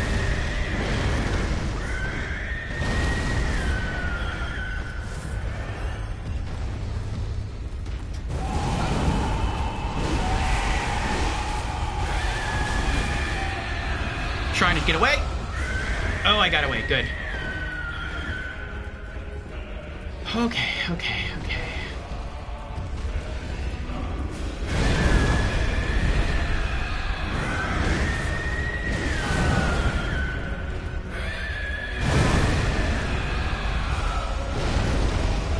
Nope.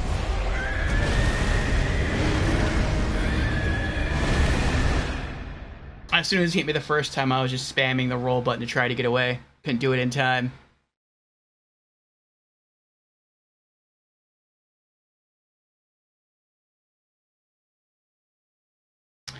Squirmy says, I'm well, thanks. It was a public holiday, nice, yesterday, so I'm hoping my work will be quiet today. I hope so too, Squirmy.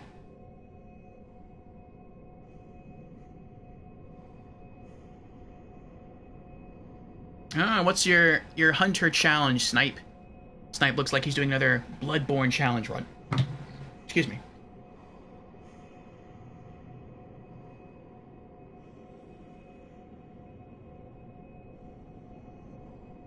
Alright, I have to use the restroom again. Sorry, I will BRB.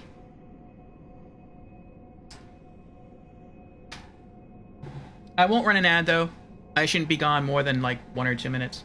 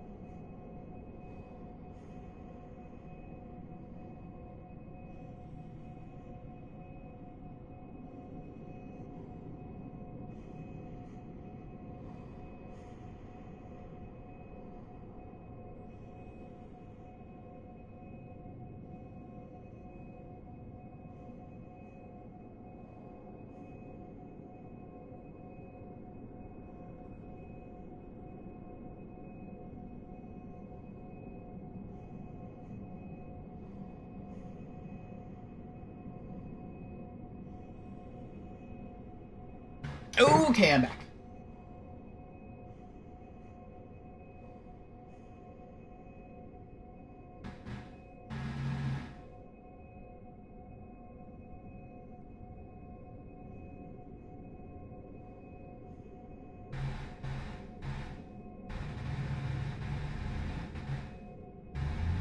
Oh, that's a challenging attempt there, Snipe.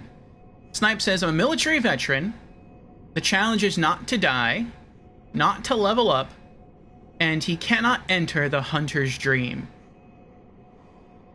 That's gonna be rough there.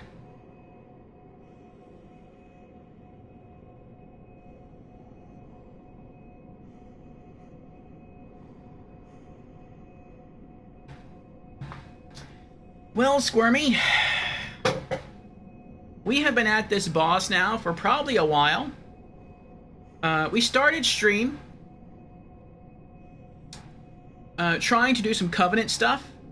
So we finished everything for the what is it called? The League. So we collected 5 vermin. From the DLC, we got 3 vermin, and then I logged into the game early this morning, and I helped a couple of people kill their boss in the main campaign. I helped one person kill Ebrietas, but I didn't have the Covenant item, so I didn't get rewarded for that. And so I threw it on, and then I went to sit outside of the Murgo Wet Nurse area, because for me, that's like one of the easiest bosses in the whole game. And yeah, I found a couple people there that needed help, and so I was able to get the additional 2 vermin.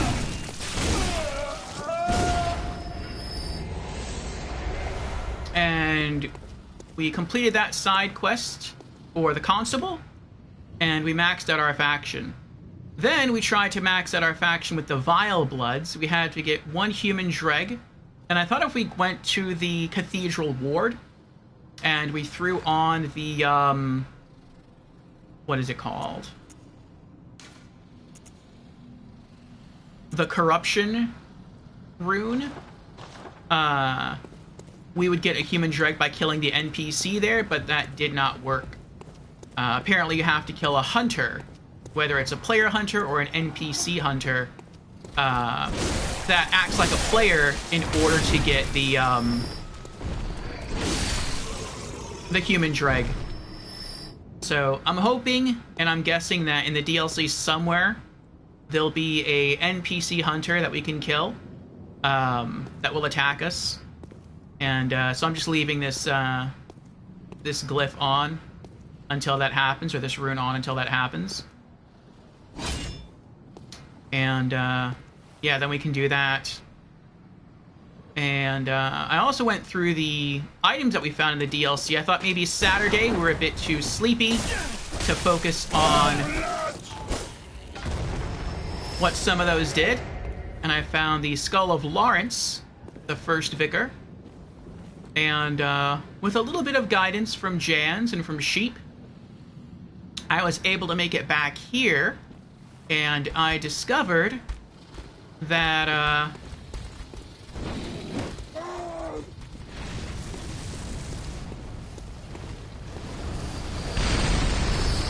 there's apparently a boss in here. And so we've been fighting him now for, oh, I don't know, maybe the past 2 hours? 2.5 hours? And I think the closest we may have gotten is we got him down to maybe half HP. And then that's about it.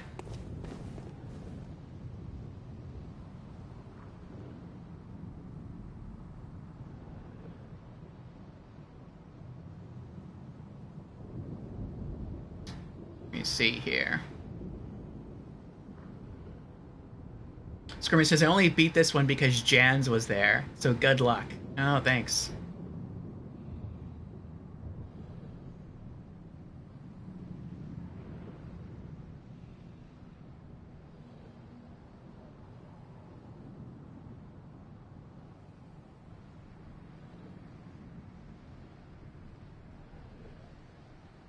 Squirmy asks, is this the one who has given you the most trouble so far? I would say yes. I would say so far this is probably the hardest boss. Before this it would have been Ludwig. But with Ludwig I at least had a strat that I could sort of work on. And I will say that in beating Ludwig, and I've said this before, it wasn't down to skill. It was a little bit of skill, but it was also definitely luck involved. Because he had to behave the way I was hoping that he would behave. And, yeah, there you go. Finish the fight.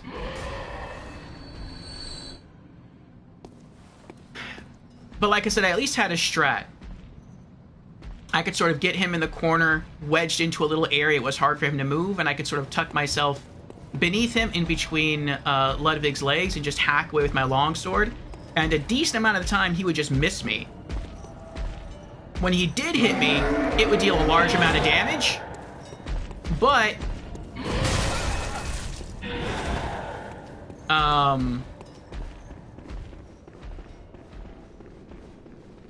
because he missed me so frequently, I could usually stay behind him and just hack away with my longsword. And I would get back either all or at least most of my health. And then I would just rinse and repeat that strat until Ludwig did something like jump on the ceiling or try to use some sort of other weird attack. And then I would run away, heal up, and then I would try to lure him back into that little corner and do it again. And that's how I eventually beat Ludwig. At least his first phase. His second phase was much, much easier. But with this boss,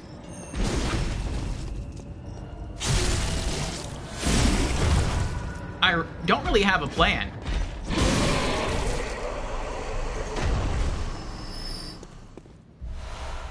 Oh, I made a mistake right there. Yeah, that stinks. I almost want to restart the run now. I'll roll with it, though. I should have healed first and then looted, so I could have had a full 20 flasks going into the boss instead of 19. But yeah, with this boss, I have no real strat. So what I have been trying, and what's got me the furthest, is I use the greatsword, and I run in, and I run towards his right hand. His left hand is the one that's covered with more fur, and it's longer. And he seems to attack most of the time with his left hand, with the, I call it his strong hand. And so I lock onto him, and when he's about to attack, I do a dodge roll, and since I'm locked on, for some reason my character doesn't, like, I guess he rolls into the center of the creature, and so he actually rolls towards the left.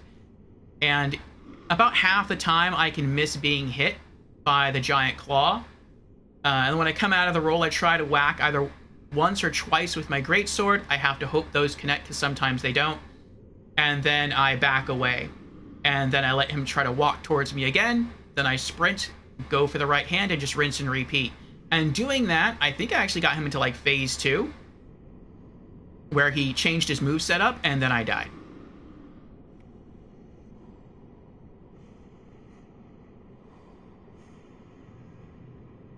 Embert says, Simon might give you the item you need. You said you need to kill an NPC hunter who's behaving like a human, right? Yeah, I think Simon's the guy we've met before. I feel like he's going to betray us eventually and try to kill us, and if that happens, I'm pretty sure he would give me the item that I need. But I just don't want to, like, go there and kill him right now, because I want, like, his story to play out.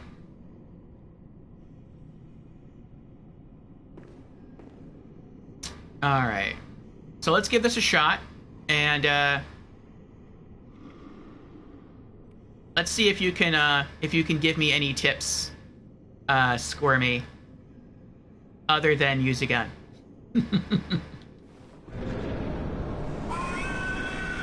Alright, here we go. Lock on. He's starting to walk towards us. Sprint towards right arm. Dodge. He missed. L2. I should have just went for one L2. Okay, backing up. Heal. Dodge. Oh! Oh boy. That would have hurt. Alright, dashing in, going for the right arm. Dodging. Good. L2. Hit. Back up. Okay. Running for the right arm. Dodge. Oh, gotta dodge. Dodge away. He rarely attacks with the right, but when he does, I always get hit. Dodging again. Dodge roll. Made it out. Good. Have to continue to get away. I guess I'll get those.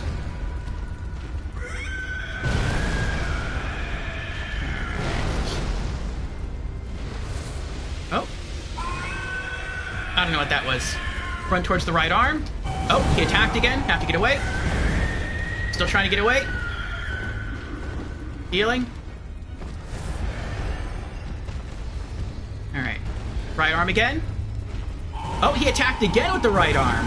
I've never seen him attack that many times with the right arm in a row. It usually happens like once every 3 times. That was like the 3rd time in a row. Alright, we did it. Attack once with L2. Oh. Heal up. I'm not even sure if we hit him that time. Dash in again. He again attacked with the right arm. Let's try and hit him. We got back. No, we didn't even get back any health from that. I took too long. Heal. Heal again. Right arm. Nope, he attacked again with the right arm.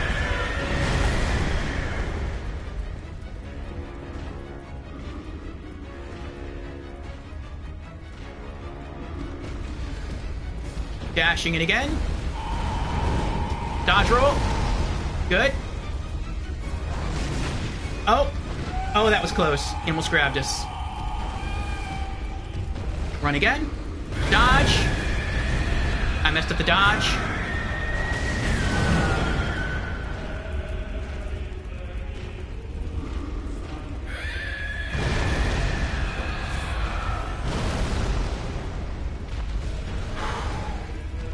What if I run towards the right arm? Okay, that was a bad idea.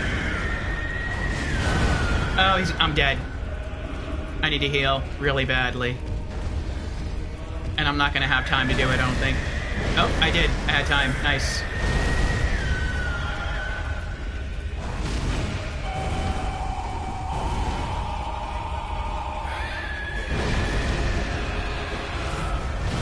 I'm at half flasks, and he has over half HP. This is not going well. I tried to dodge through that. That didn't work out. Dodging away.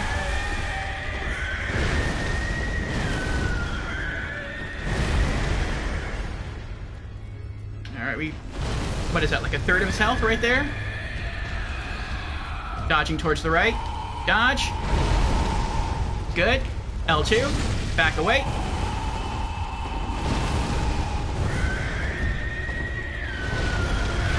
Oh boy. Dodge towards the right arm. Oh, nope, nope. He got me. I don't know what that is. Trying to run to the opposite side of the arena to heal.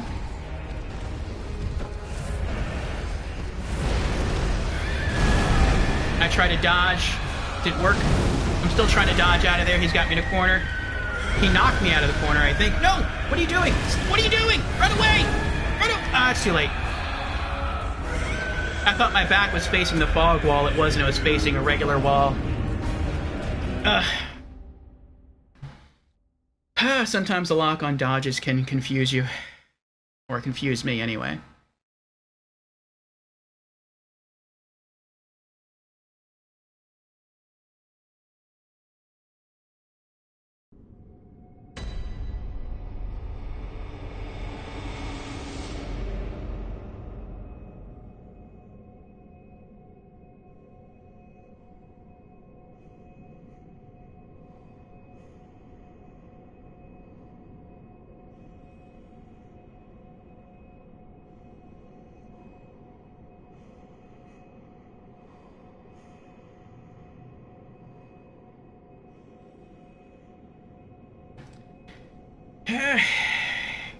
Good attempt. Yes, I is trying.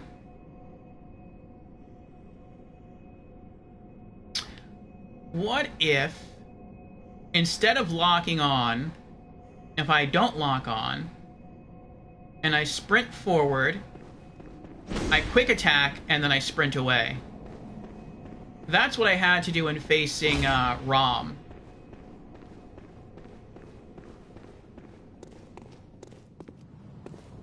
Maybe that would work here.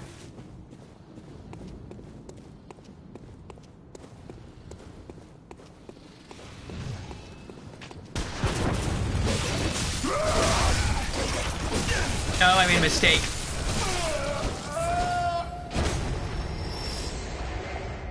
That's fine. I forgot when fighting that first hunter, I have to use my great sword, not my long sword.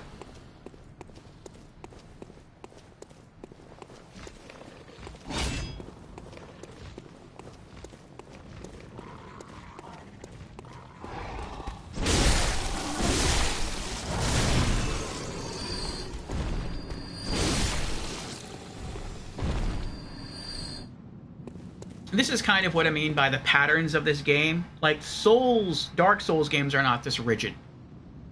But once you memorize the patterns that you need to use, it's not that hard. Like, you have to know, or at least I have to know, like, what weapon form I have to be in when fighting certain enemies. And so, like, this guy has to be the longsword, because he's too quick, but I can also stagger him without needing the greatsword. The other hunter I fought, I can't keep staggered with a longsword, I need the greatsword.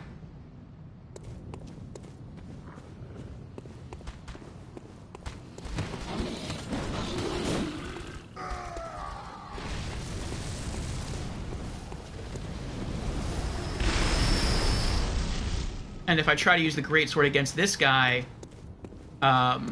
he can typically recover, even when I stagger him with the greatsword, to hit me before I can hit him again. So I really do have to remember which enemies to use which weapon form against.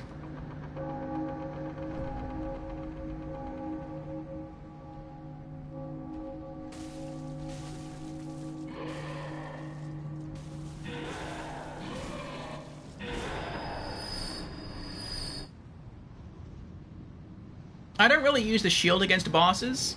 I more so use the shield against regular enemies. I don't really use it against, like, bosses or mini-bosses.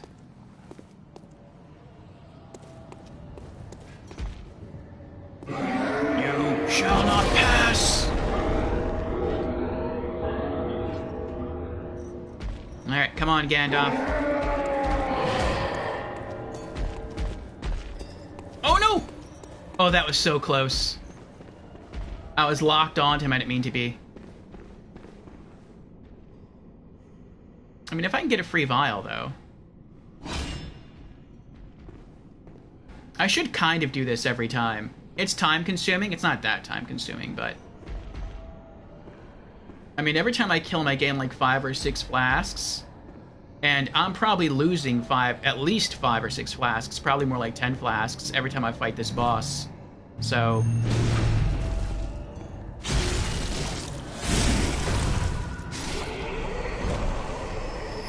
it kind of helps to minimize vial loss.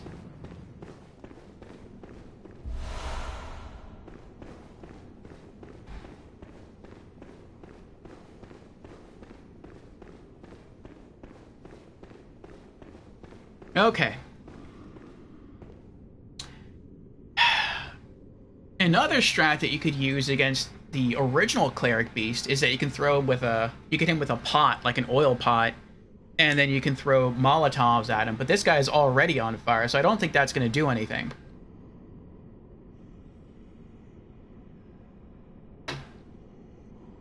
There's other throwables I could use, like lightning throwables.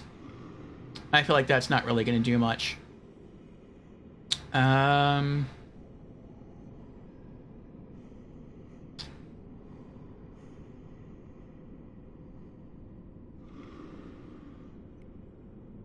And I feel like the way he stands, he's kind of squatting closer to the earth than Ludwig. So I can't really get under him. Maybe I can get behind him, but I can't stay under him. So he's always going to hit me. But let's try Squirmy strat. We'll go to our faster longsword, and we'll try to lock on and just try to stay behind him as much as we can. And when we get directly behind him, we'll just try and get in a few quick slashes. And then keep dodging behind him, see if that works.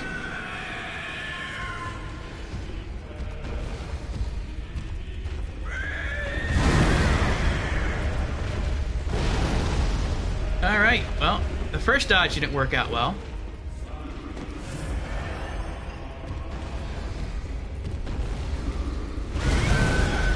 Or the second dodge.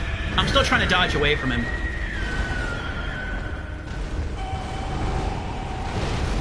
Okay. Alright, let's change up our strat. We're not going to lock on. I didn't mean to do that. See if I can dodge to the other side of the arena. Okay.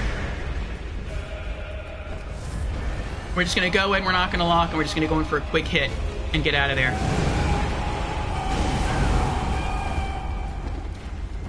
Okay, that didn't work out very well. What if I just dodge in, quick hit, and then roll away?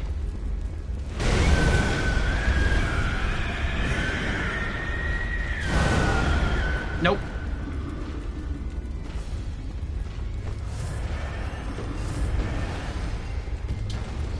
What if I charge? Nope. Nope.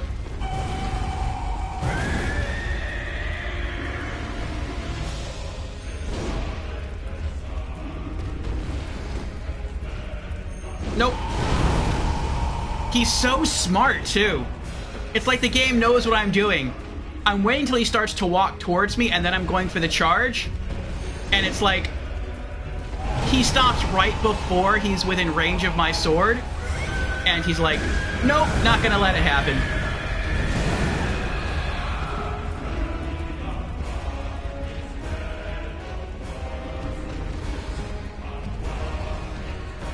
I've noticed that with non-boss enemies too. Like, if you're doing a charge attack, they'll wait till you're like, till they're within just outside of range of your charge attack. And they're like, nope.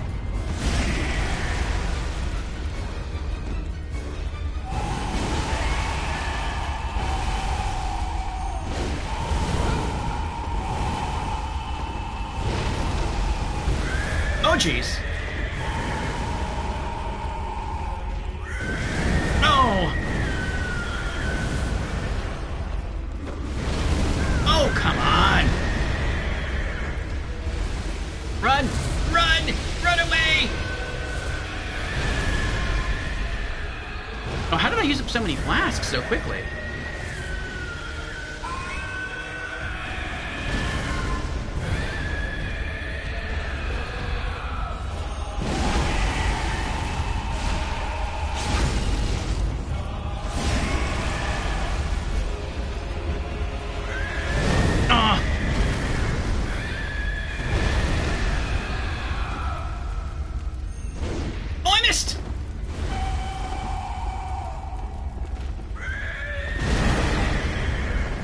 I'm gonna... Oh. I wish I had more flasks on me. I feel like this is gonna have to be the strat that I use. I'm just gonna have to, like, really carefully time my charge attacks.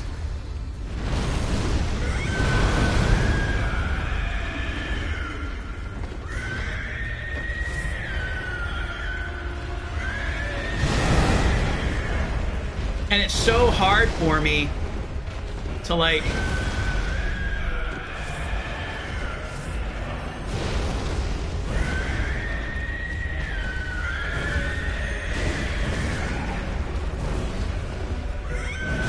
Oh my goodness. No, what are you doing? I stood right there, like after that last hit, and I did a charge attack, and my character did nothing.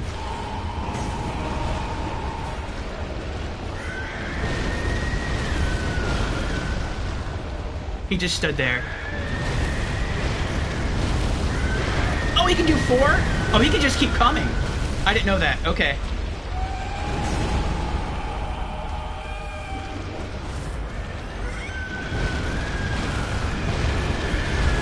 I missed!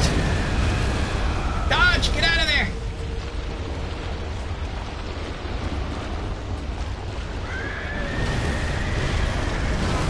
Oh! I think he's got me. Yeah, he got me. I was spamming the dodge roll button. I couldn't get away. That was the furthest I've ever gotten, though.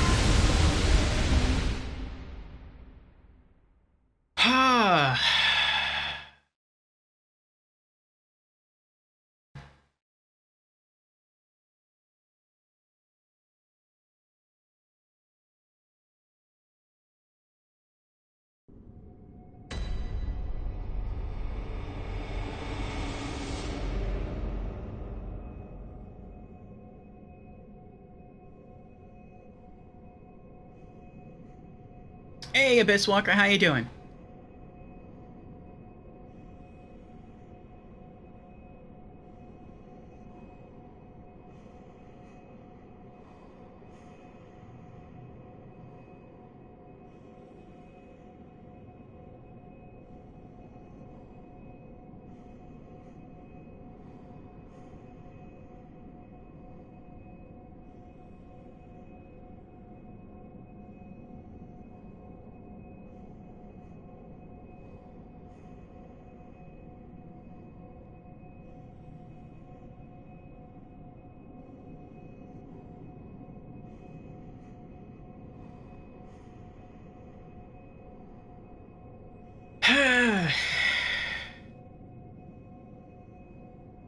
I feel like lead elixir wouldn't help because he has greater range than I do. Like, in order to pull off my charge attacks so that they work, it's like the boss has to cooperate with me in killing him. So he can stretch his left hand and hit me before my charge attack of the greatsword can hurt him.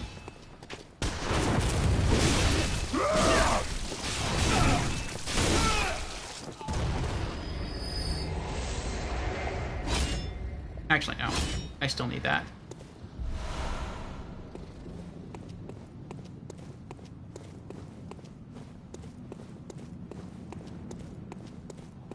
So, just like with Ludwig, there is luck involved.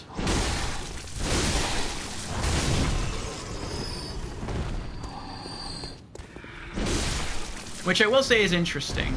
Never in a Souls game, I would say never in a Demon Souls or a Dark Souls game, have I felt that, like, luck was involved with boss fights.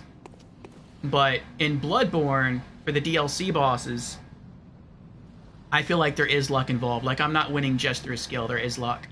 The only other boss that was like that for me was Martyr Logarius. There was luck involved there as well.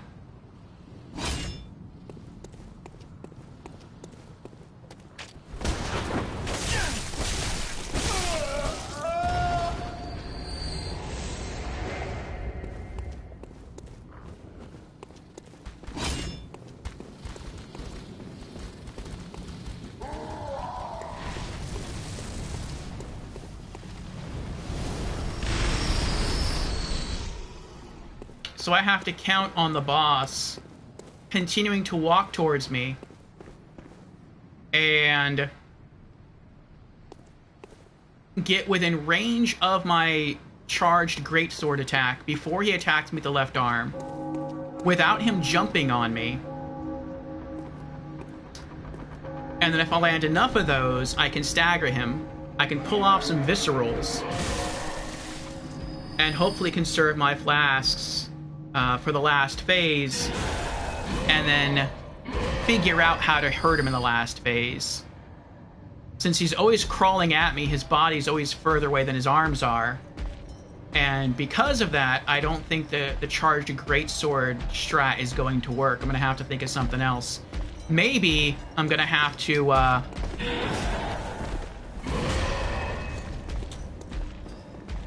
just try and run around and flank him when he's crawling, and try to run up and maybe maybe do an L2 attack. That's going to be really hard, though. I don't think I can do... I'll experiment after I kill him. If I do a sprinting quick attack, it's going to be purely horizontal. And because he's crawling on the ground, the attack might entirely miss the boss.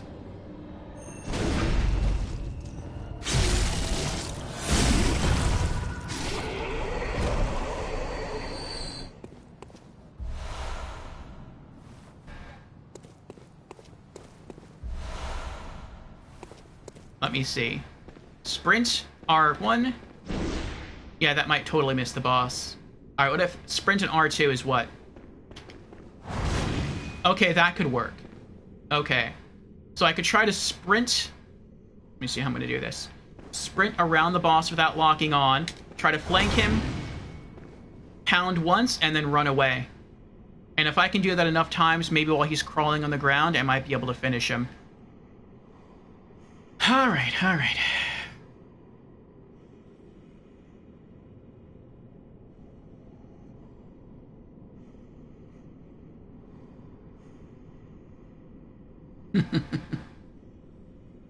Abyss Walker says, I love how you overanalyze the boss fights and then you have to change strat on the fly. I always like to go in with a plan.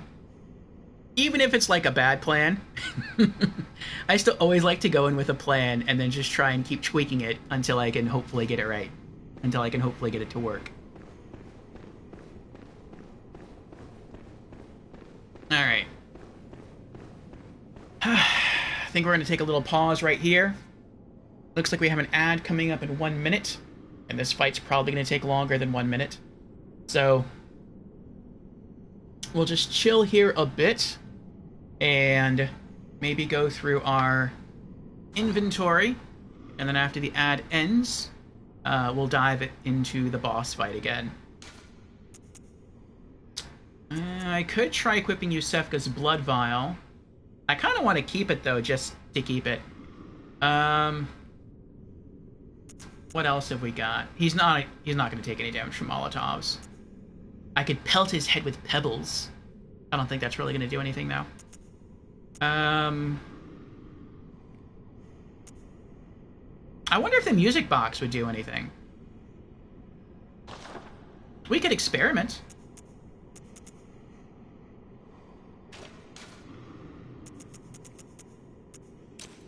I feel like it would only affect Father Gascon, since, like, that was the music... That was basically his music box, but, I mean, we could see what happens. I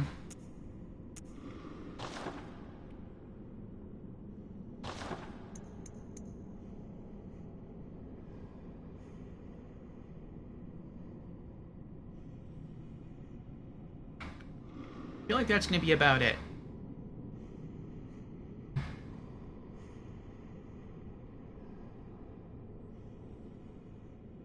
Hello, Danny. How are you doing? Welcome to the stream.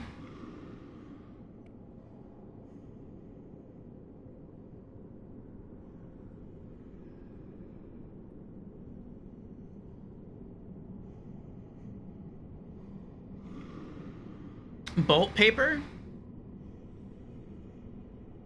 Music box only works on Father Gascon. I'll give it a shot. I feel like I have nothing to lose.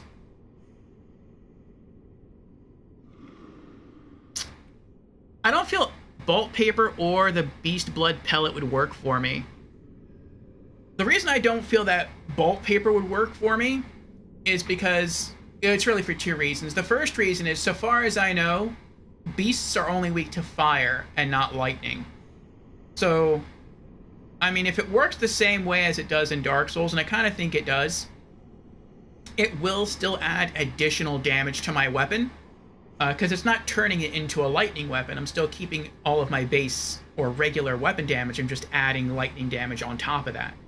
So I think it would add extra damage. But I've tried using bolt paper before, and I've experimented with it, and I have noticed no damage increase at all with bolt paper. So it probably does increase damage, but it's by such a tiny amount that I don't even notice. And so that's why I kind of put all the papers away. Like, I put all the fire papers and all the bolt papers away because they don't seem to do anything. Now, if this guy were not on fire, then I would pull out fire paper and give it a shot. As far as the Beast Blood Pellet, there's two things I don't like about it.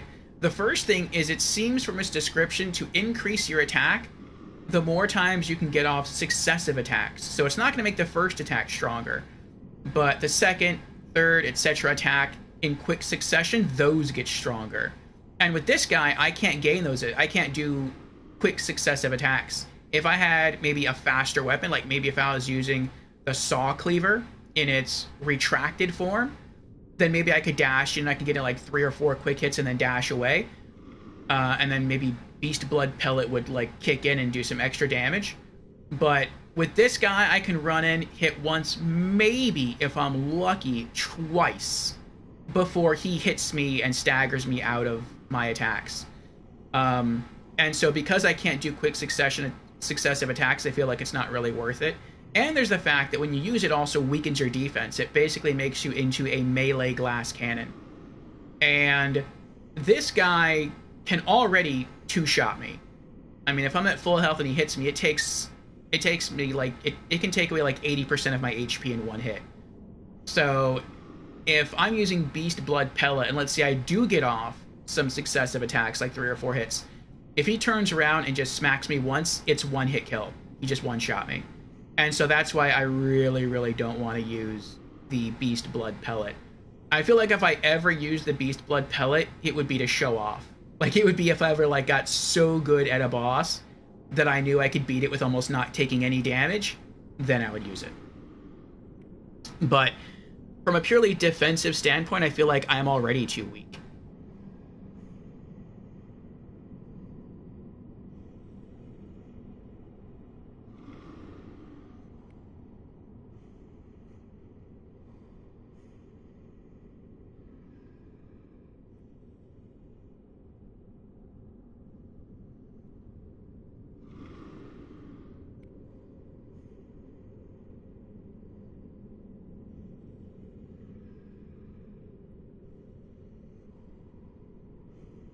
Welcome back, sheep.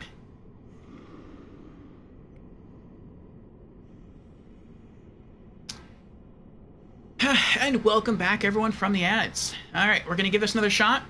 We're going to try the Greatsword Charge strat again. Here we go.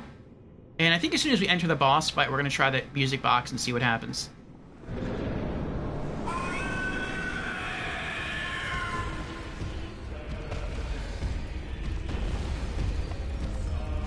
Nope. That didn't work.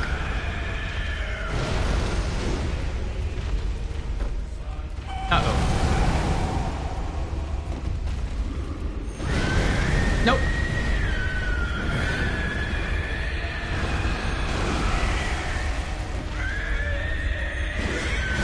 Oh. I am so desperately trying to get away. Right after that last charge attack, I was trying to sprint away the entire time.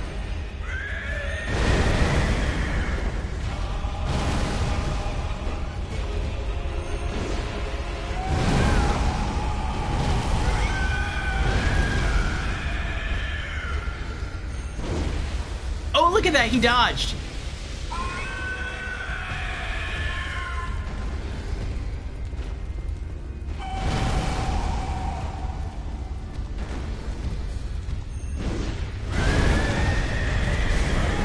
And I'm dead.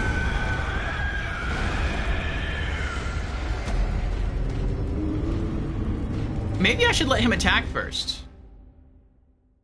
I dodged him like 3 times in succession and then got in the stab. Maybe that would work. Maybe I could get close to him, wait for him to raise his hand, and then as it comes down, dodge to the left, try that 3 times, and then he takes like a little break, go in for a charge attack, and then rinse and repeat. I guess I could try that strat. Oh, no, no, no. I keep doing that. I need the great sword.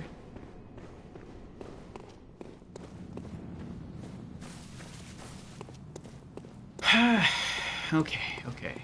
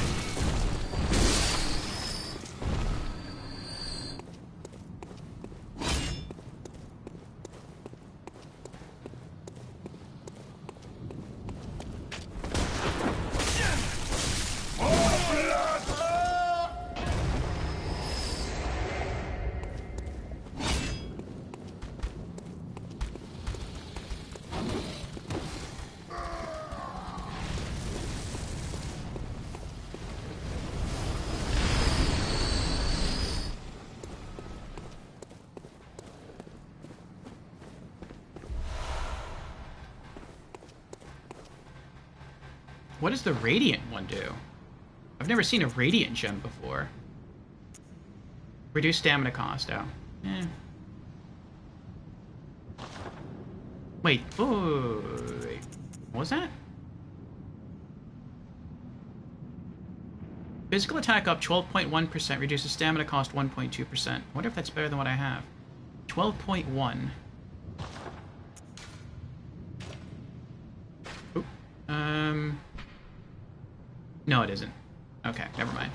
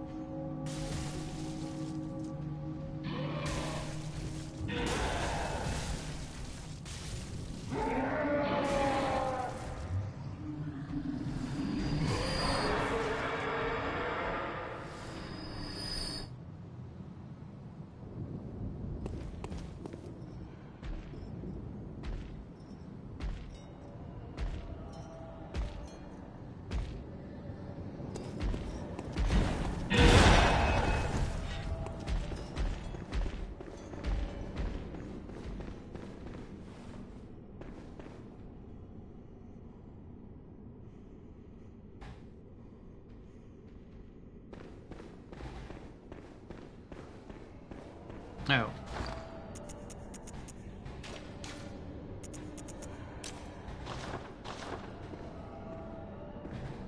Since I know, I'm sure that doesn't do anything.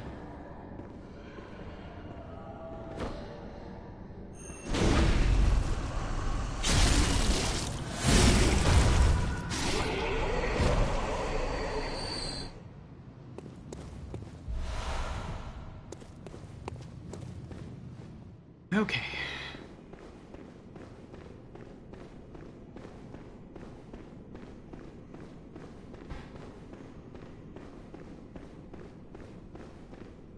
Alright, so we're gonna try to dodge this time. Dodge to the left. Wait till he's about to attack.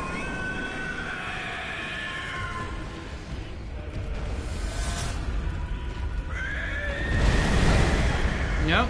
Wait longer. Ow. Need to heal?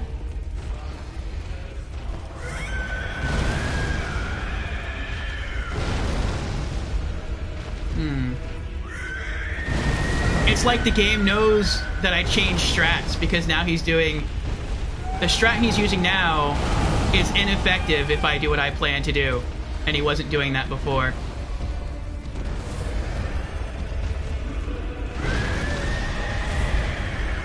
It's like the game can hear me.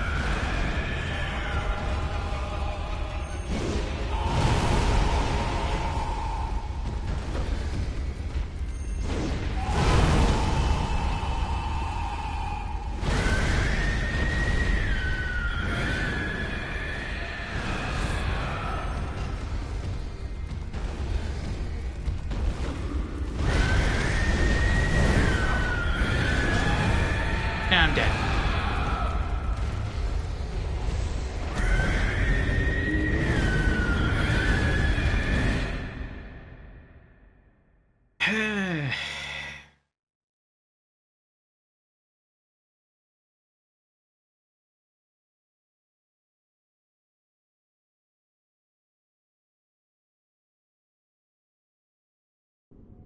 I've tried to get behind him, but it's very, very difficult for me to do.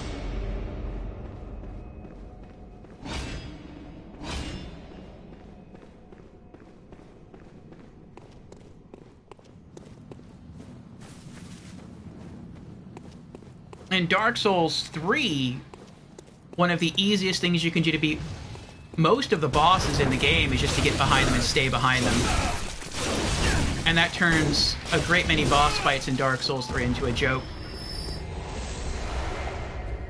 But in Bloodborne, the enemies move so fast that doesn't always work. And I feel like he's one of the bosses that doesn't work with. At least not at my current skill level.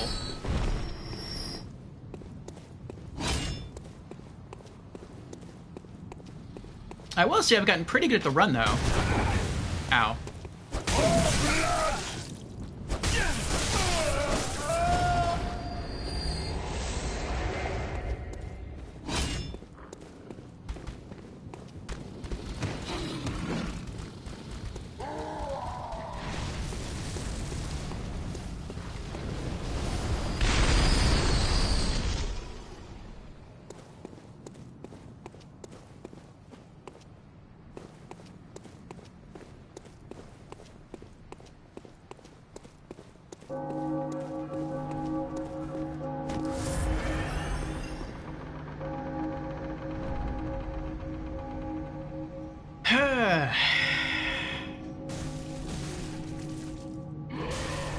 Yeah, I'm definitely not soloing this guy in New Game Plus.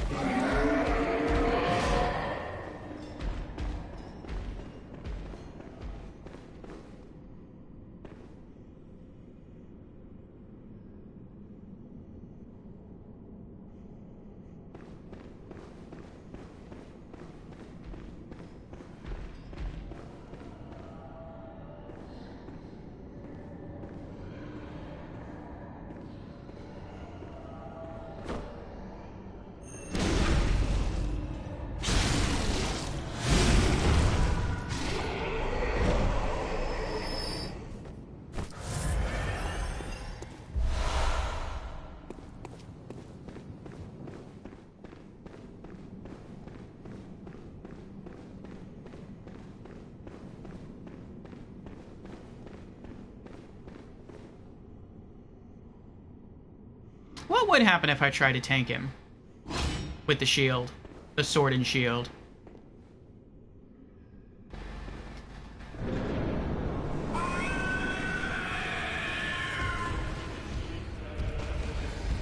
Can I still dash when I have the I cannot. Wait, can I? I can, okay.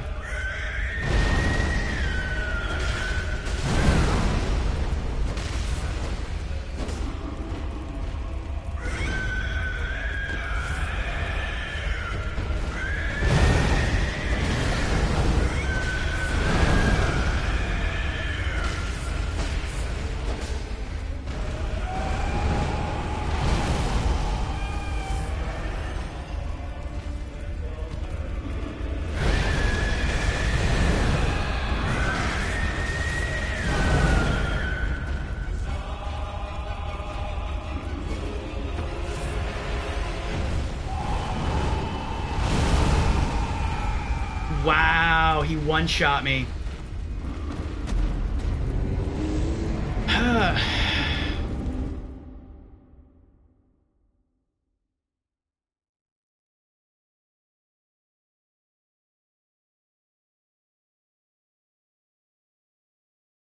Okay.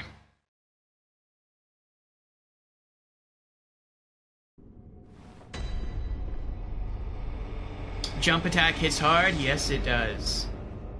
Alright, I need to use the restroom again. I will burb. No, I'm not gonna run an ad. I should be back soon.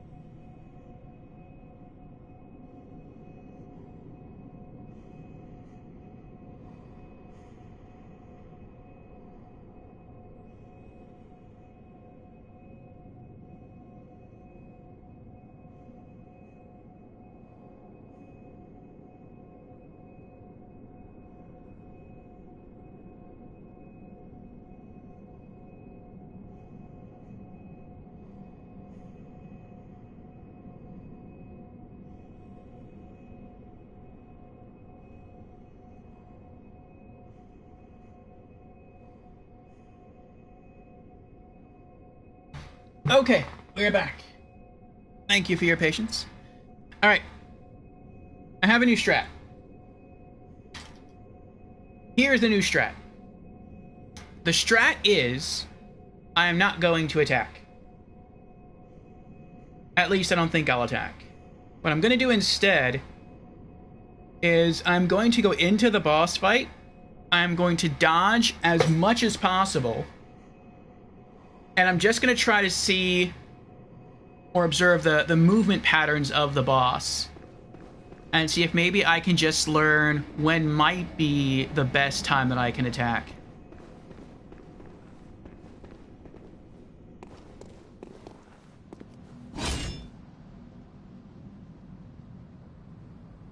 New strat. Don't die. That is, I believe, the best strat.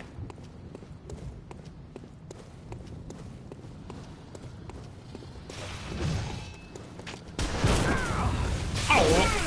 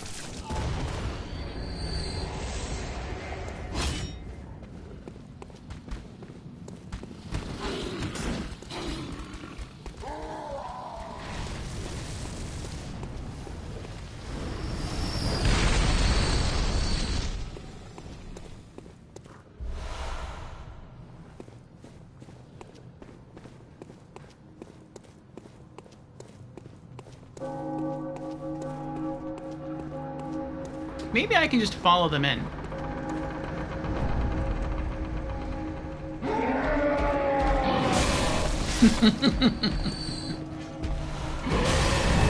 While he's focused on that one, I can get past him. Maybe that's why they're actually there. Maybe it's to distract him while you go for the boss.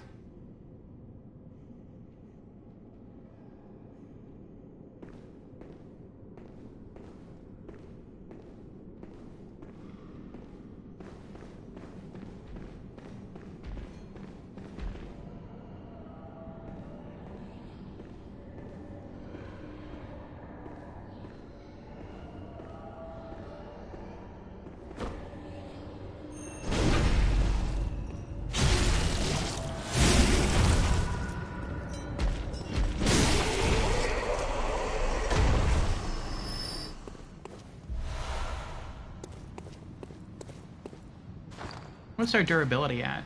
It's not bad. Maybe there's a trick to beating him. Maybe you have to run in front of him and you have to use the make contact gesture, and then maybe he becomes your friend. Do you think that would work?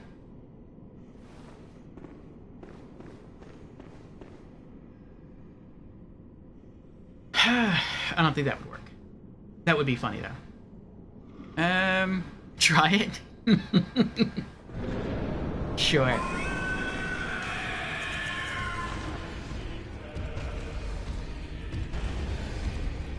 don't think that's working.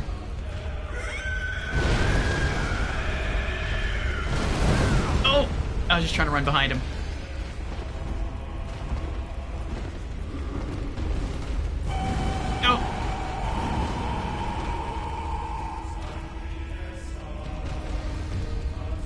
Maybe he would see that as a challenge to a dance-off.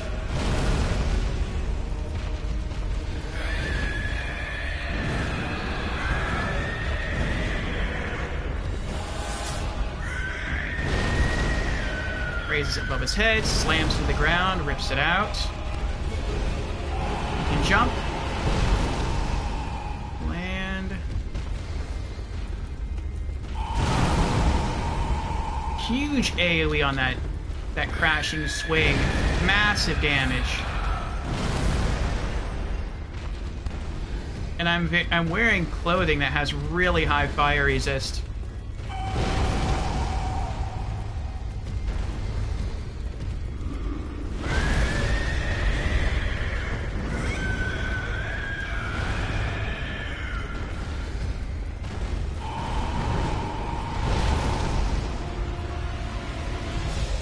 Okay.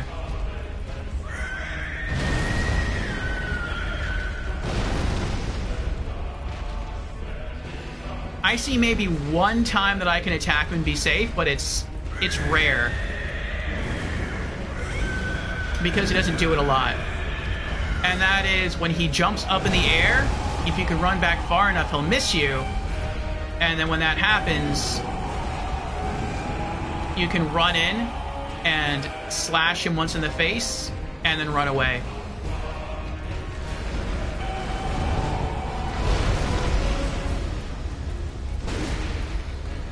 I don't know if I hit him or not.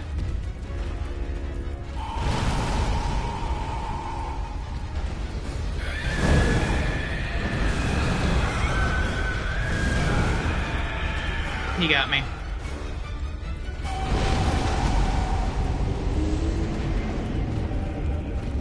He recovered so quickly after he landed. I'm not even sure I got in a hit.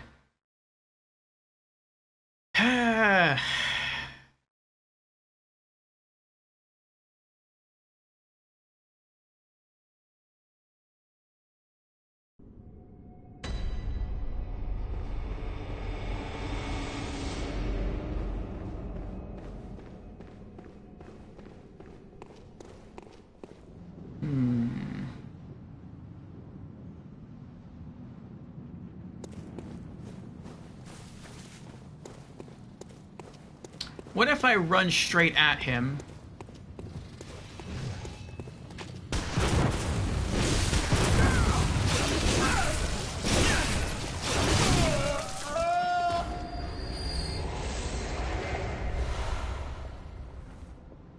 And then I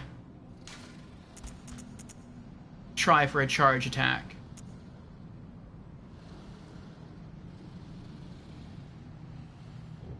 No, that's not going to be more.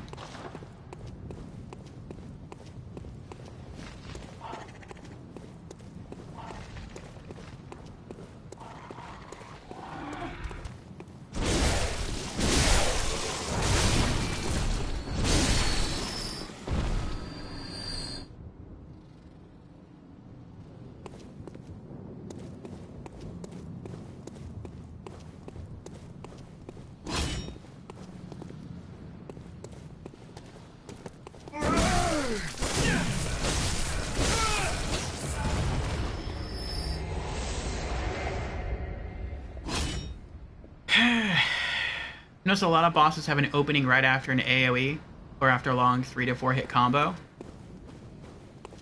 Sometimes he does.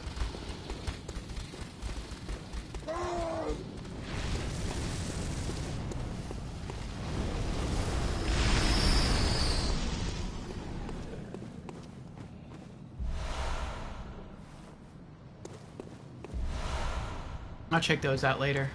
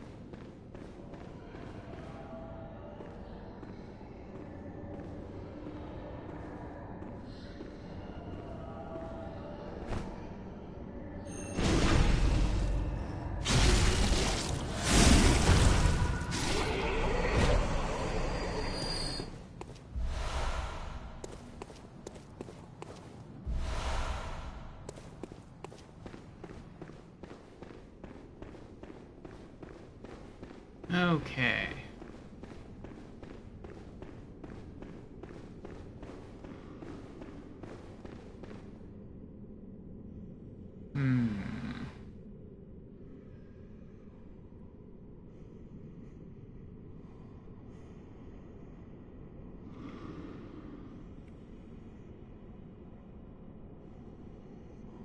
I'm thinking what I have tried and what I haven't tried.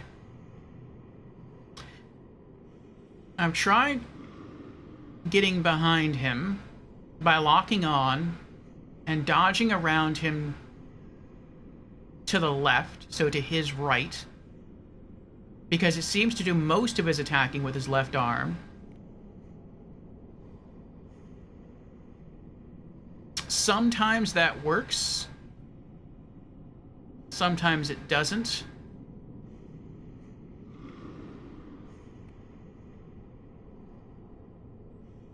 Maybe I can combine two strats that got me far into the fight. Which is, I lock on, I run towards his right arm, he goes to attack me with the left arm, and then I dodge roll, and because I'm locked on to his center, I tend to roll into his center, which is kind of like either between his legs almost, or like around one of his knees. And he usually misses. But then instead of coming out of the roll and attacking like normal, what if I come out of the roll and I go straight into a charge attack? Maybe if I do that enough times, it would stagger him and I could go for the visceral. If it works, and I can just get him to the point where he's crawling again, then I just need to try to make that consistent. And if I can do that, then I can try to save more of my flasks for the final phase. Alright, we'll give that a try.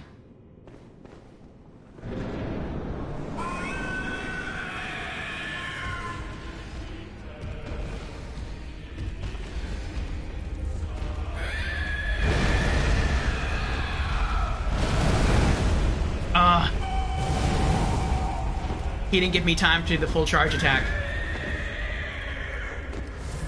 I'll try it again.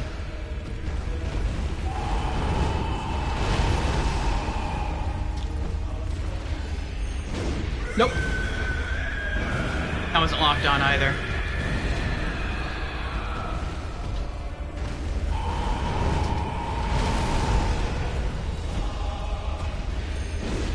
He dodged.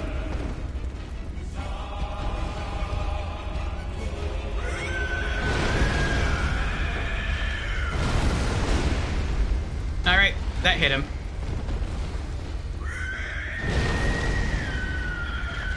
Oh, nope, nope.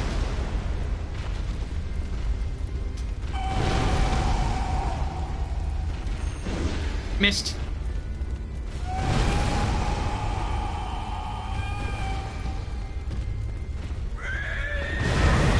I didn't dodge far enough.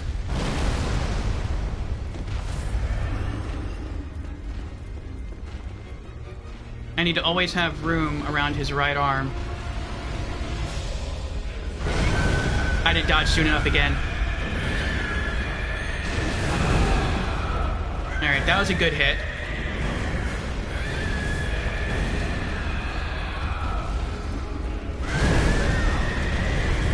I dodged too late as well. Alright.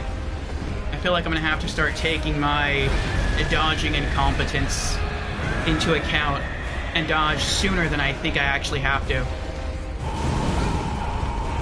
That may have worked, but he attacked with the other arm instead this time. Oh, and I went all the way around in a circle. That's not good. I was trying to dodge near the fog wall.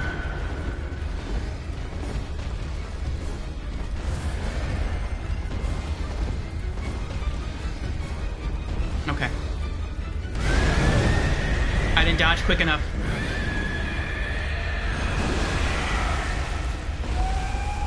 Alright, that didn't stagger him. Kind of staggered him.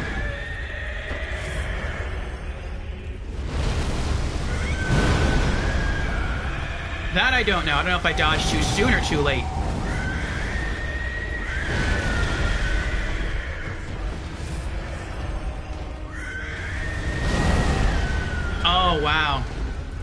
as he was doing that, I dodged backwards and he still grabbed me.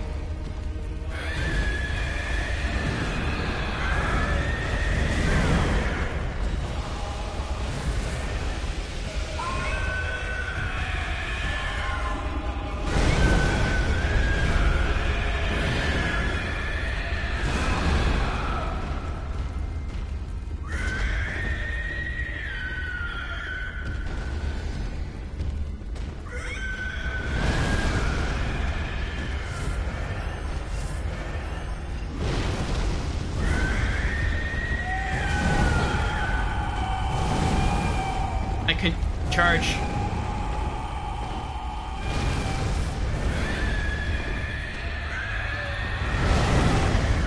That is such massive reach.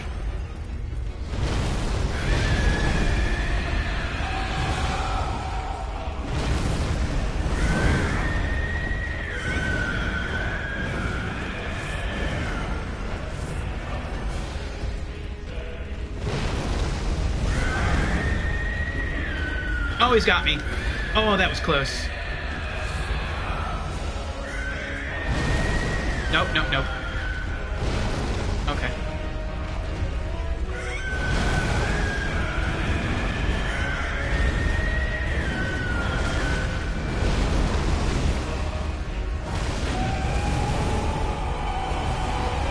Alright, so maybe I shouldn't go for charge attacks. Maybe what I should do is go for L2 attacks instead.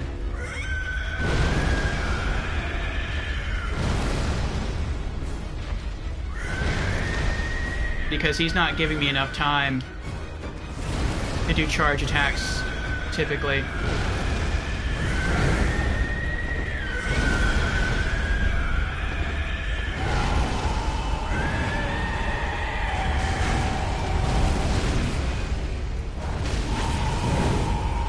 Yeah, it looks like I'm finding more success with L2 attacks. So, I'm probably not going to beat him this time, because I have no heals left. There we go. Alright, but we'll try that next time. Okay.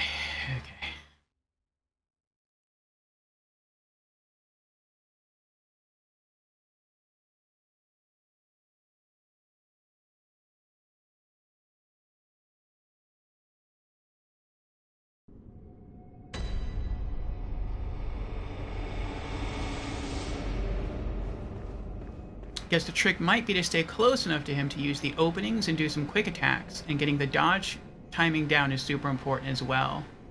Yeah, I agree. He's giving me openings, but they're very short windows. And so the charge attack, maybe if I get lucky, or if I get like really, really good, I can pull those off, but I'm not going to try anymore. I'm just going to try to go for L2s. L2s hit hard, but they don't take nearly as long to pull off as a charge attack. And I'll just have to be observant of the boss to tell how many of those I can maybe get off before I need to try to pull back and dodge away.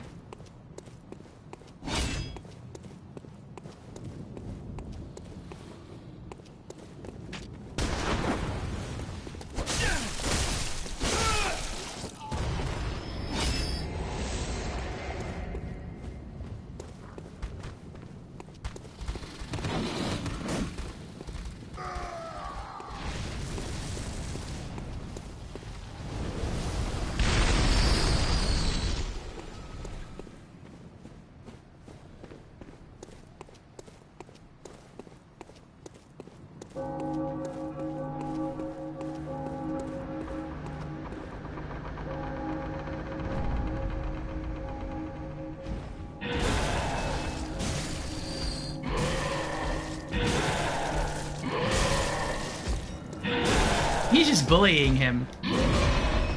Poor guy. I wonder how hard this boss is compared to the other DLC bosses.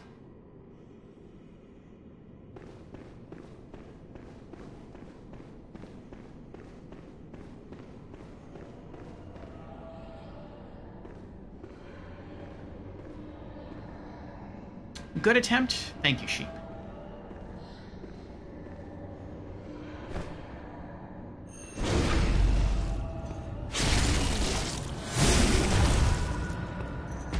Uh-oh. Nope.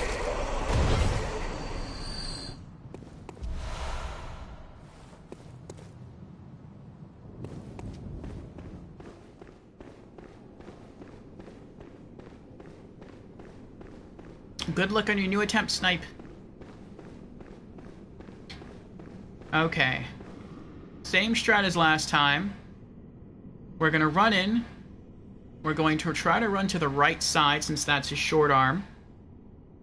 When he raises his left arm to attack, we're going to dodge. And, actually, I think we'll try and jump. It seems like when we jump, we're more successful at dodging him, so we'll try that. When we come out, instead of a charge attack, we'll just do some L2s. And then when it looks like the boss is turning around to face us, we'll dash away. Alright, let's give that a shot.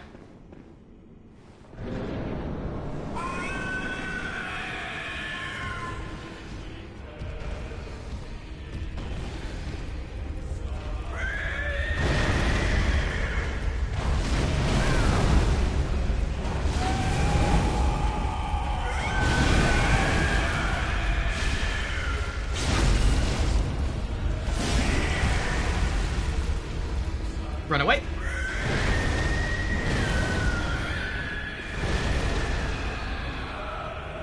Lock on. Run to the left. Jump. Uh-oh. Get away, get away, get away, get away. That's one of the harder things with this strat, is when I run, if he chooses to attack with his right hand, he's almost always going to hit me. This is where the luck comes in. I have to hope that he's going to use his left hand to attack, not his right. There we go. I still got hit, though. I need to heal. I desperately need to heal. Okay. Oh, he uses right again. I need to get away. Unlock, unlock, get away, get away.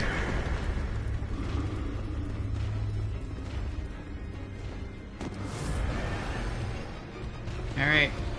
Pull him a bit more to the right. Run to the left. Jump, there we go. That's the perfect attack. That's the one I need. He dodged. Dodged again.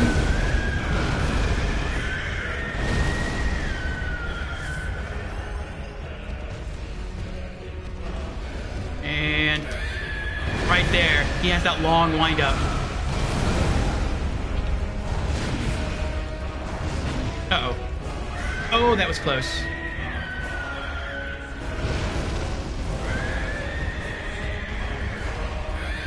Oh, I still made it. I thought it wasn't close enough.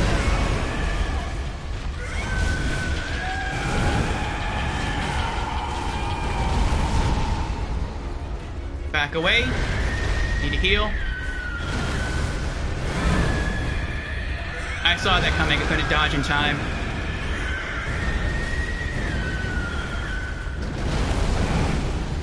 Nope.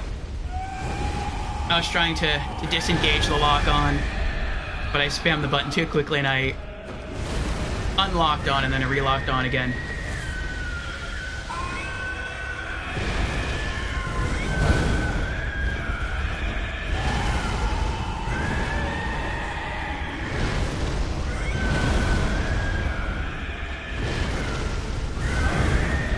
Oh, this is not good.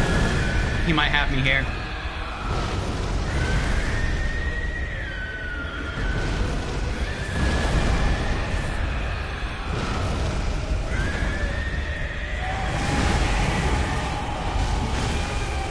Oh, I can't get the critical. Nope, I couldn't get the critical. I wasn't in good positioning.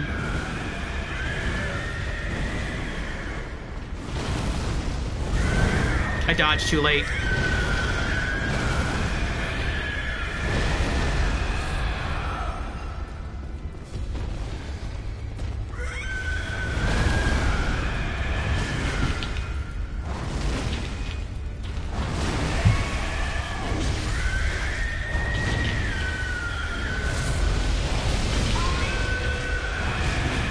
Oh no, he's got me!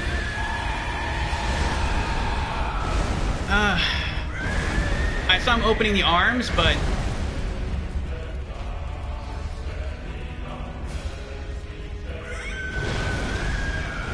I forgot what that was about.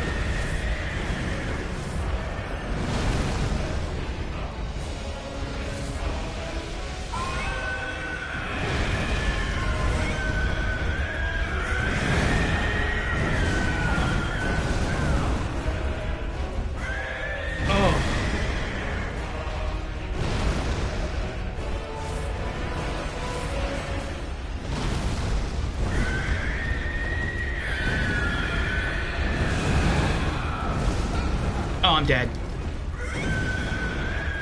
I'm spamming like mad.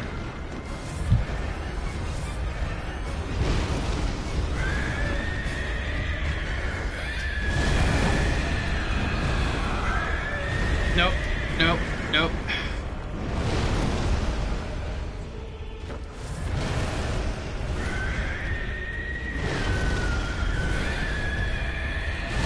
Oh my goodness.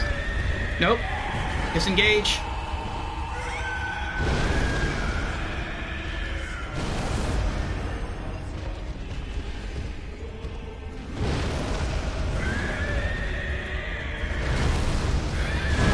Oh my goodness. He changed his movement patterns. He's no longer doing the long lunge or the like really slow arm raise anymore. So this is like phase 2. It's a whole new set of movements to like get used to. I might be dead here.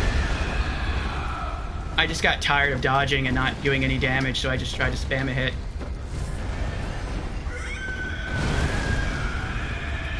Oh, nope.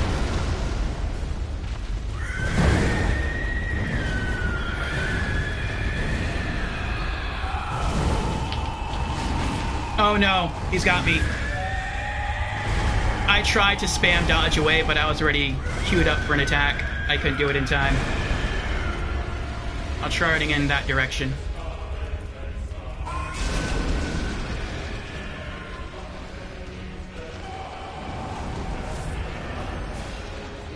Phase 3.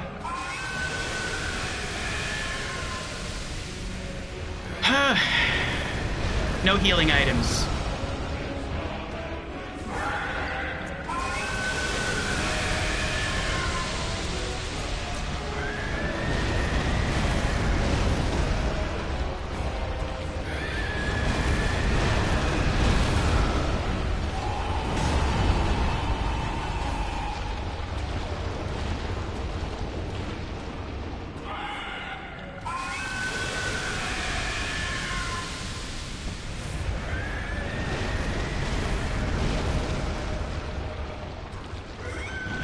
Okay.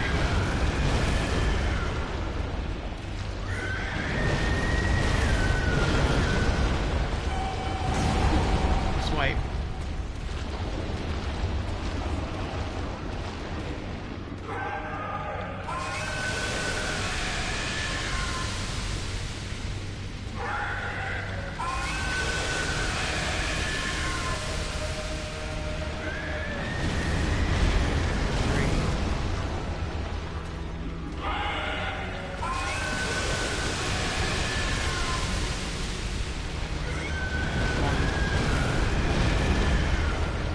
So it seems he has a 3, 2, 3, 4, 5, 6, 7. He only has the 3-hit attack pattern when I'm not near him. It seems when when I get close, he can do as many of those slam attacks as he wants.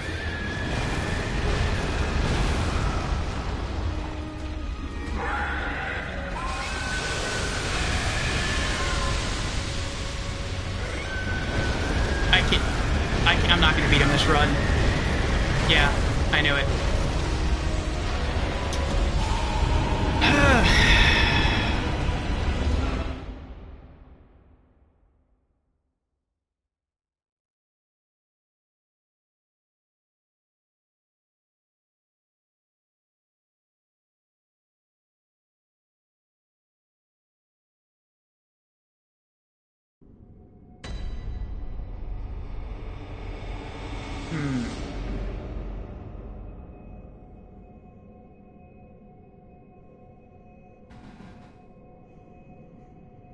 Alright, I have an idea.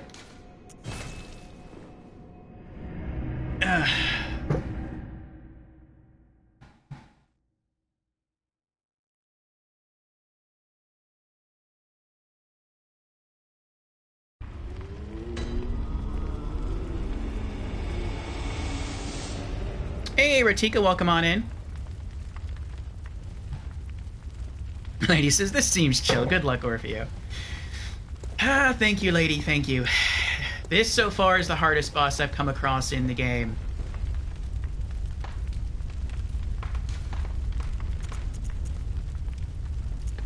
But I may have a strat on how to beat him.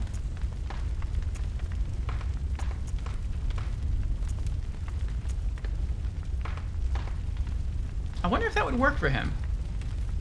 That wasn't what I was thinking, but I can try. That's what I was thinking.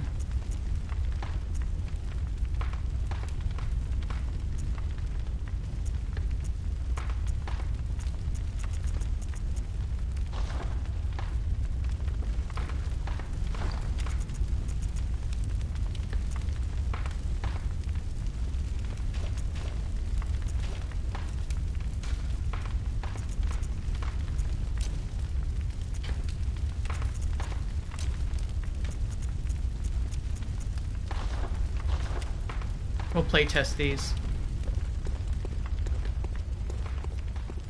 Alright. Oh, also, since I used the vial of stuff, the Yusefka blood, can I go back and pick up that vial I didn't pick up earlier?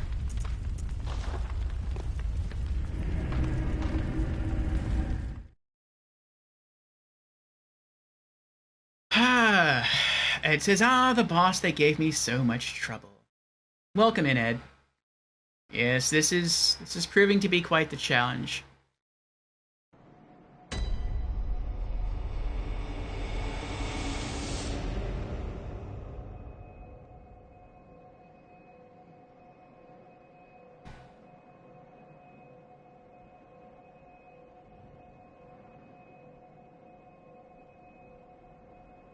Ed asks, by the way, Orfeo, do you benefit from Old Hunter Bone? Well, I'm not really sure how to use the Old Hunter Bone. But I can't use it, regardless, because I do not have enough arcane to use it. In fact, I can't use any of the Hunter tools, either offensively or defensively, because they all require a certain amount of arcane. And I lack the amount of arcane to use any of them. If I could, though, like if I had the stats to naturally use the bone, I probably would. No, it's not here anymore. There was one in this chest, but I wasn't able to loot it earlier. So I guess if you leave and come back, it disappears. Okay.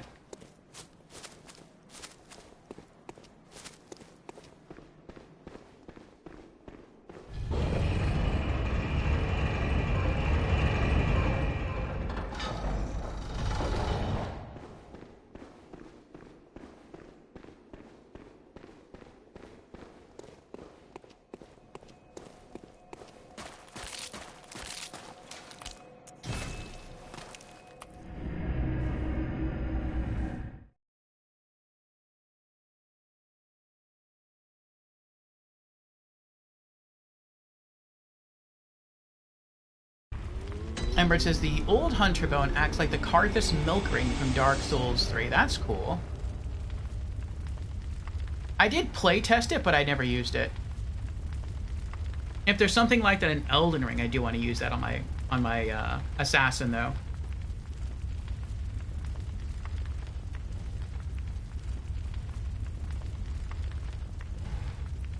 Oh.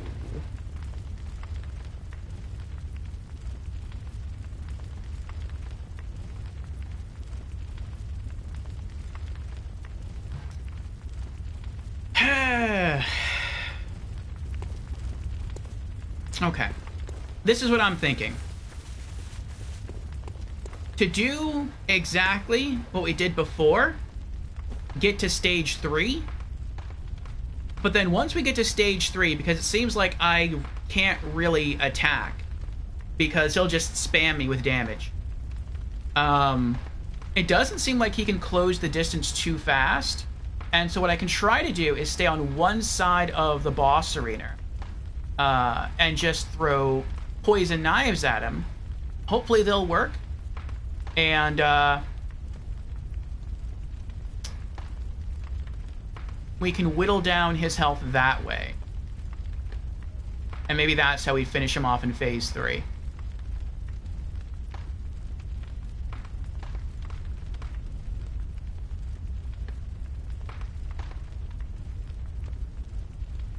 On Elden Ring, it's like an Ash of War called Bloodhound Step. That's cool.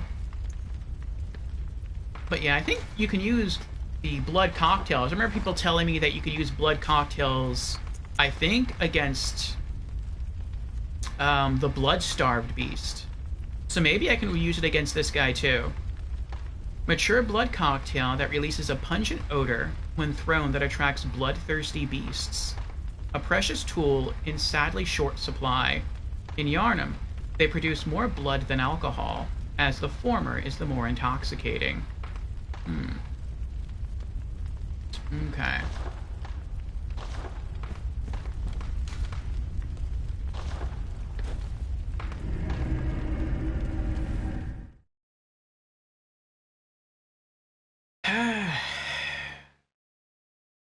Also looks like we have an ad coming up in about 2.5 minutes. I think what I'll do is I'll probably just start the ad now, and then by the time it ends, we'll be back in front of the boss, and everyone can join us for the boss fight.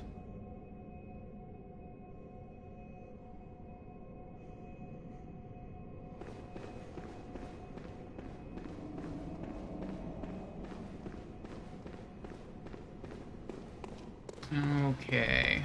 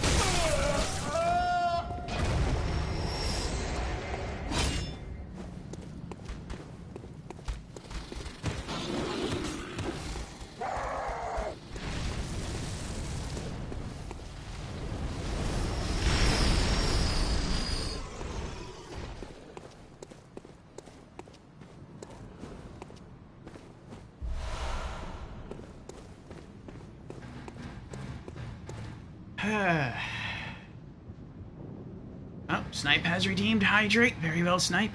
Cheers.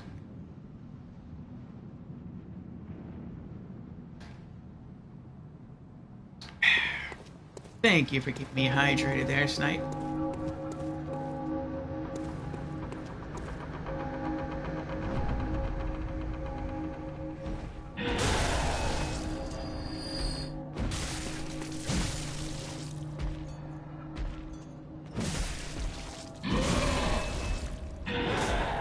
That was a good try for a little while there.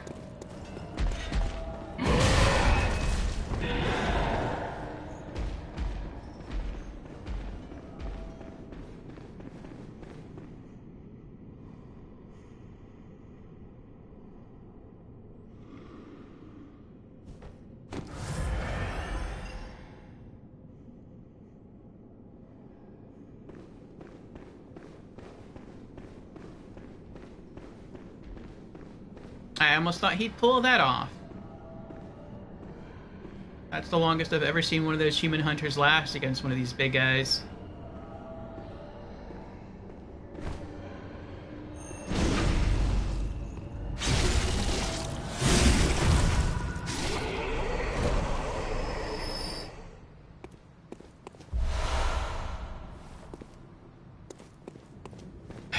Okay.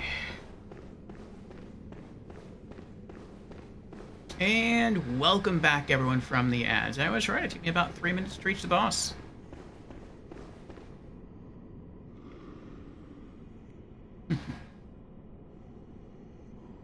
Alrighty.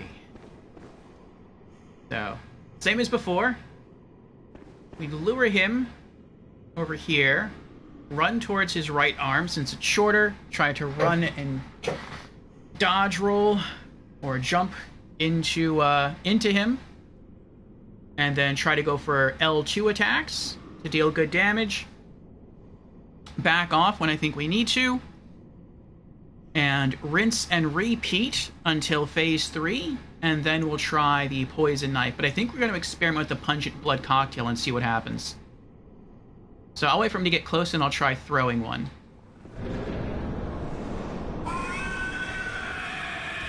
Let me try to throw it over here.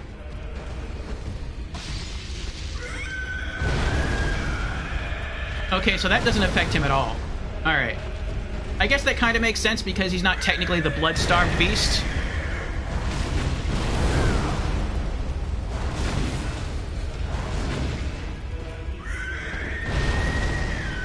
Okay.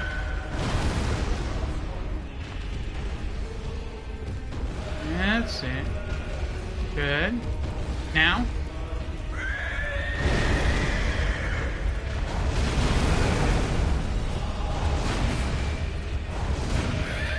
Uh-oh. I think he just killed me.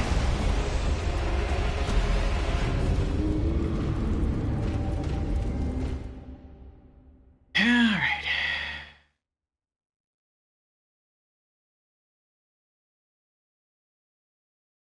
What Kara runes do I have attached? Ooh. That's a good question, Ed.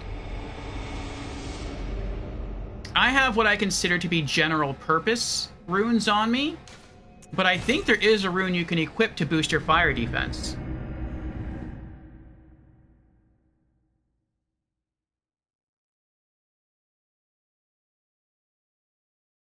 I have a rune to boost my HP capacity, one to boost my stamina capacity, and then the third one is...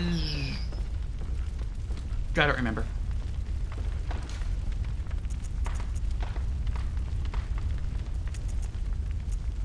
Oh, my rally. Okay.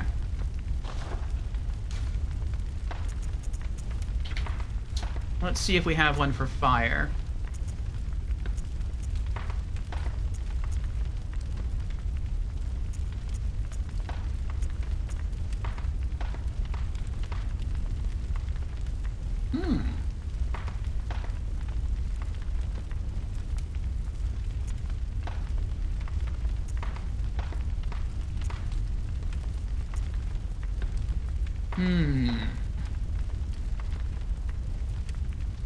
I could even double stack some runes.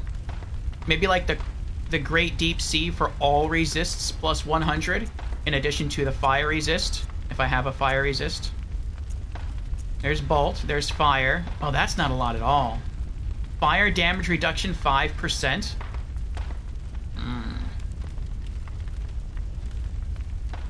I'm guessing... Where is it? I'm guessing the resist, like the all resist plus 100, I'm guessing that's not referring to elements then. I'm guessing that's probably referring to like slow poison, rapid poison, frenzy, and beasthood. That's not referring to like blood, arcane, fire, and bolt.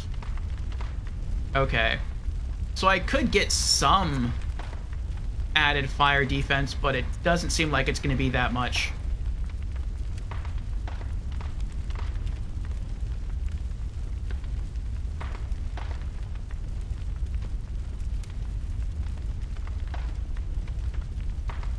Oh yeah, I might need that here. A rune for more blood vials. That's true.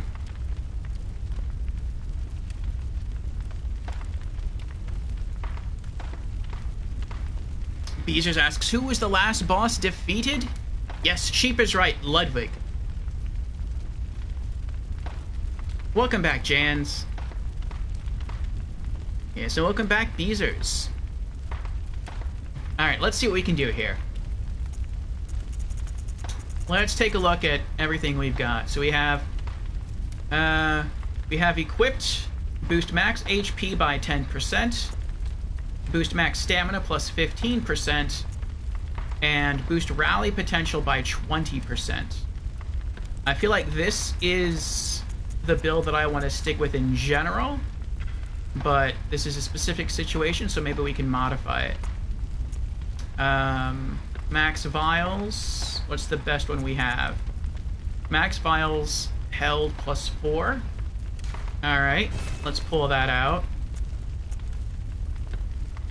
We don't always get viscerals. Again, we can't depend on viscerals. No.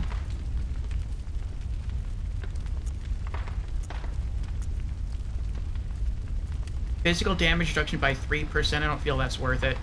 That's such a small percentage. He doesn't use arcane, so far as I know. He does use fire, but only 5% seems like a really small percentage. He doesn't use bolt. That's all damage reduction, but it's only 4%. I could stack Great Lake for 4% all damage resists with Fading Lake, and that would essentially give me 9% fire damage reduction. But would that be worth... I don't feel that would be worth it, though. To get rid of stamina and health. He doesn't use poison. He doesn't use frenzy. That says all resists, but I really think they can't be like fireball. That has to be just like poison, frenzy, and other stuff. That's way too high a percentage. Well, actually, it's not necessarily.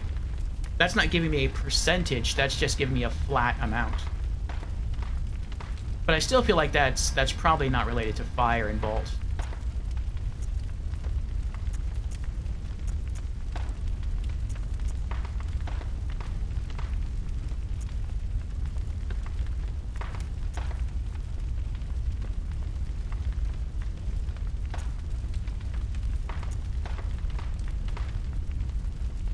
Alright.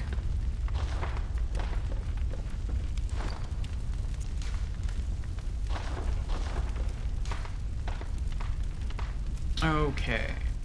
So what are we going to replace?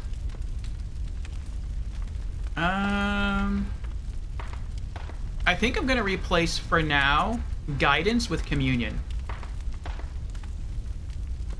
Because when he hits me, I can't always attack to get my stuff back.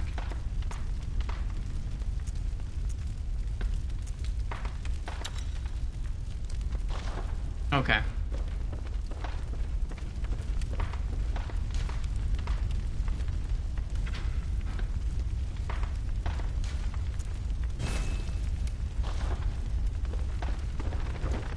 Oh, wait.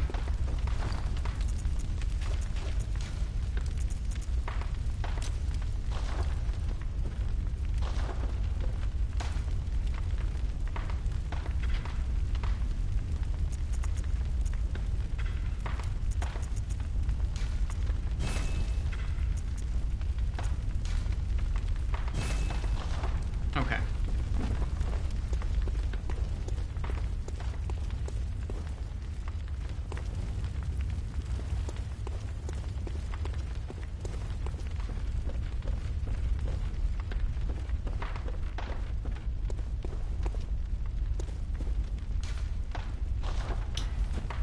Alrighty.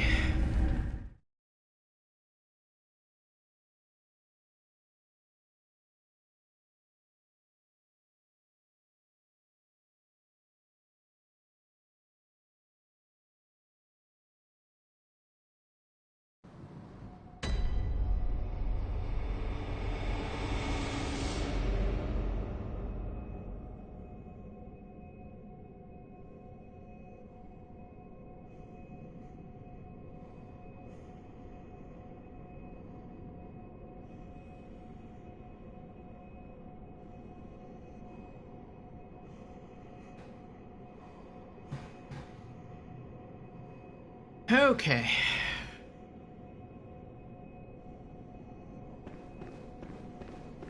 Let's try this again. Same strat as before, but we now have 4 more blood vials.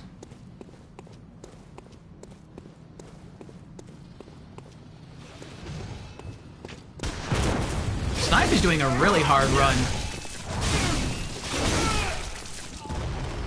He's going for no death, no hunter's dream.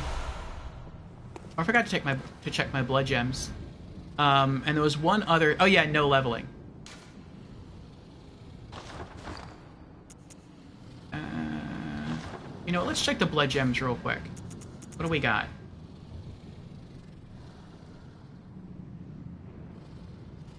Physical attack up 12.1%. No. I think with these type of gems, my attack is like plus... I think the weaker one is plus 15%. That's 8.1. 8.1. No. Probably not. No. Okay.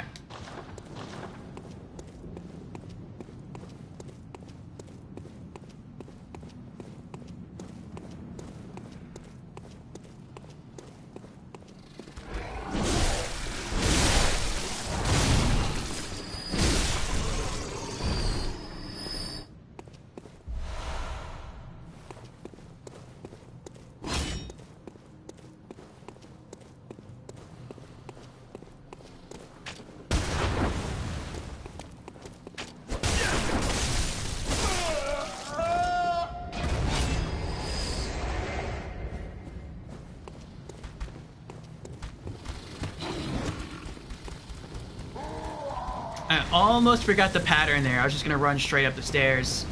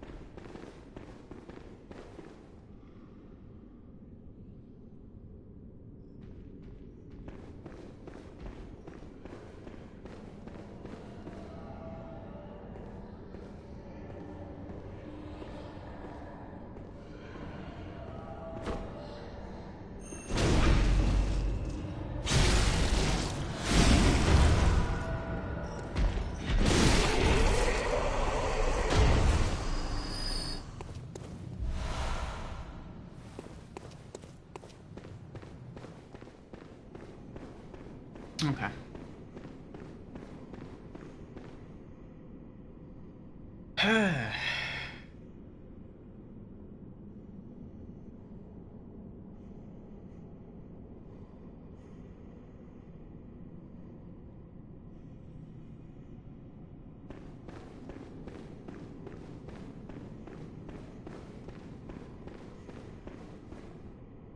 Yeah, that's kind of cool. Snipe sort of found a secret cutscene. He says, which is that the first time you go into the Hunter's Dream, there's like a special, almost like a special introductory cutscene, I guess. But if you never go into the Hunter's Dream, so you never die, until you go to fight Gehrman at the end, then you see that like introductory cutscene, but everything's already on fire. That's kind of neat. Okay. Let's try this again.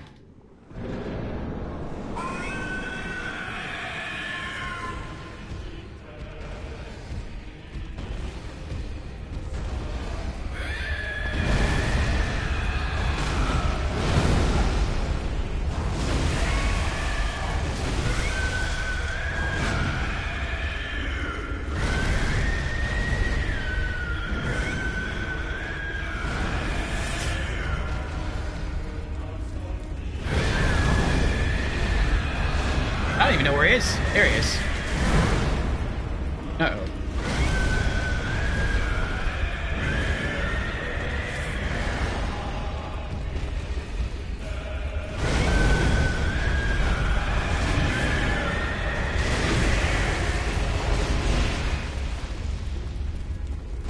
I thought I was gonna get the visceral.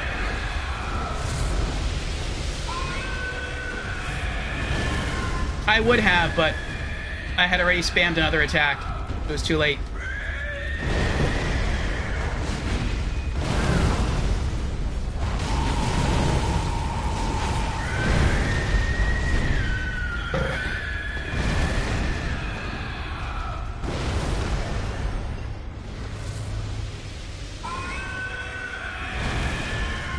What does that do when he does that? Like, I've seen multiple wolf creatures do that. Oh no, the grab. He got me. It looks like it's a regenerative move. Like his health would go back up, or like maybe if I chopped off his arm, he would like regrow the limb. But that's not what happens. Like, I've seen him do that. I think I saw Cleric Beast do that. I may have seen like Bloodstarved Beast do that.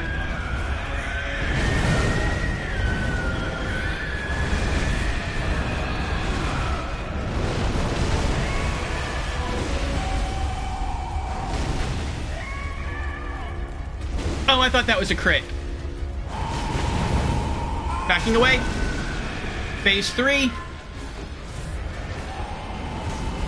Poison knife time.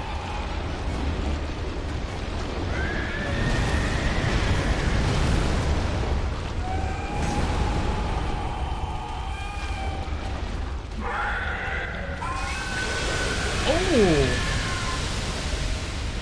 You need a tic-tac.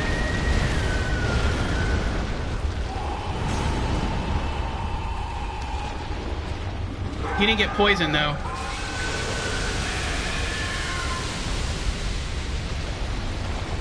I wonder if you can poison him. He is taking damage from, like, the physical pecs of the knife. But it doesn't look like he's getting poisoned. Maybe he can't be poisoned. That could be it. Alright, we're just gonna have to go back to melee, then.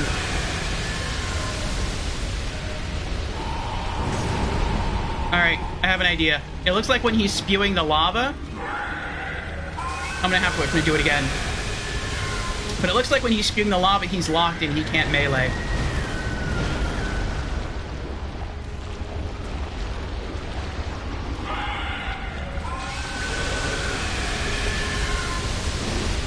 Back away. Alright, I need to pull him one way. Oh, nope, I took too long. No, I need him to shoot in a straight line. Now. Oh no, dodge roll, go, go, go, go.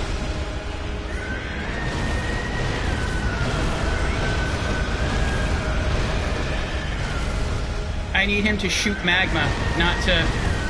But I need to be far away from him to do that. Come on. Spit at me. There you go. There you go. That's it. Oh, that's so disgusting. Oh, I took too long. I'm dead. He killed me. I had so many flasks left. 18 flasks. Look at that. If I would have had time to heal in between his hits, I could have taken him. I could have done it.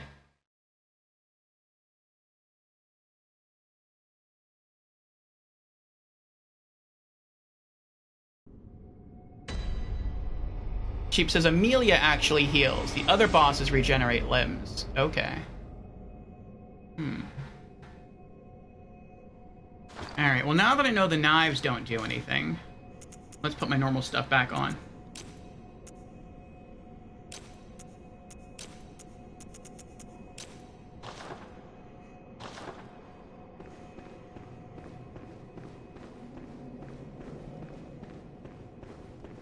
Alright, so I think that was really good. I can't really rely on throwables. I just don't have enough to whittle the boss down from phase 3 to nothing.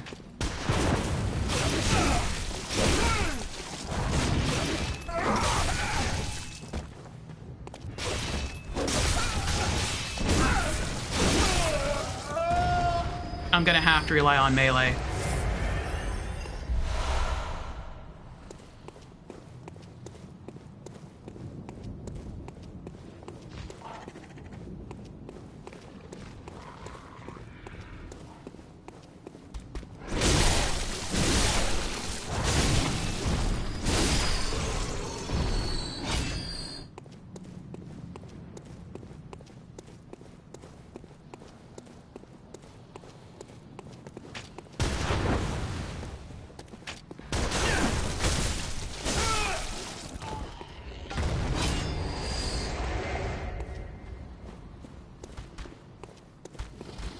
Whew.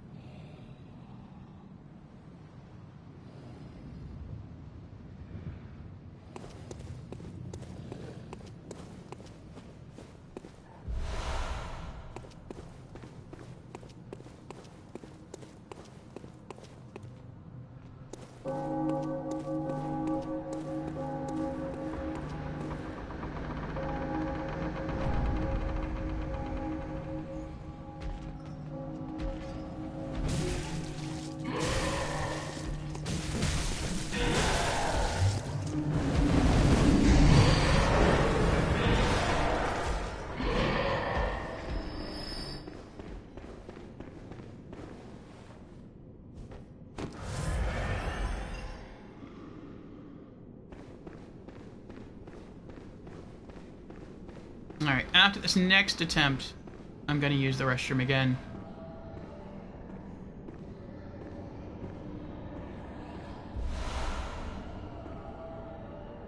Oh, he's almost dead. They did a lot of damage to him this time.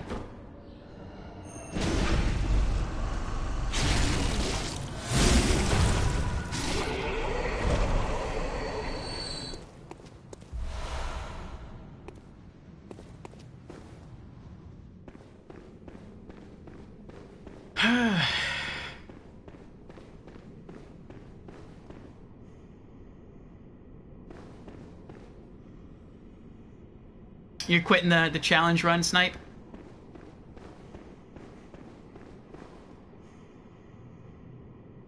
Okay.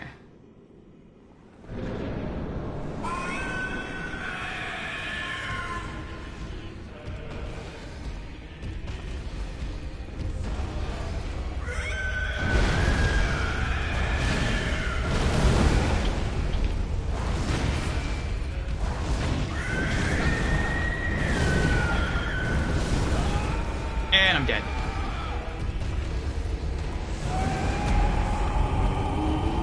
Once I missed the second swing, I should have hopped back instead of continuing to attack. All of my attacks after the first one were out of range, and all of his landed.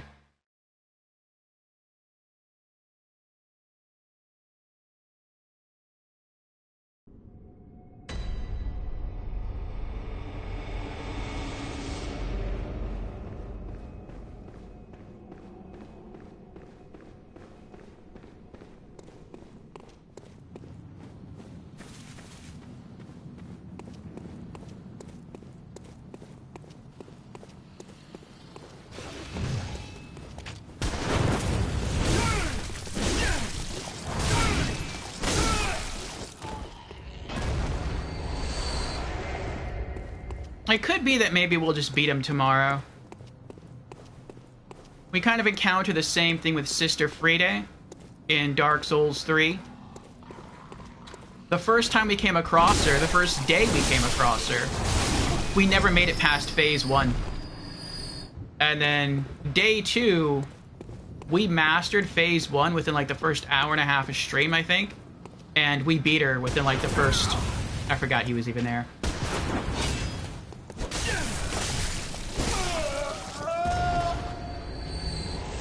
And I think we beat her within like the first hour and a half of our second day.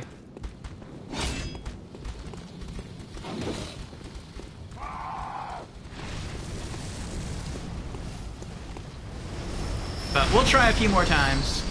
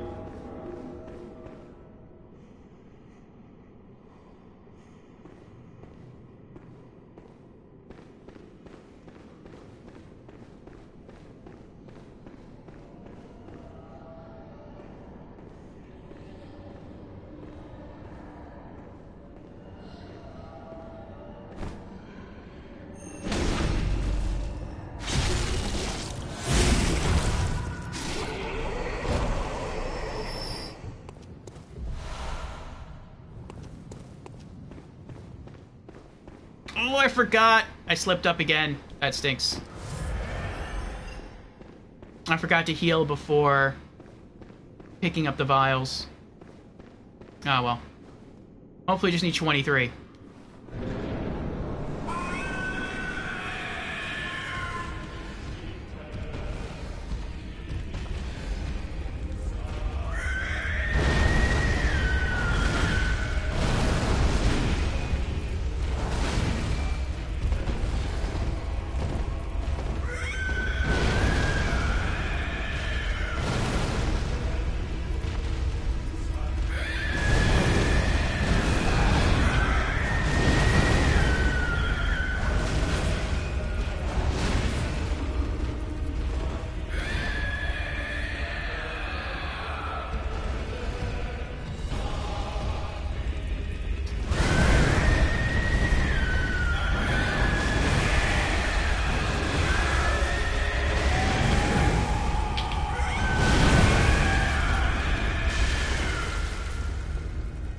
I don't think that was a big enough stagger right there.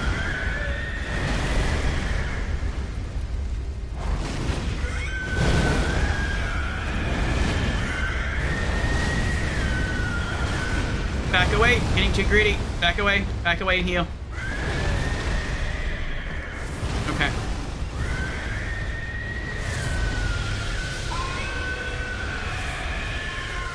I don't see him healing. But you know what? If that's what he does to Oh, I jumped at him. Look at that. If that's...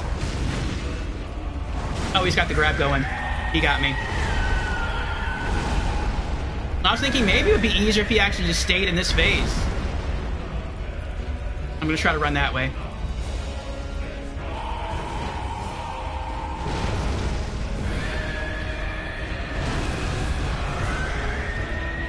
Because I feel like I'm starting to get this phase down. Uh-oh. Unlock! Unlock! Run away! Run away! I'm dead.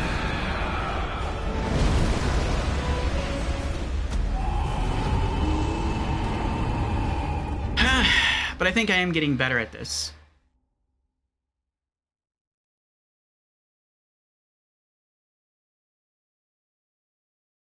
Snipe has redeemed Hydrate. Cheers, Snipe.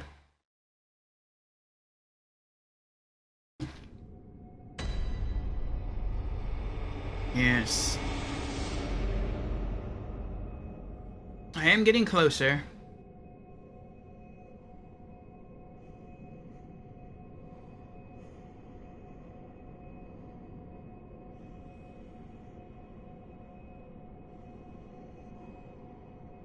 Oh boy.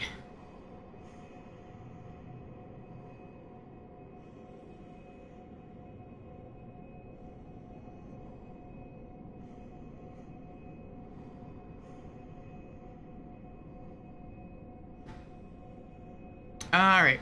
I have to use the restroom. I will BRB. Looks like we have half an hour till the next ad, so I'm not gonna run one. Burp.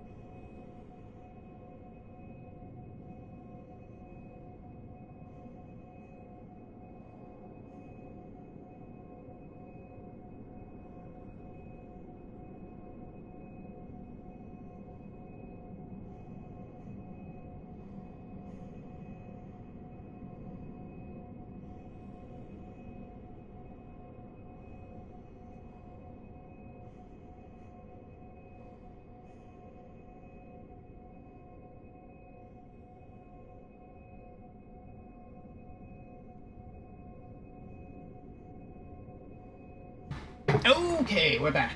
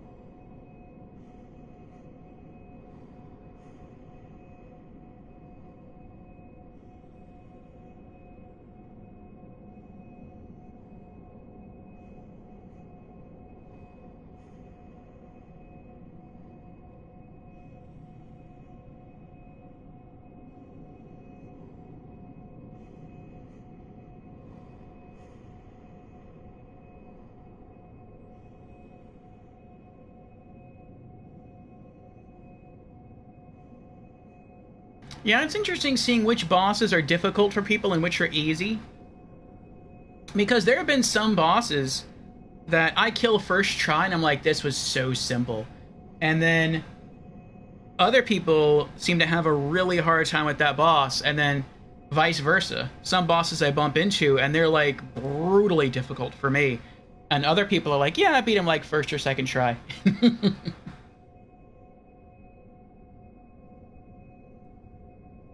Like, Martyr Logarius.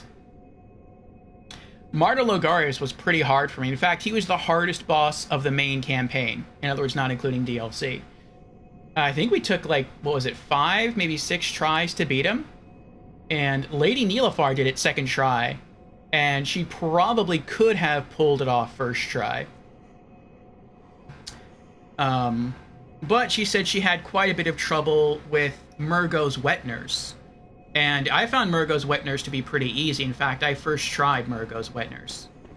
So, yeah, different people just have different play styles. And it's interesting how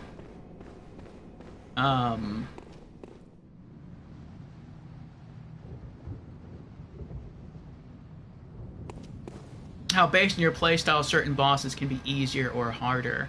that just made me think, like, maybe I should try a different weapon. But no other weapon I have... No, I'm not going to do that. The only other weapon I would be tempted to try to use, because the creature's kind of bony, would be a blunt weapon, which would be to finish upgrading my Kirkhammer. But the hammer of the Kirkhammer is even shorter range than the Greatsword, and occasionally I'm missing with the Greatsword. So that probably just means I would miss even more with the Kirkhammer. So, nope.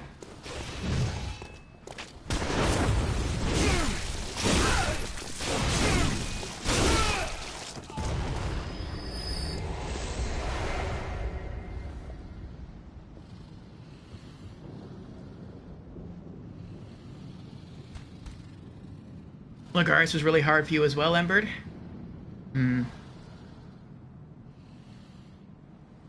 Peter says, try hugging the left rail when you get to the big fireball. I don't want the small little wolf guys, though, to, like, follow me to the left side of the rail, and then they don't get hit by the fireball. But I'll try it.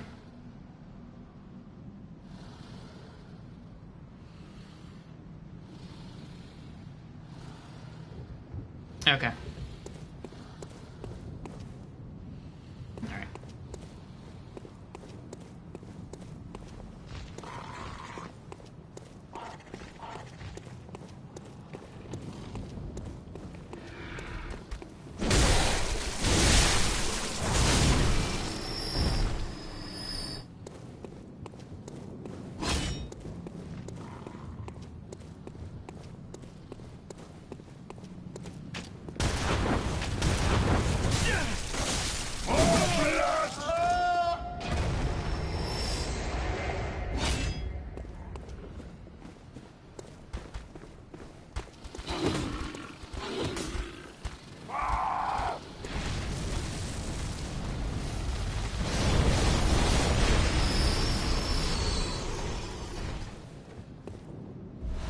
I think when you said to hug the left side wall, I think you meant, like, to maybe sprint past here and then hug this left side wall. Is that what you meant?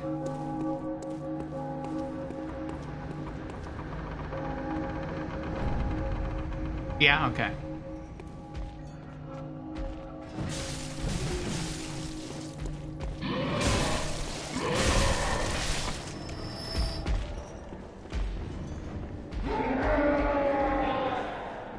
Oh, he was still alive out there. I thought the AI just went crazy. All right. Oh, Snipe has suggested a poll. Very well.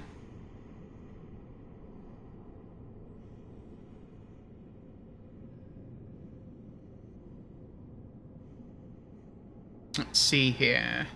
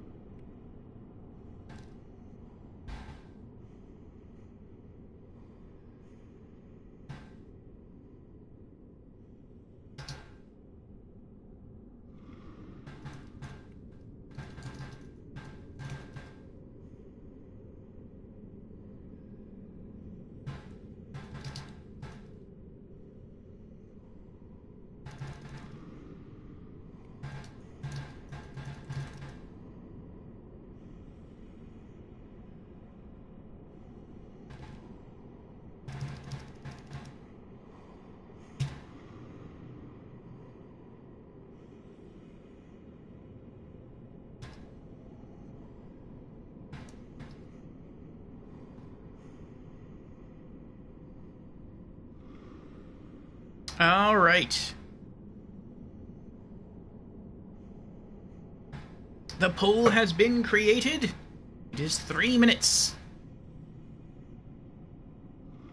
All right. And Snipe has also redeemed Hydrate. Very well. Cheers, Snipe.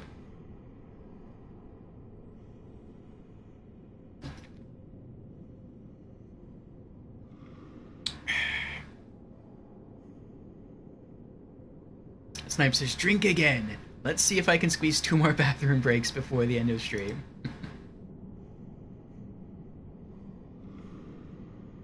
Okay. What was everyone's hardest boss in Bloodborne? For those of you who have completed Bloodborne. What was your hardest boss in the main campaign? And what was your hardest boss in the DLC? And then what was your hardest boss overall?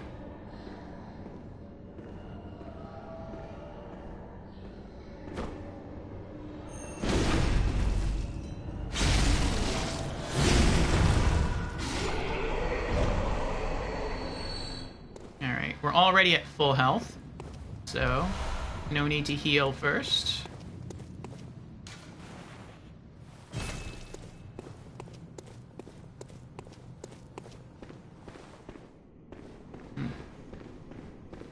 Oh, there's his body.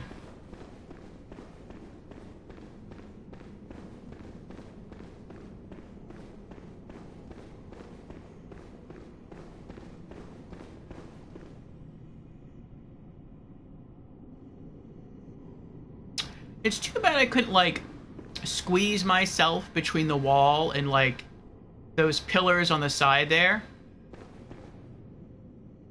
And try to cheese him. That would be pretty awesome.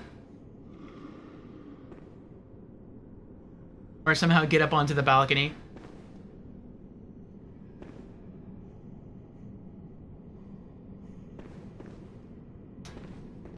Alright. We'll wait till the poll is over, and then we'll head on in. Give this another try.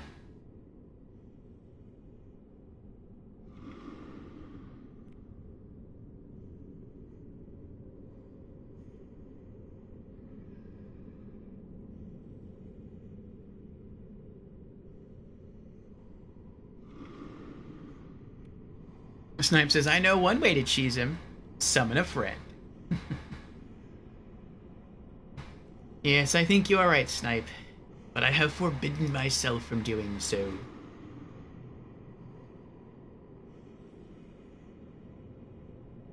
Alright. Poll has ended. And it's the majority say, yes, I will kill this boss, and it will be done this stream. You all have quite a bit of faith in me. I do appreciate that. We will see.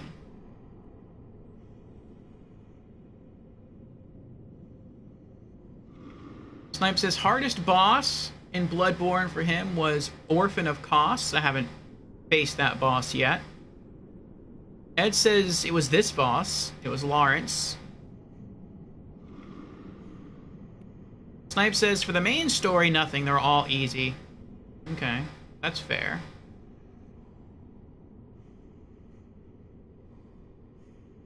Jan says, for my first playthrough, main campaign, Margot's Wet Nurse. DLC, Orphan of... Spoiler.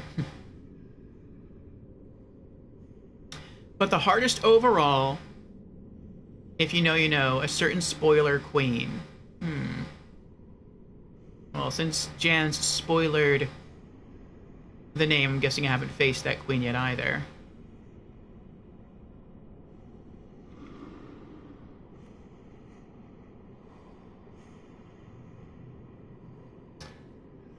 Beezer says... hardest for main game was the Wet Nurse. Okay.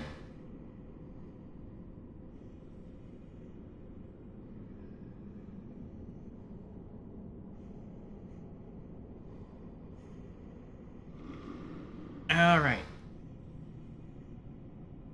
Okay. We got really, really close last time. We had 18 vials left.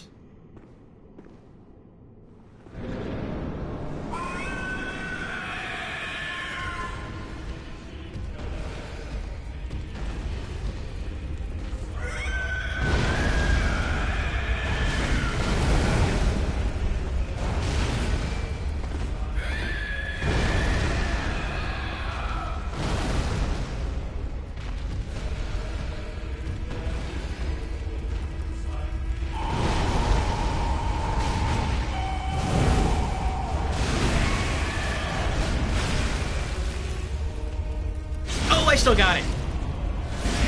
Nice.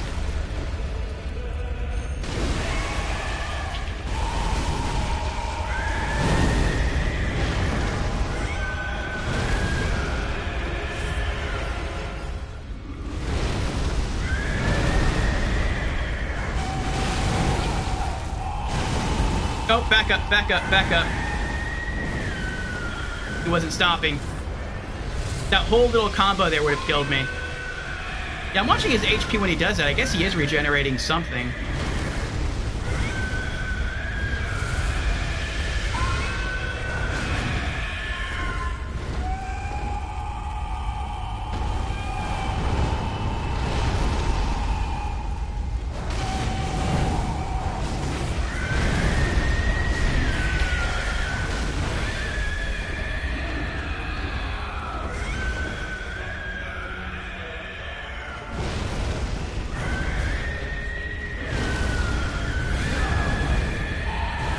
Uh-oh. Not good.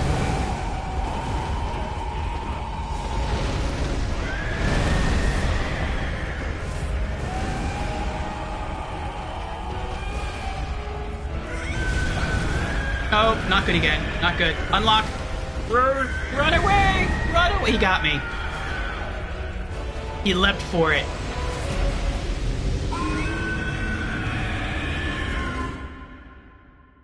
He grabbed me by the ankle.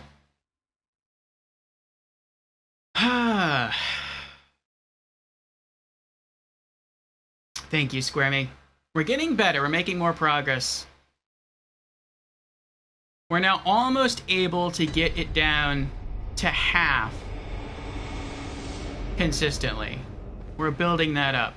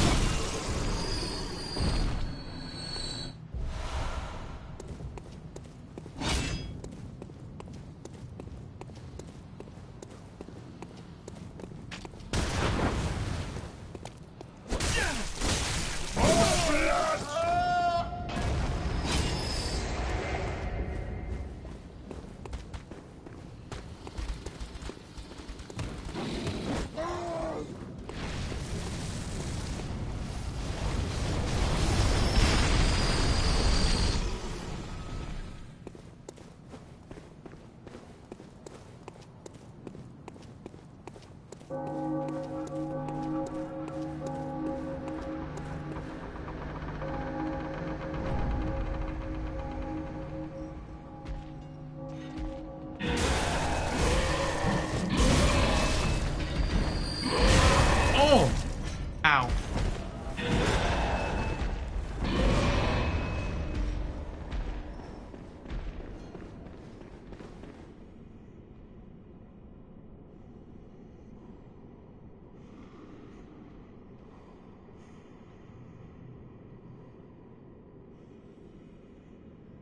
Snipe has again redeemed Hydrate. Very well, Snipe. Cheers.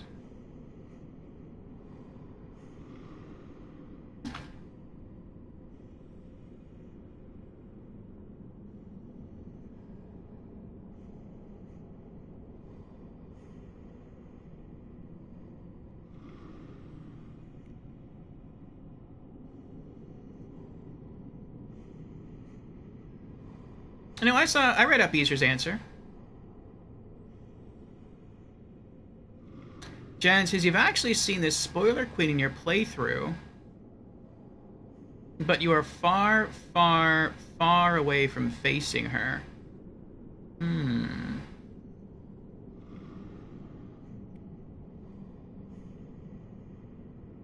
I feel like that has to be the Queen of Cainhurst, then. Because that's the only queen I've encountered I think in the game.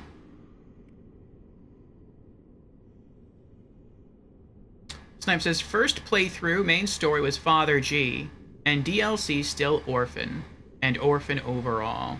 Okay.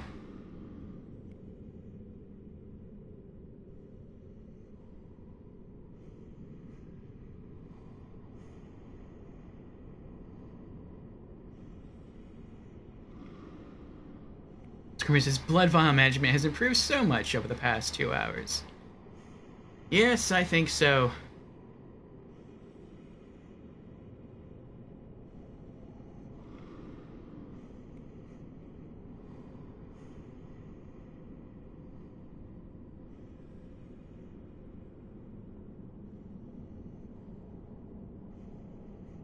I've met 2 queens?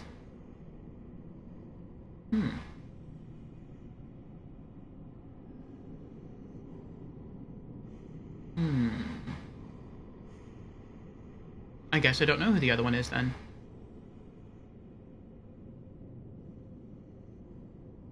And the Canehurst Queen is not the boss. Okay.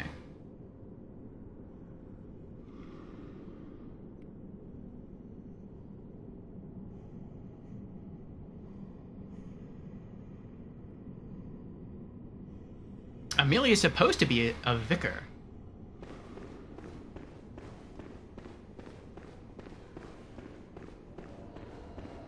There's Yusefka. Yusefka is queen of her clinic. We kind of killed her, though.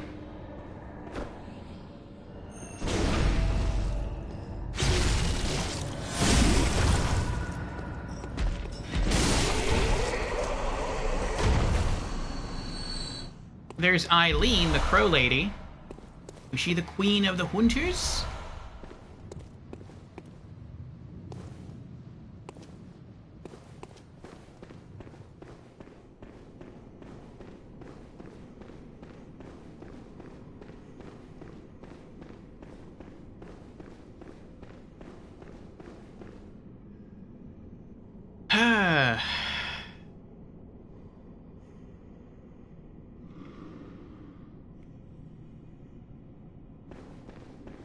Okay.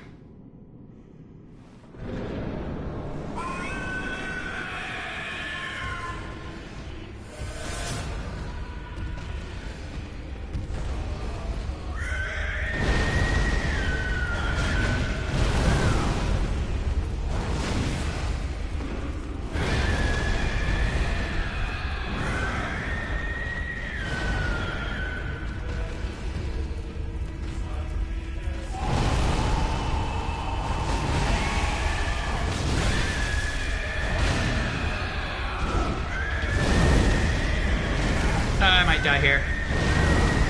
Nope, I made it. I wasn't sure what to do, so at first I tried to hit the circle button to dodge. Oh, this is bad. Oh, can't believe I didn't get hit by that. And then I was like, maybe I should go for the attack. Maybe I shouldn't. I was kind of unsure about what to do there.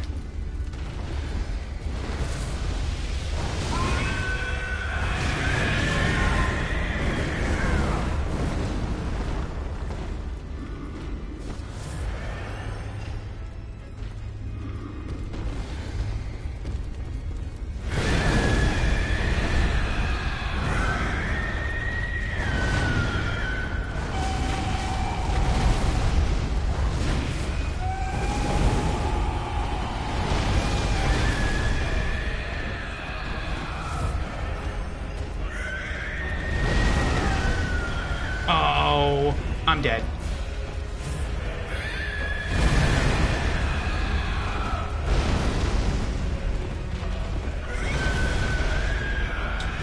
That was close.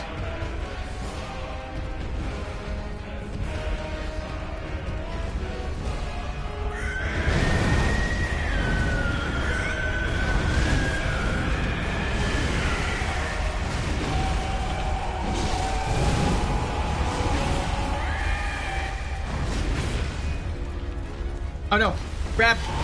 Oh, he didn't do the grab. I thought he was gonna do the grab on me. There's stamina to recover. Good. Oh, wow. Run away. Run away! Oh!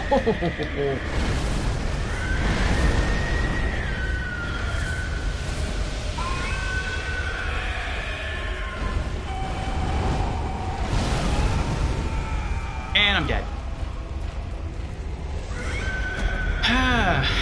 Got him down halfway again, though.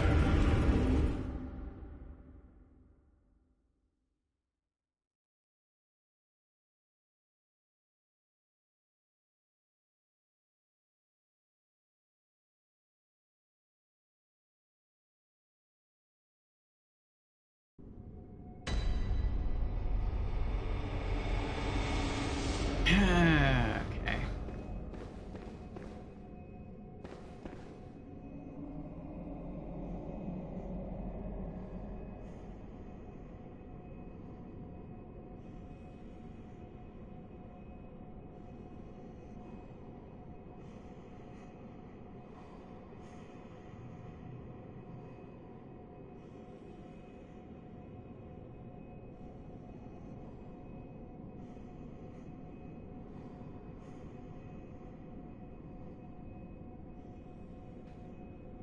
Okay. Let's give it another try.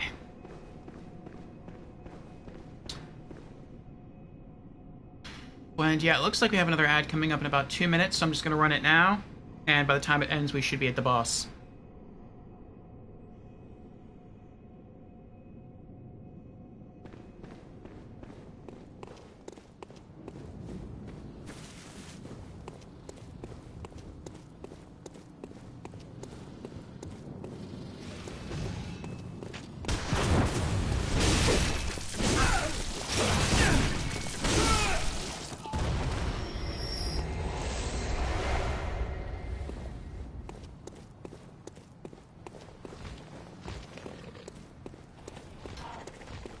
Okay.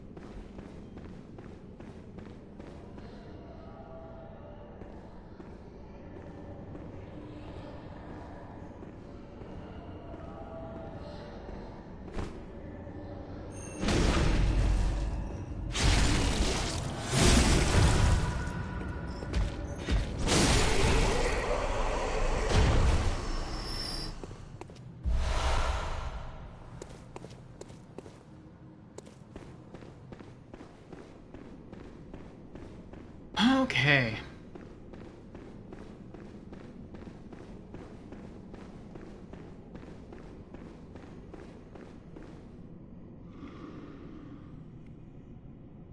if this doesn't work, I think I will return to the Hunter's Dream and have a look at what we might buy. Not that we'll have any blood echoes to buy anything, but maybe I'll just need to... I don't know. We'll evaluate. We'll see if we can do anything. Okay.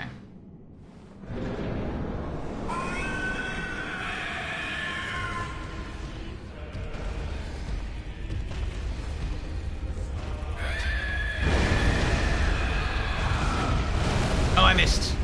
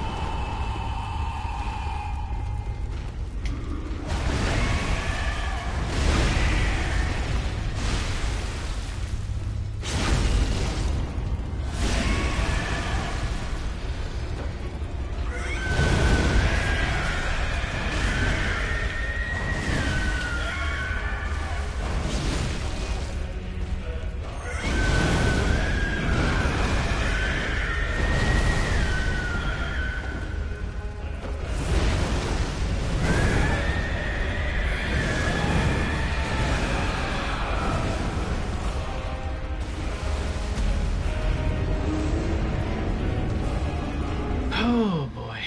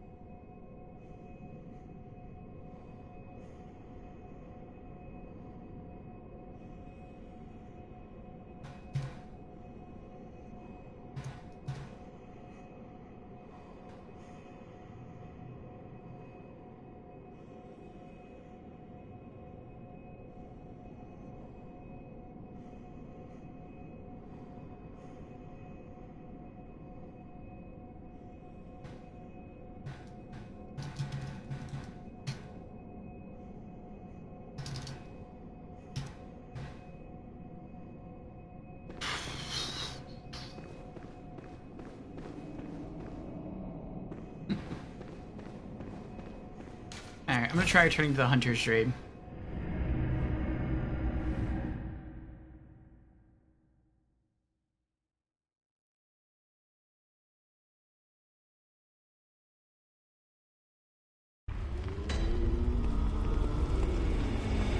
Alright. What other options do I have?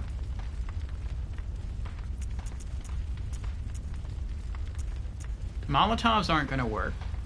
Oil's not going to work. Cocktails don't work. Throwing knives might be a little more effective than poison knives, but they're not going to be enough to kill him. Pebbles aren't going to work. Fire paper's not going to work. I mean, we could try ball paper. I guess. No. No. No. That would be nice, though, if we could just, like, throw a shiny coin on the ground and he goes, ooh, shiny, and he ignores me, just goes for the coin. Then I can get into backstab. What else? We have all the weapons.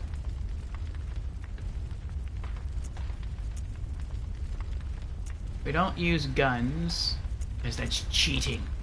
No. Wait. How much was the Bolt paper? Bolt paper is 9,600. Okay. I think the papers last for like 1 minute. So...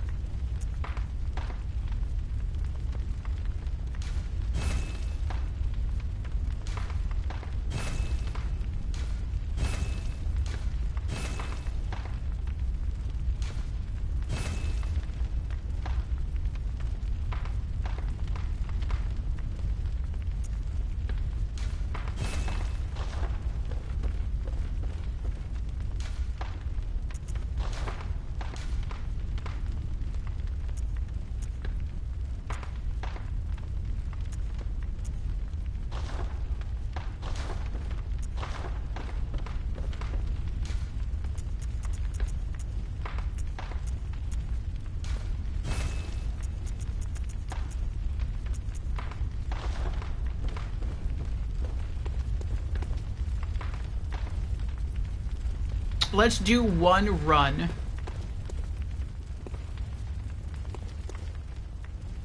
Let's do one Blood Echo run to buy some Bolt paper.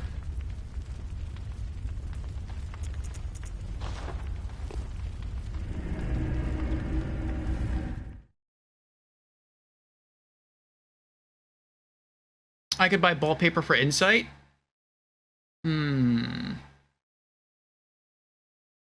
Well, we'll see. I'll do this one run, buy however much Bolt paper I can, and if it looks like it's effective, then maybe I'll go blow some Insight on Bolt paper. Snipe has redeemed Hydrate again. Very well. Cheers, Snipe.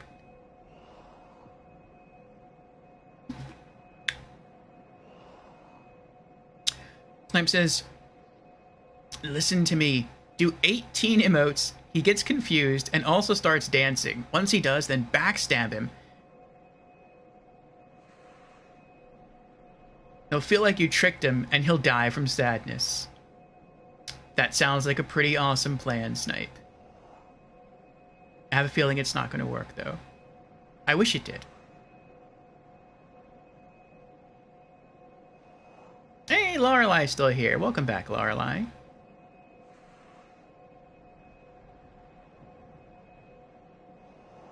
Beast blood pellets? You know what? We'll try. We'll see what happens. First, we'll do Bolt paper. We'll see how well that works. And if that doesn't work, then the next thing we'll try will be the pellets. And we'll see if that works. So right now we're just going to do one run for Blood Echoes, and we're going to use some of those to repair our sword. Yeah, it's getting a little low. And then we'll use the leftover to buy Bolt paper. Oh. That was accident.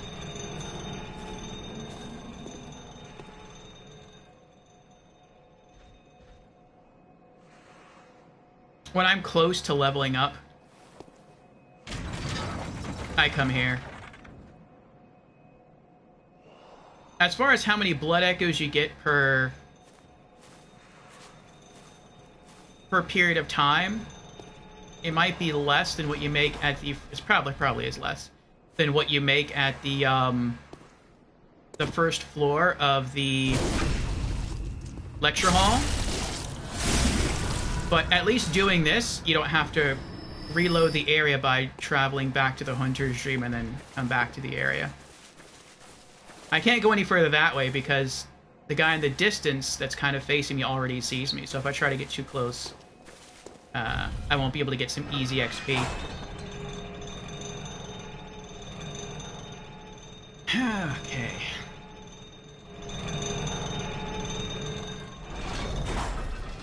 But I've sort of developed a set run here.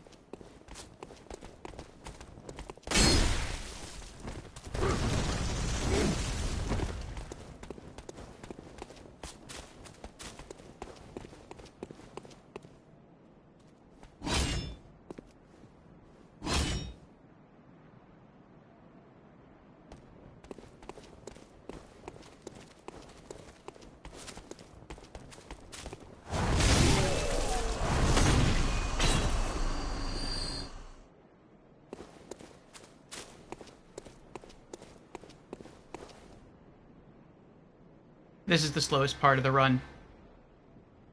Killing these first two cloaked figures here.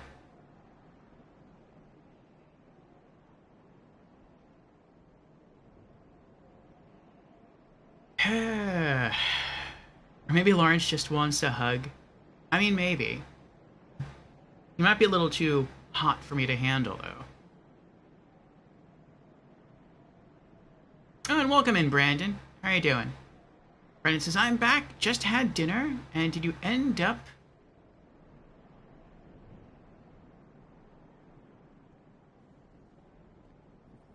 I'm not sure who the boss is you're talking about there. Maybe I haven't come across that person yet.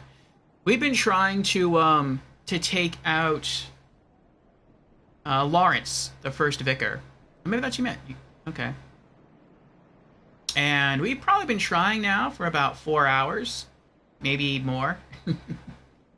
And we're getting closer. That used to be that he would, probably half the time, he would kill us without us dealing any damage to him at all. Now, we actually are dealing damage, and we're getting him almost consistently halfway down. But we're not beating him just yet. We're getting better on flask management.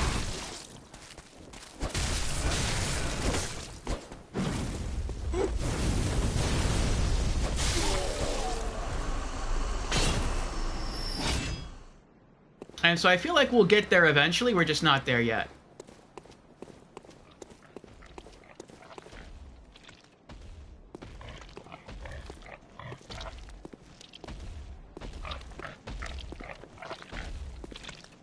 Alright, we have enough blood echoes to buy 1 bolt paper.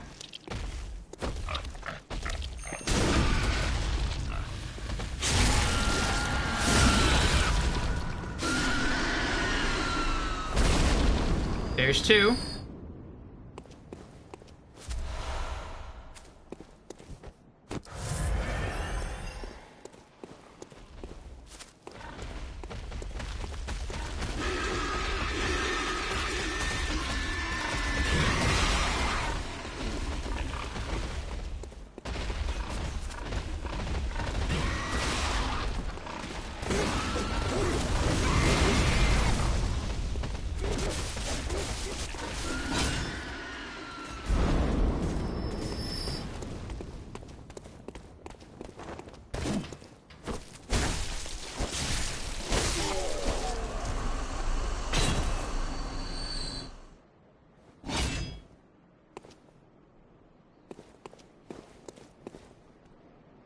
One might still be alive. One of the pigs.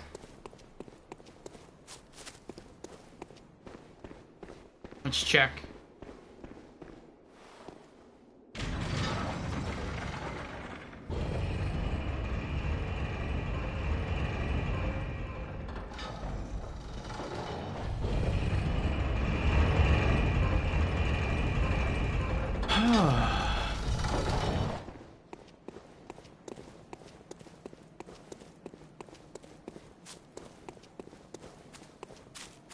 Hey, Gamer Knight, how are you doing?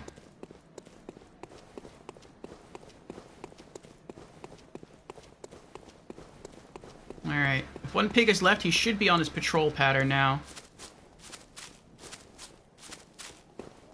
Yep.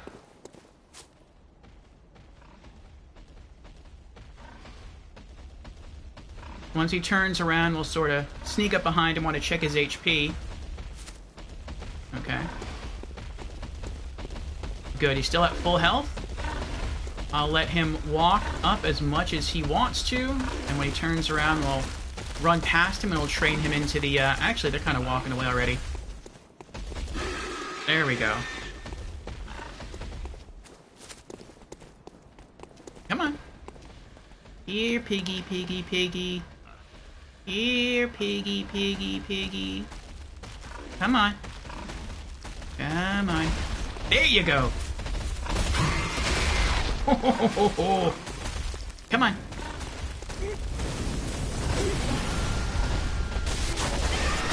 Good, piggy.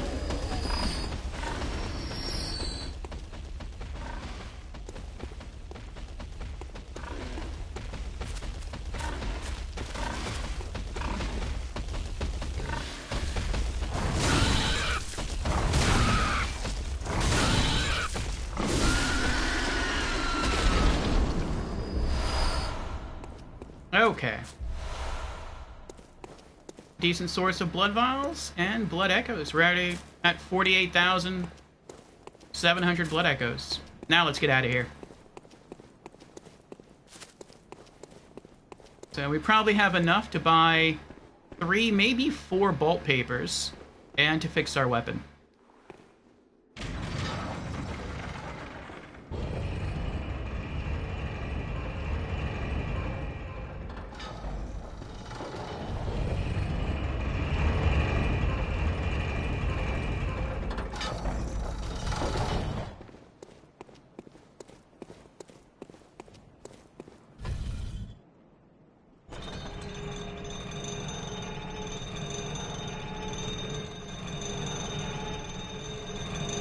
Oh boy. Ah, Ed says this is my blood echo farm as well.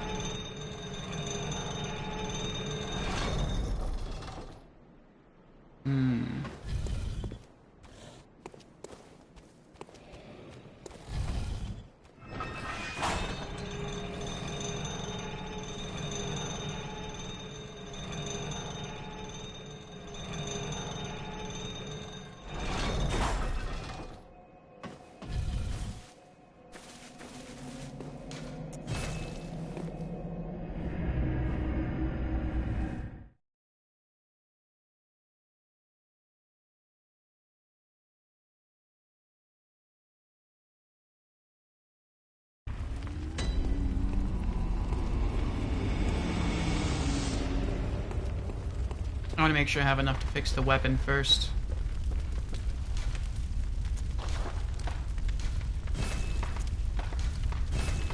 Okay.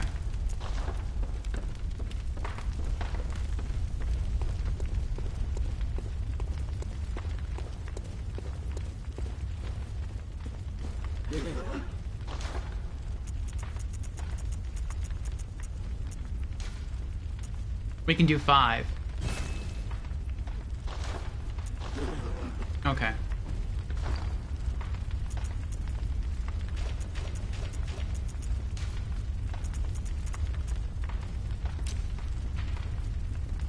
Coarse paper that applies bolt to weapons when rubbed.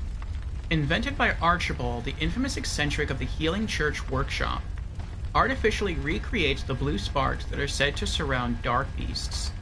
Unlike the other strange weapons created by Archibald, this one was favored by many hunters, in particular those who had even once laid eyes on a dark beast. Let's hope the power of the dark beast can overcome the power of the fire beast.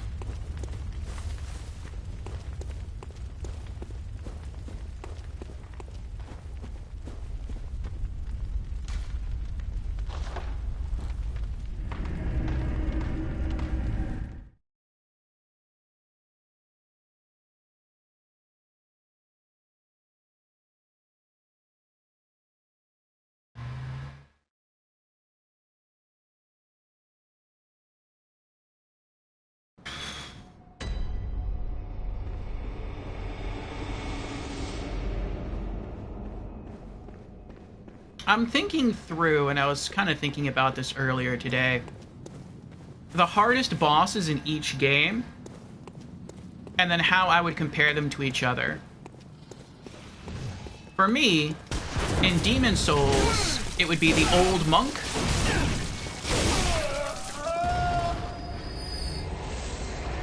In Dark Souls 1, it would be Kalameet, the Black Dragon. Between those two, I'd say Kalameet was harder for me. Dark Souls 2, the Ancient Dragon. Between Ancient Dragon and Kalameet, I'd say... You know, I think I'd say Ancient Dragon.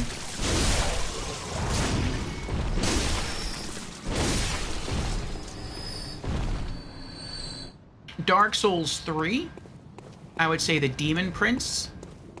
Between the Demon Prince and Ancient Dragon?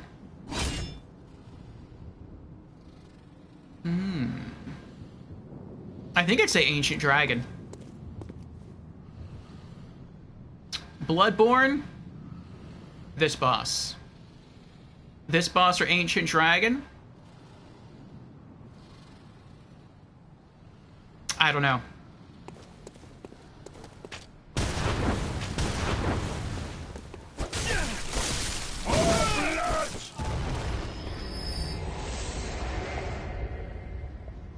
Probably this boss. Because on the first playthrough against the Ancient Dragon, I think it did take us a while. I don't remember exactly how long. I want to say maybe it took us like in 1 to 2 hours to beat him our first try. But we've been on this guy quite a bit longer than that.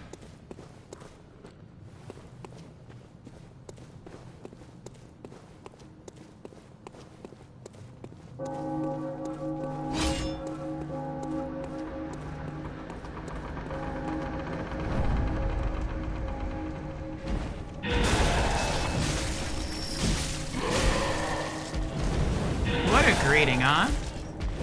All they did was ring the doorbell. Poor guys.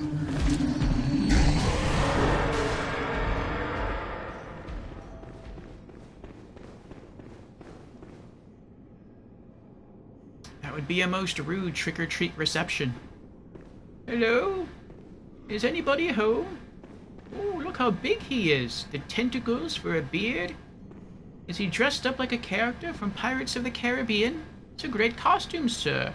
But what is the axe for? Oh no, he's raising it. Oh, he's being theatrical. No, no. Oh, it's real. No, no, stop it.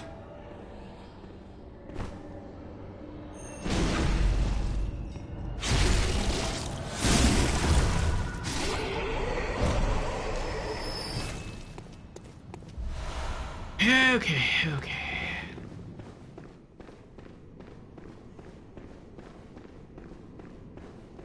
That's what happens if you ding dong dish this guy. I guess so. Maybe last year they left poop on his lawn. Or poop in a brown paper bag in front of the door. He's like, I'll get you kids this time. Snipe has redeemed Hydrate. Very well. Cheers, Snipe. Alright, let's try the bolt paper. So, alright. Oh, look at that. You can almost... I can grab the blood echoes. They're that close. That's funny.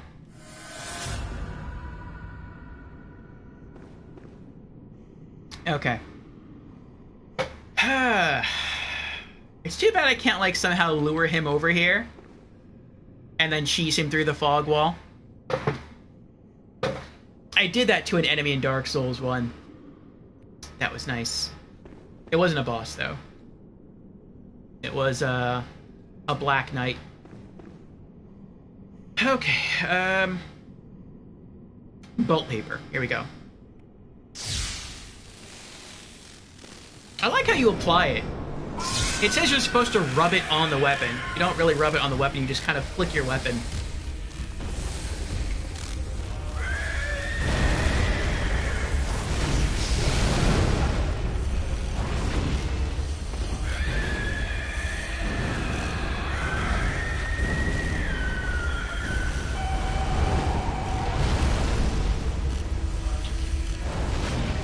Wow, he's good at dodging. Again, it's like he knows.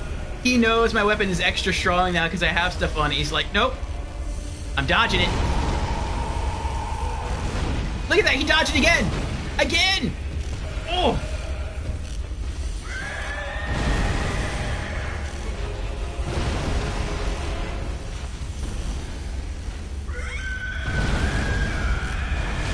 Finally.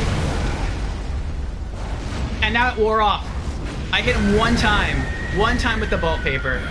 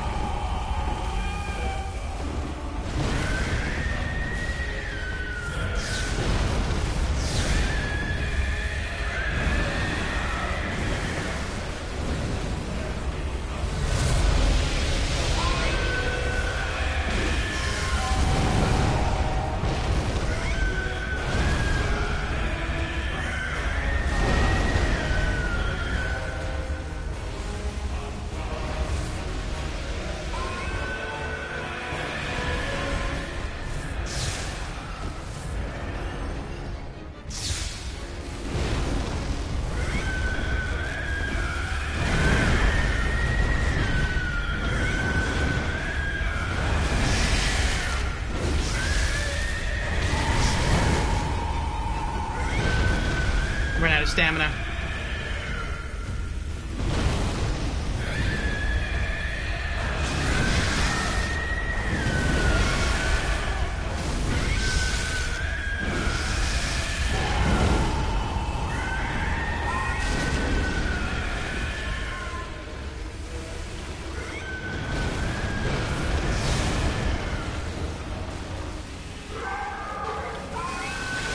Oh, he's doing it again. I forgot. I need to unlock.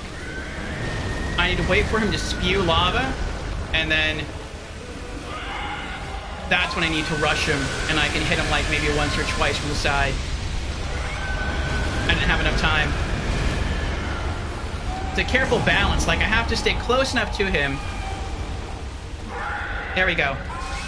Close enough that...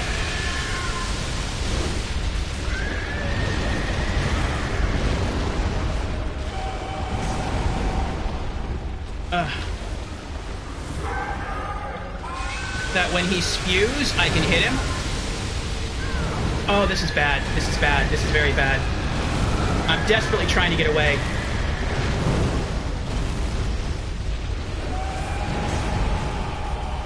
Oh.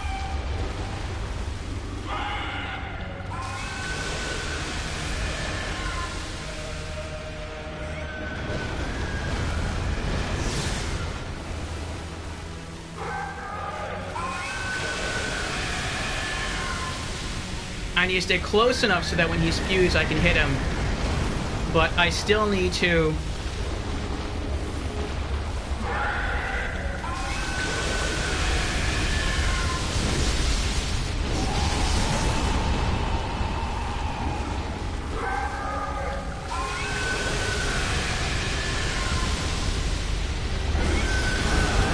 Oh, I'm dead.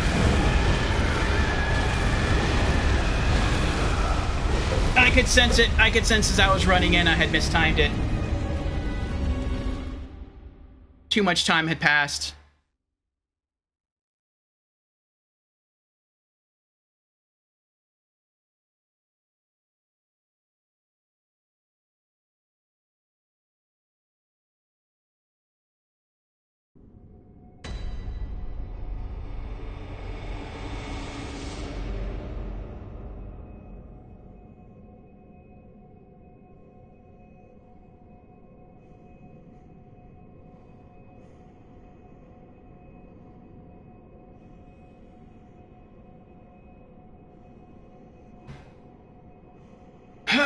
Okay.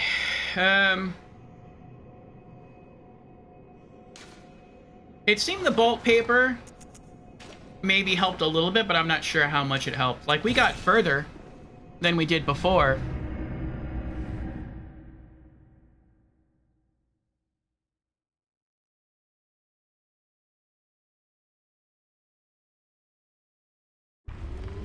But I don't know if it was that big of a difference.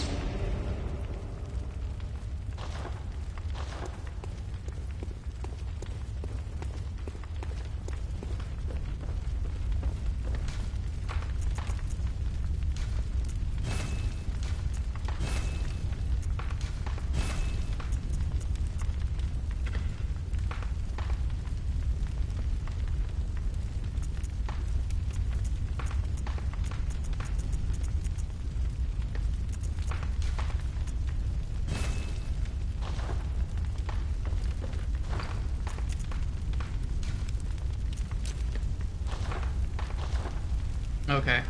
We'll try the beast blood now. Gain medicinal pellet that grants short-lived beasthood. Large medicinal pellet, supposedly formed of coagulated beast blood, banned by the Healing Church due to their unclear origin, grants a spurt of beasthood. Ripping apart the flesh of one's enemies and being rained upon by their splattering blood invigorates one's sense of beasthood, feeding strength and euphoric feeling alike.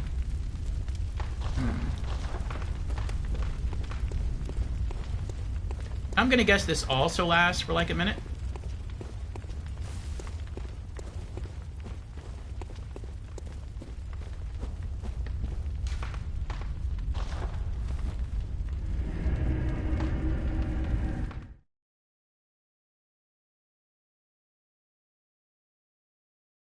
Alright, I think we're gonna give this...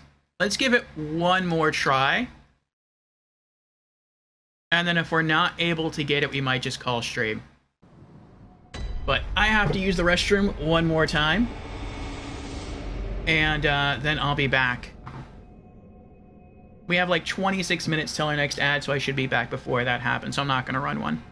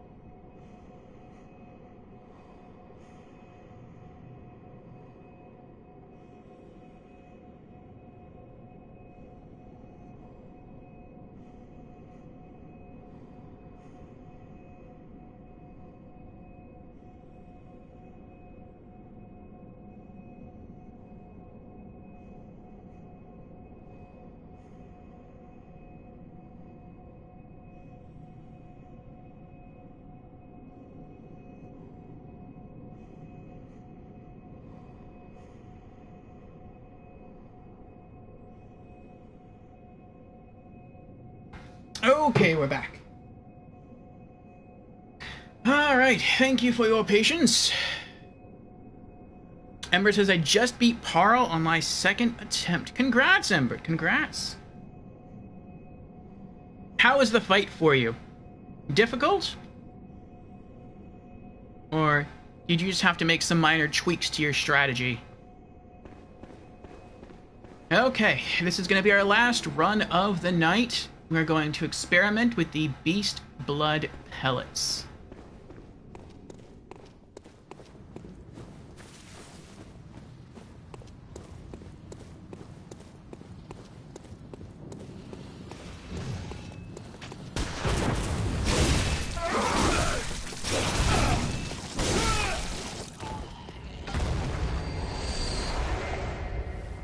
Ooh, Adept Damp Blood Gem 5. That's different, I think. It is different. Oh, I got excited. Thrust attack up by 15.1%. Physical up near death 4.8%. Ah, well.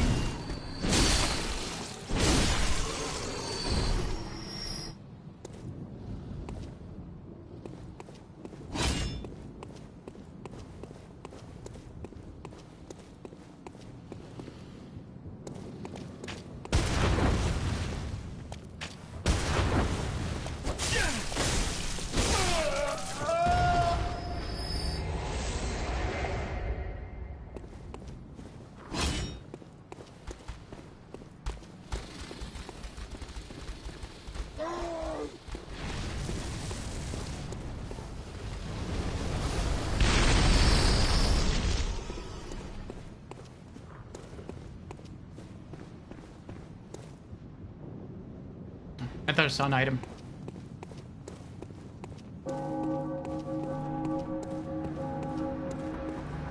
I hope this is like the hardest boss of the DLC for me.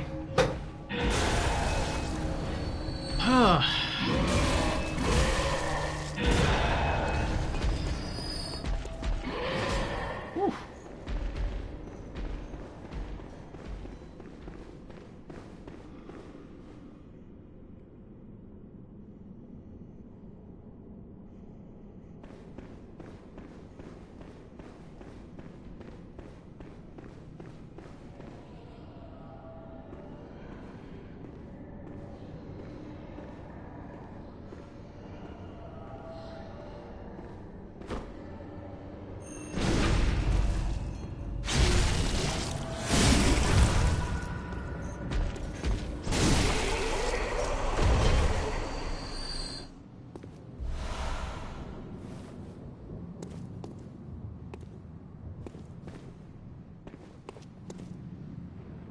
Oh, okay. I didn't see the body of the other guy. Okay, here we go. Alright, so I'm gonna guess I have to press square to ingest a beast blood pellet. And, we can deal some good damage. Embert says, it's just Parl, so just the usual camera issues. Second attempt was weird, though, I don't know. Maybe I finally got in the zone. Nice. Alright, here we go.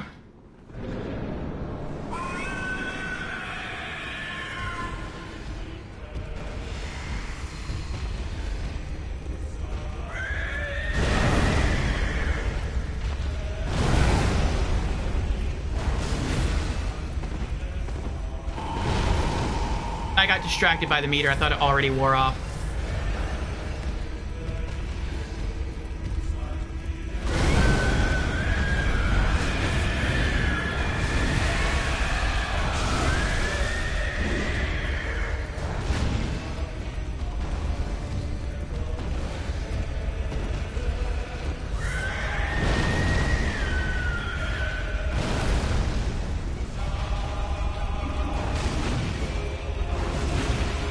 Uh-oh.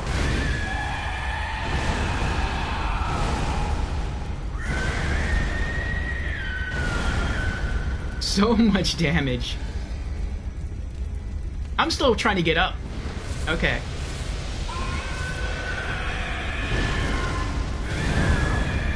I think I'm gonna die here. Oh, that was so close.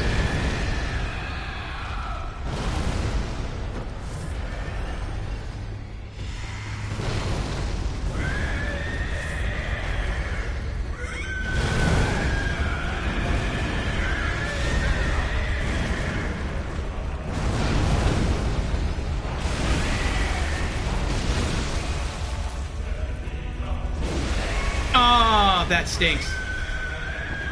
I thought, like, right there, I had a visceral.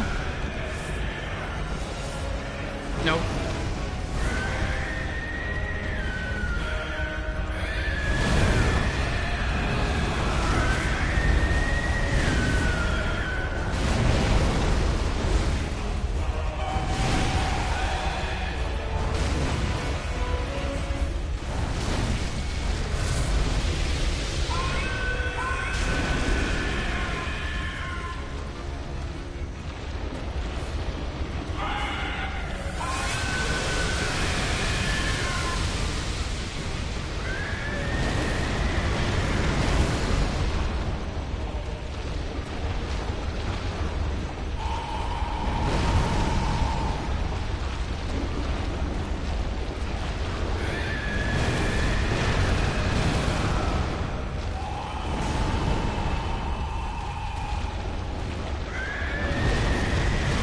I keep waiting for him to, like, spew his stuff. But now I need to heal, so now if he does it, I can't react. Do it again. Do it again. Do it again. Do it again. Oh! I can't get the tell down between when he's about to spew and when he's gonna just, like, swing his right arm at me.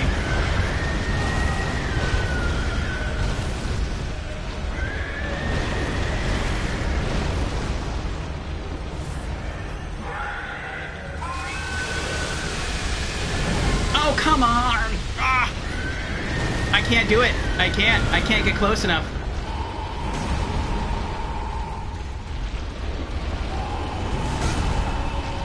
He can even spin 180. I was almost directly behind him, and I couldn't do it. I couldn't pull it off. I couldn't get close enough to him.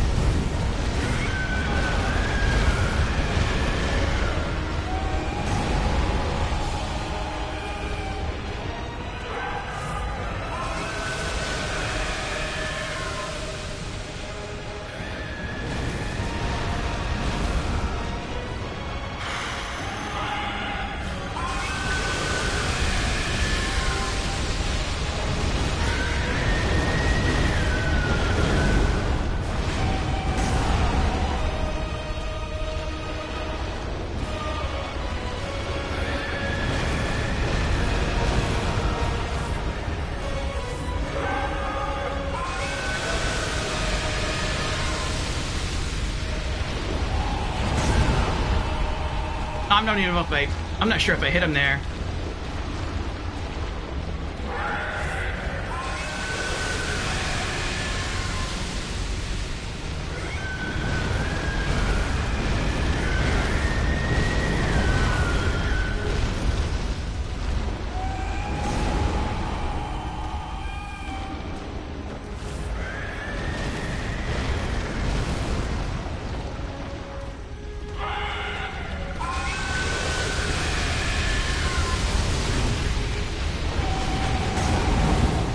I'm dead.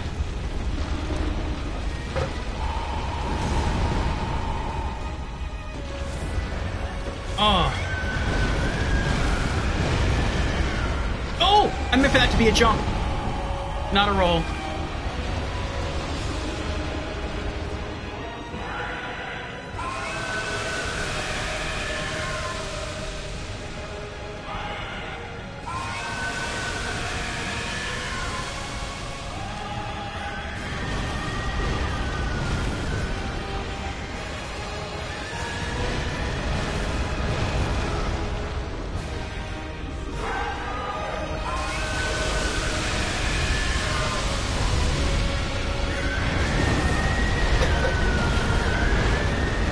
I'm dead.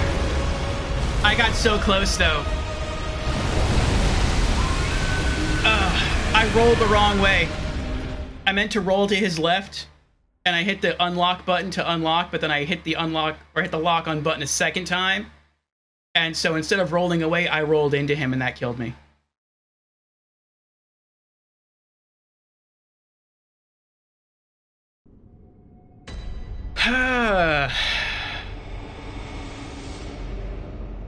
Beezers did fail redeem. You think that was greed? Swinging twice? I'm gonna go back and try to get more beast blood.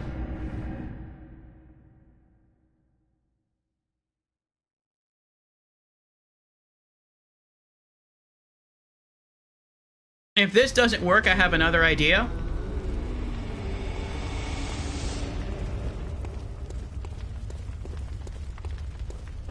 I'm not sure if I can do it, though. I think logically it would make sense if I could do it, though. And that would be to go on... Actually, I could do that, couldn't I? I only have 4 left, though. No, I don't. Let's try... That's true, I can just use Insight.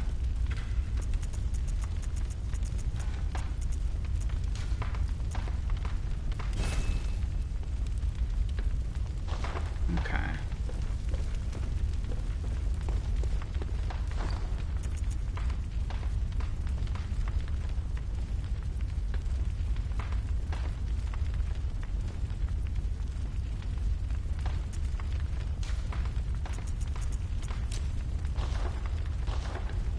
Let's try using them both.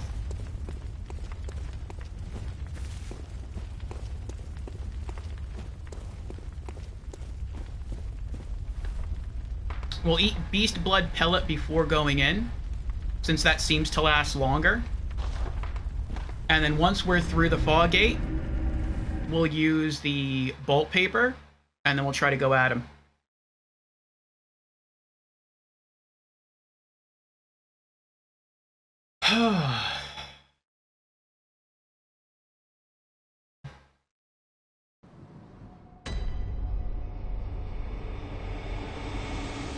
The second swing opened you up for Lawrence's swing.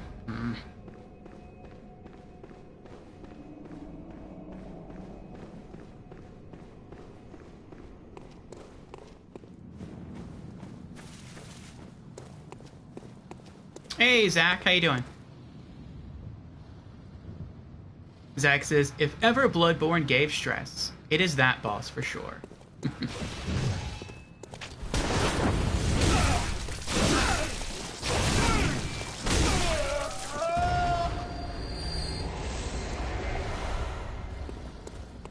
Yeah, we've been on him. I think maybe once we got like an hour, maybe an hour and a half into stream, we've been on him ever since. So it's been like, what is that? 5.5 hours on this boss?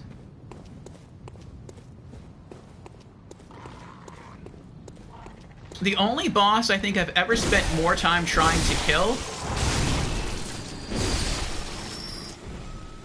I think, has been Kalameet in Dark Souls 1. But I actually think I almost killed Kalameet on my first try. I just wasn't trying to kill him then. I was trying to cut his tail for the tail weapon. And it took me like 3 hours. I think it took me like, what was it? I think it was like 3 hours to cut the tail. And then after that, it took me another 2 hours to kill him. But I got like really, really close to killing him first try. And then I got like, I was trying to get super, super careful not to do any more damage to his body. Because he was so close to death.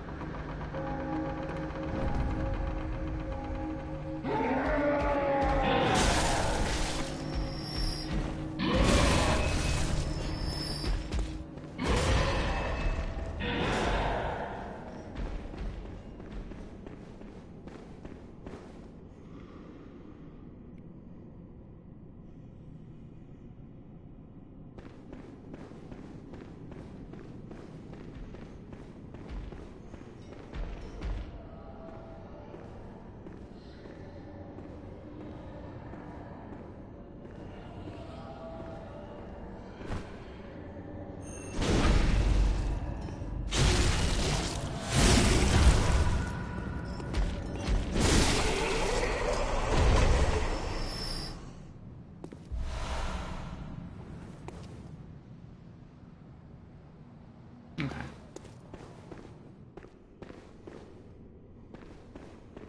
Oh, so I thought some of my blood echoes outside. It's like, that doesn't make sense.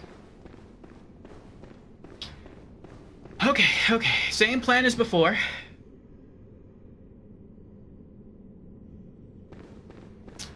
I'm gonna eat the pellet here, go through the fog gate, run up and to the right, use bolt paper, and then hopefully I can use both buffs at the same time and they don't overwrite one another. I would feel they should not overwrite one another because the pellet is affecting you because you eat it, whereas the paper is affecting your weapon. So I feel like they should be able to stack. You can have both? Okay. Alright. Get closer. Okay. Pellet? Nom nom nom nom nom. Okay. Paper? Well, fog gate first. Alright. Then paper.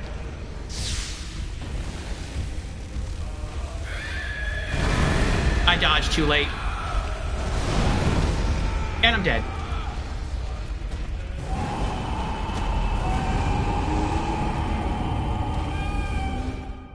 Yeah, I'm getting tired. My reflexes are slowing. Alright, good night, Lorelei. Thanks for being here. Thanks for hanging out. I'll see you again. I don't want to give it up, though. I feel like this might be the winning combo. Alright, one more try. Just one more, and then I'll end it. And then we'll try again tomorrow. That would be something, though, if we have another Sister Friede episode where I come back at this tomorrow and I like beat him within the first couple tries without like any other items.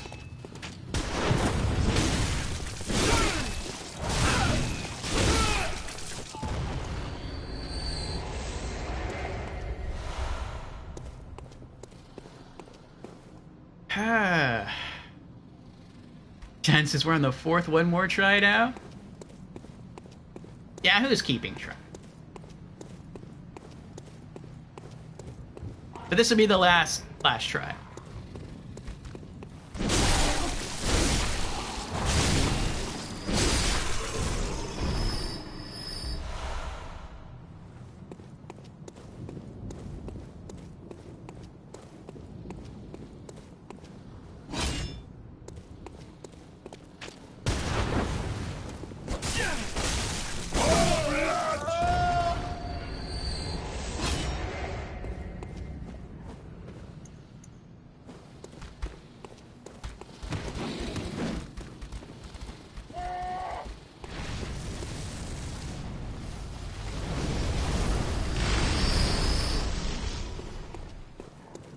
Bowling for werewolves.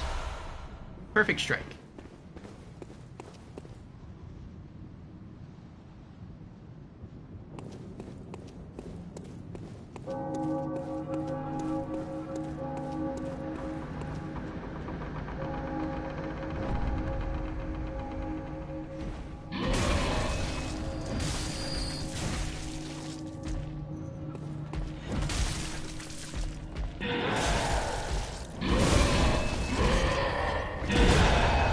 A pretty good little job there, staggering that guy. Oh, I got stuck.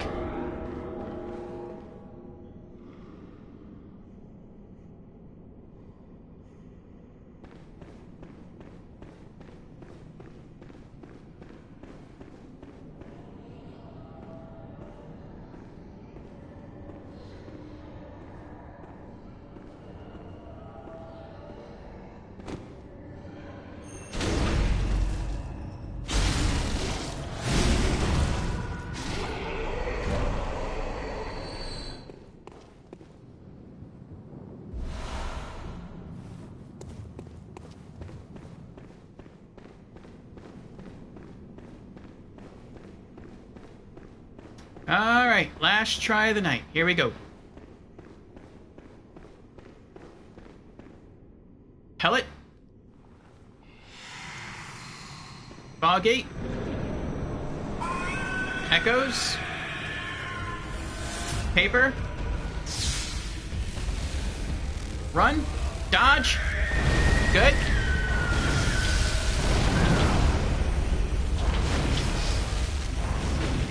Back away. Good.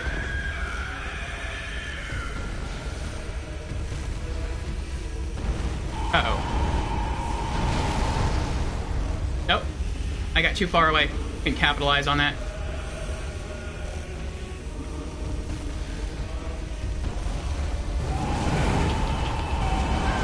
I'm dead. Oh, nope. I didn't die. Nice.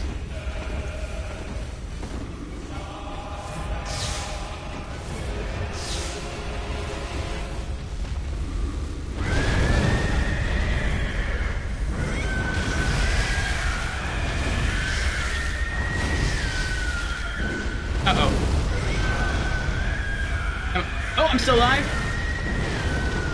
I saw I took a whole bunch of damage from that.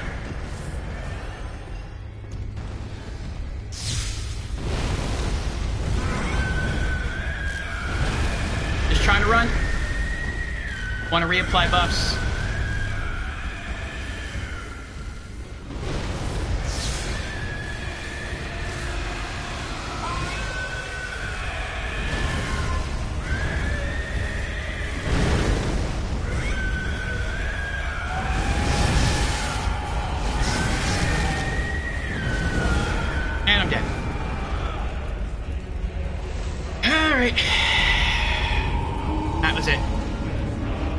Done for the night. Well, we made progress on the boss. Tomorrow, we shall hopefully slay the beast.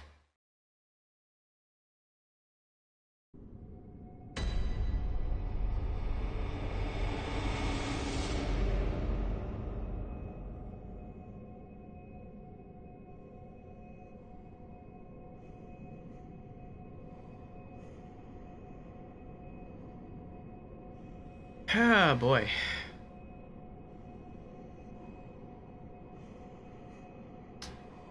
And no one is streaming anything Souls related that I follow.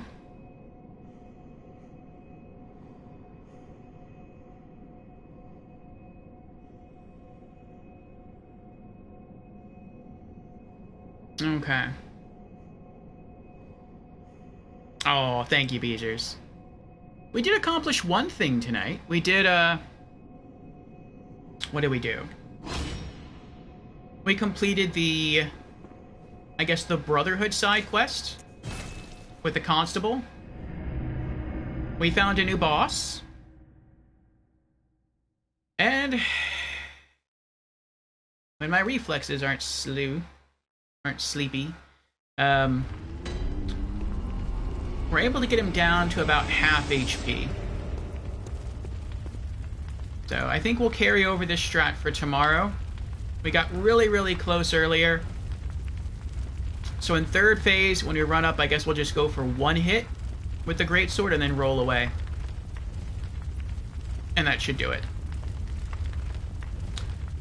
Alright. Is there anything I want to do before I head out? Yes.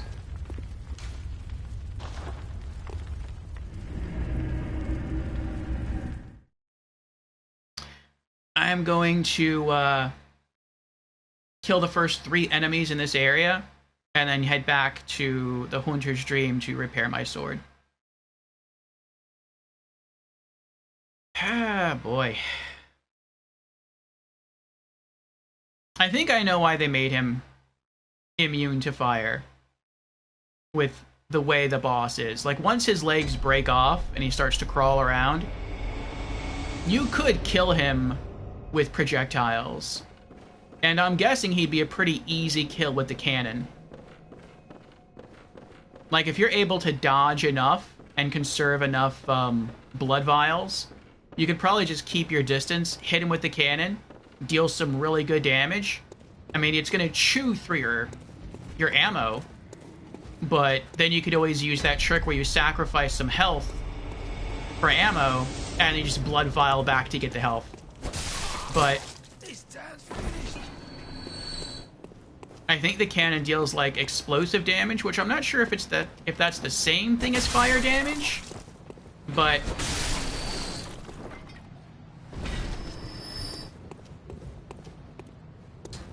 If it is, then yeah, he'd be like immune to that. So. Alright. I'm guessing that's enough blood echoes to fix everything.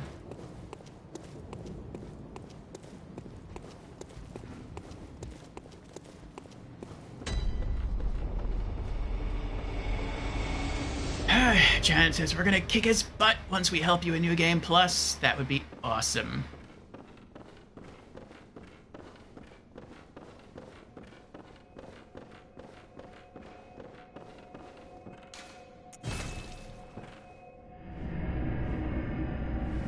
Yeah, I agree with Snipe. The main game of Bloodborne had its challenges, but it wasn't that hard. I would still say overall, for a Souls game, it was an easy game.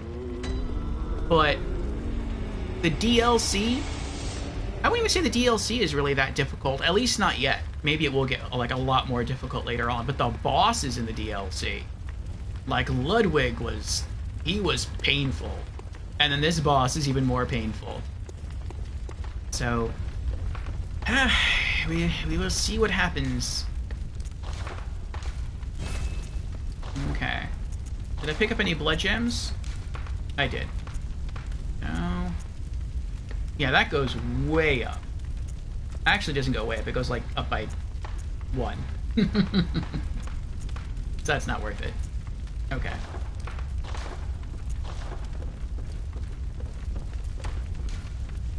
Alright, let's put that away.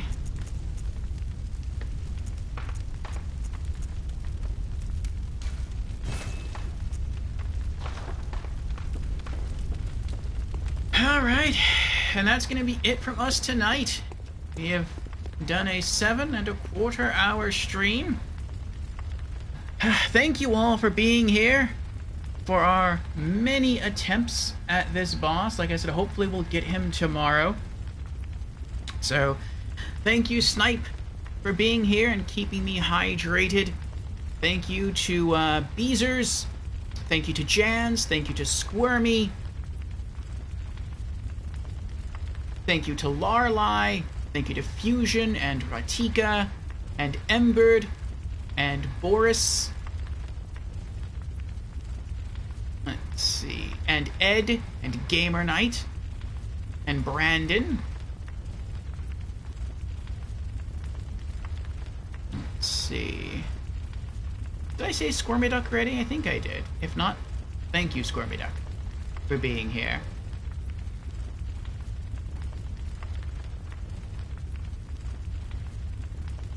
Yes. Also, thanks goes out to the lurkers. I do appreciate you, and I hope to see you again soon.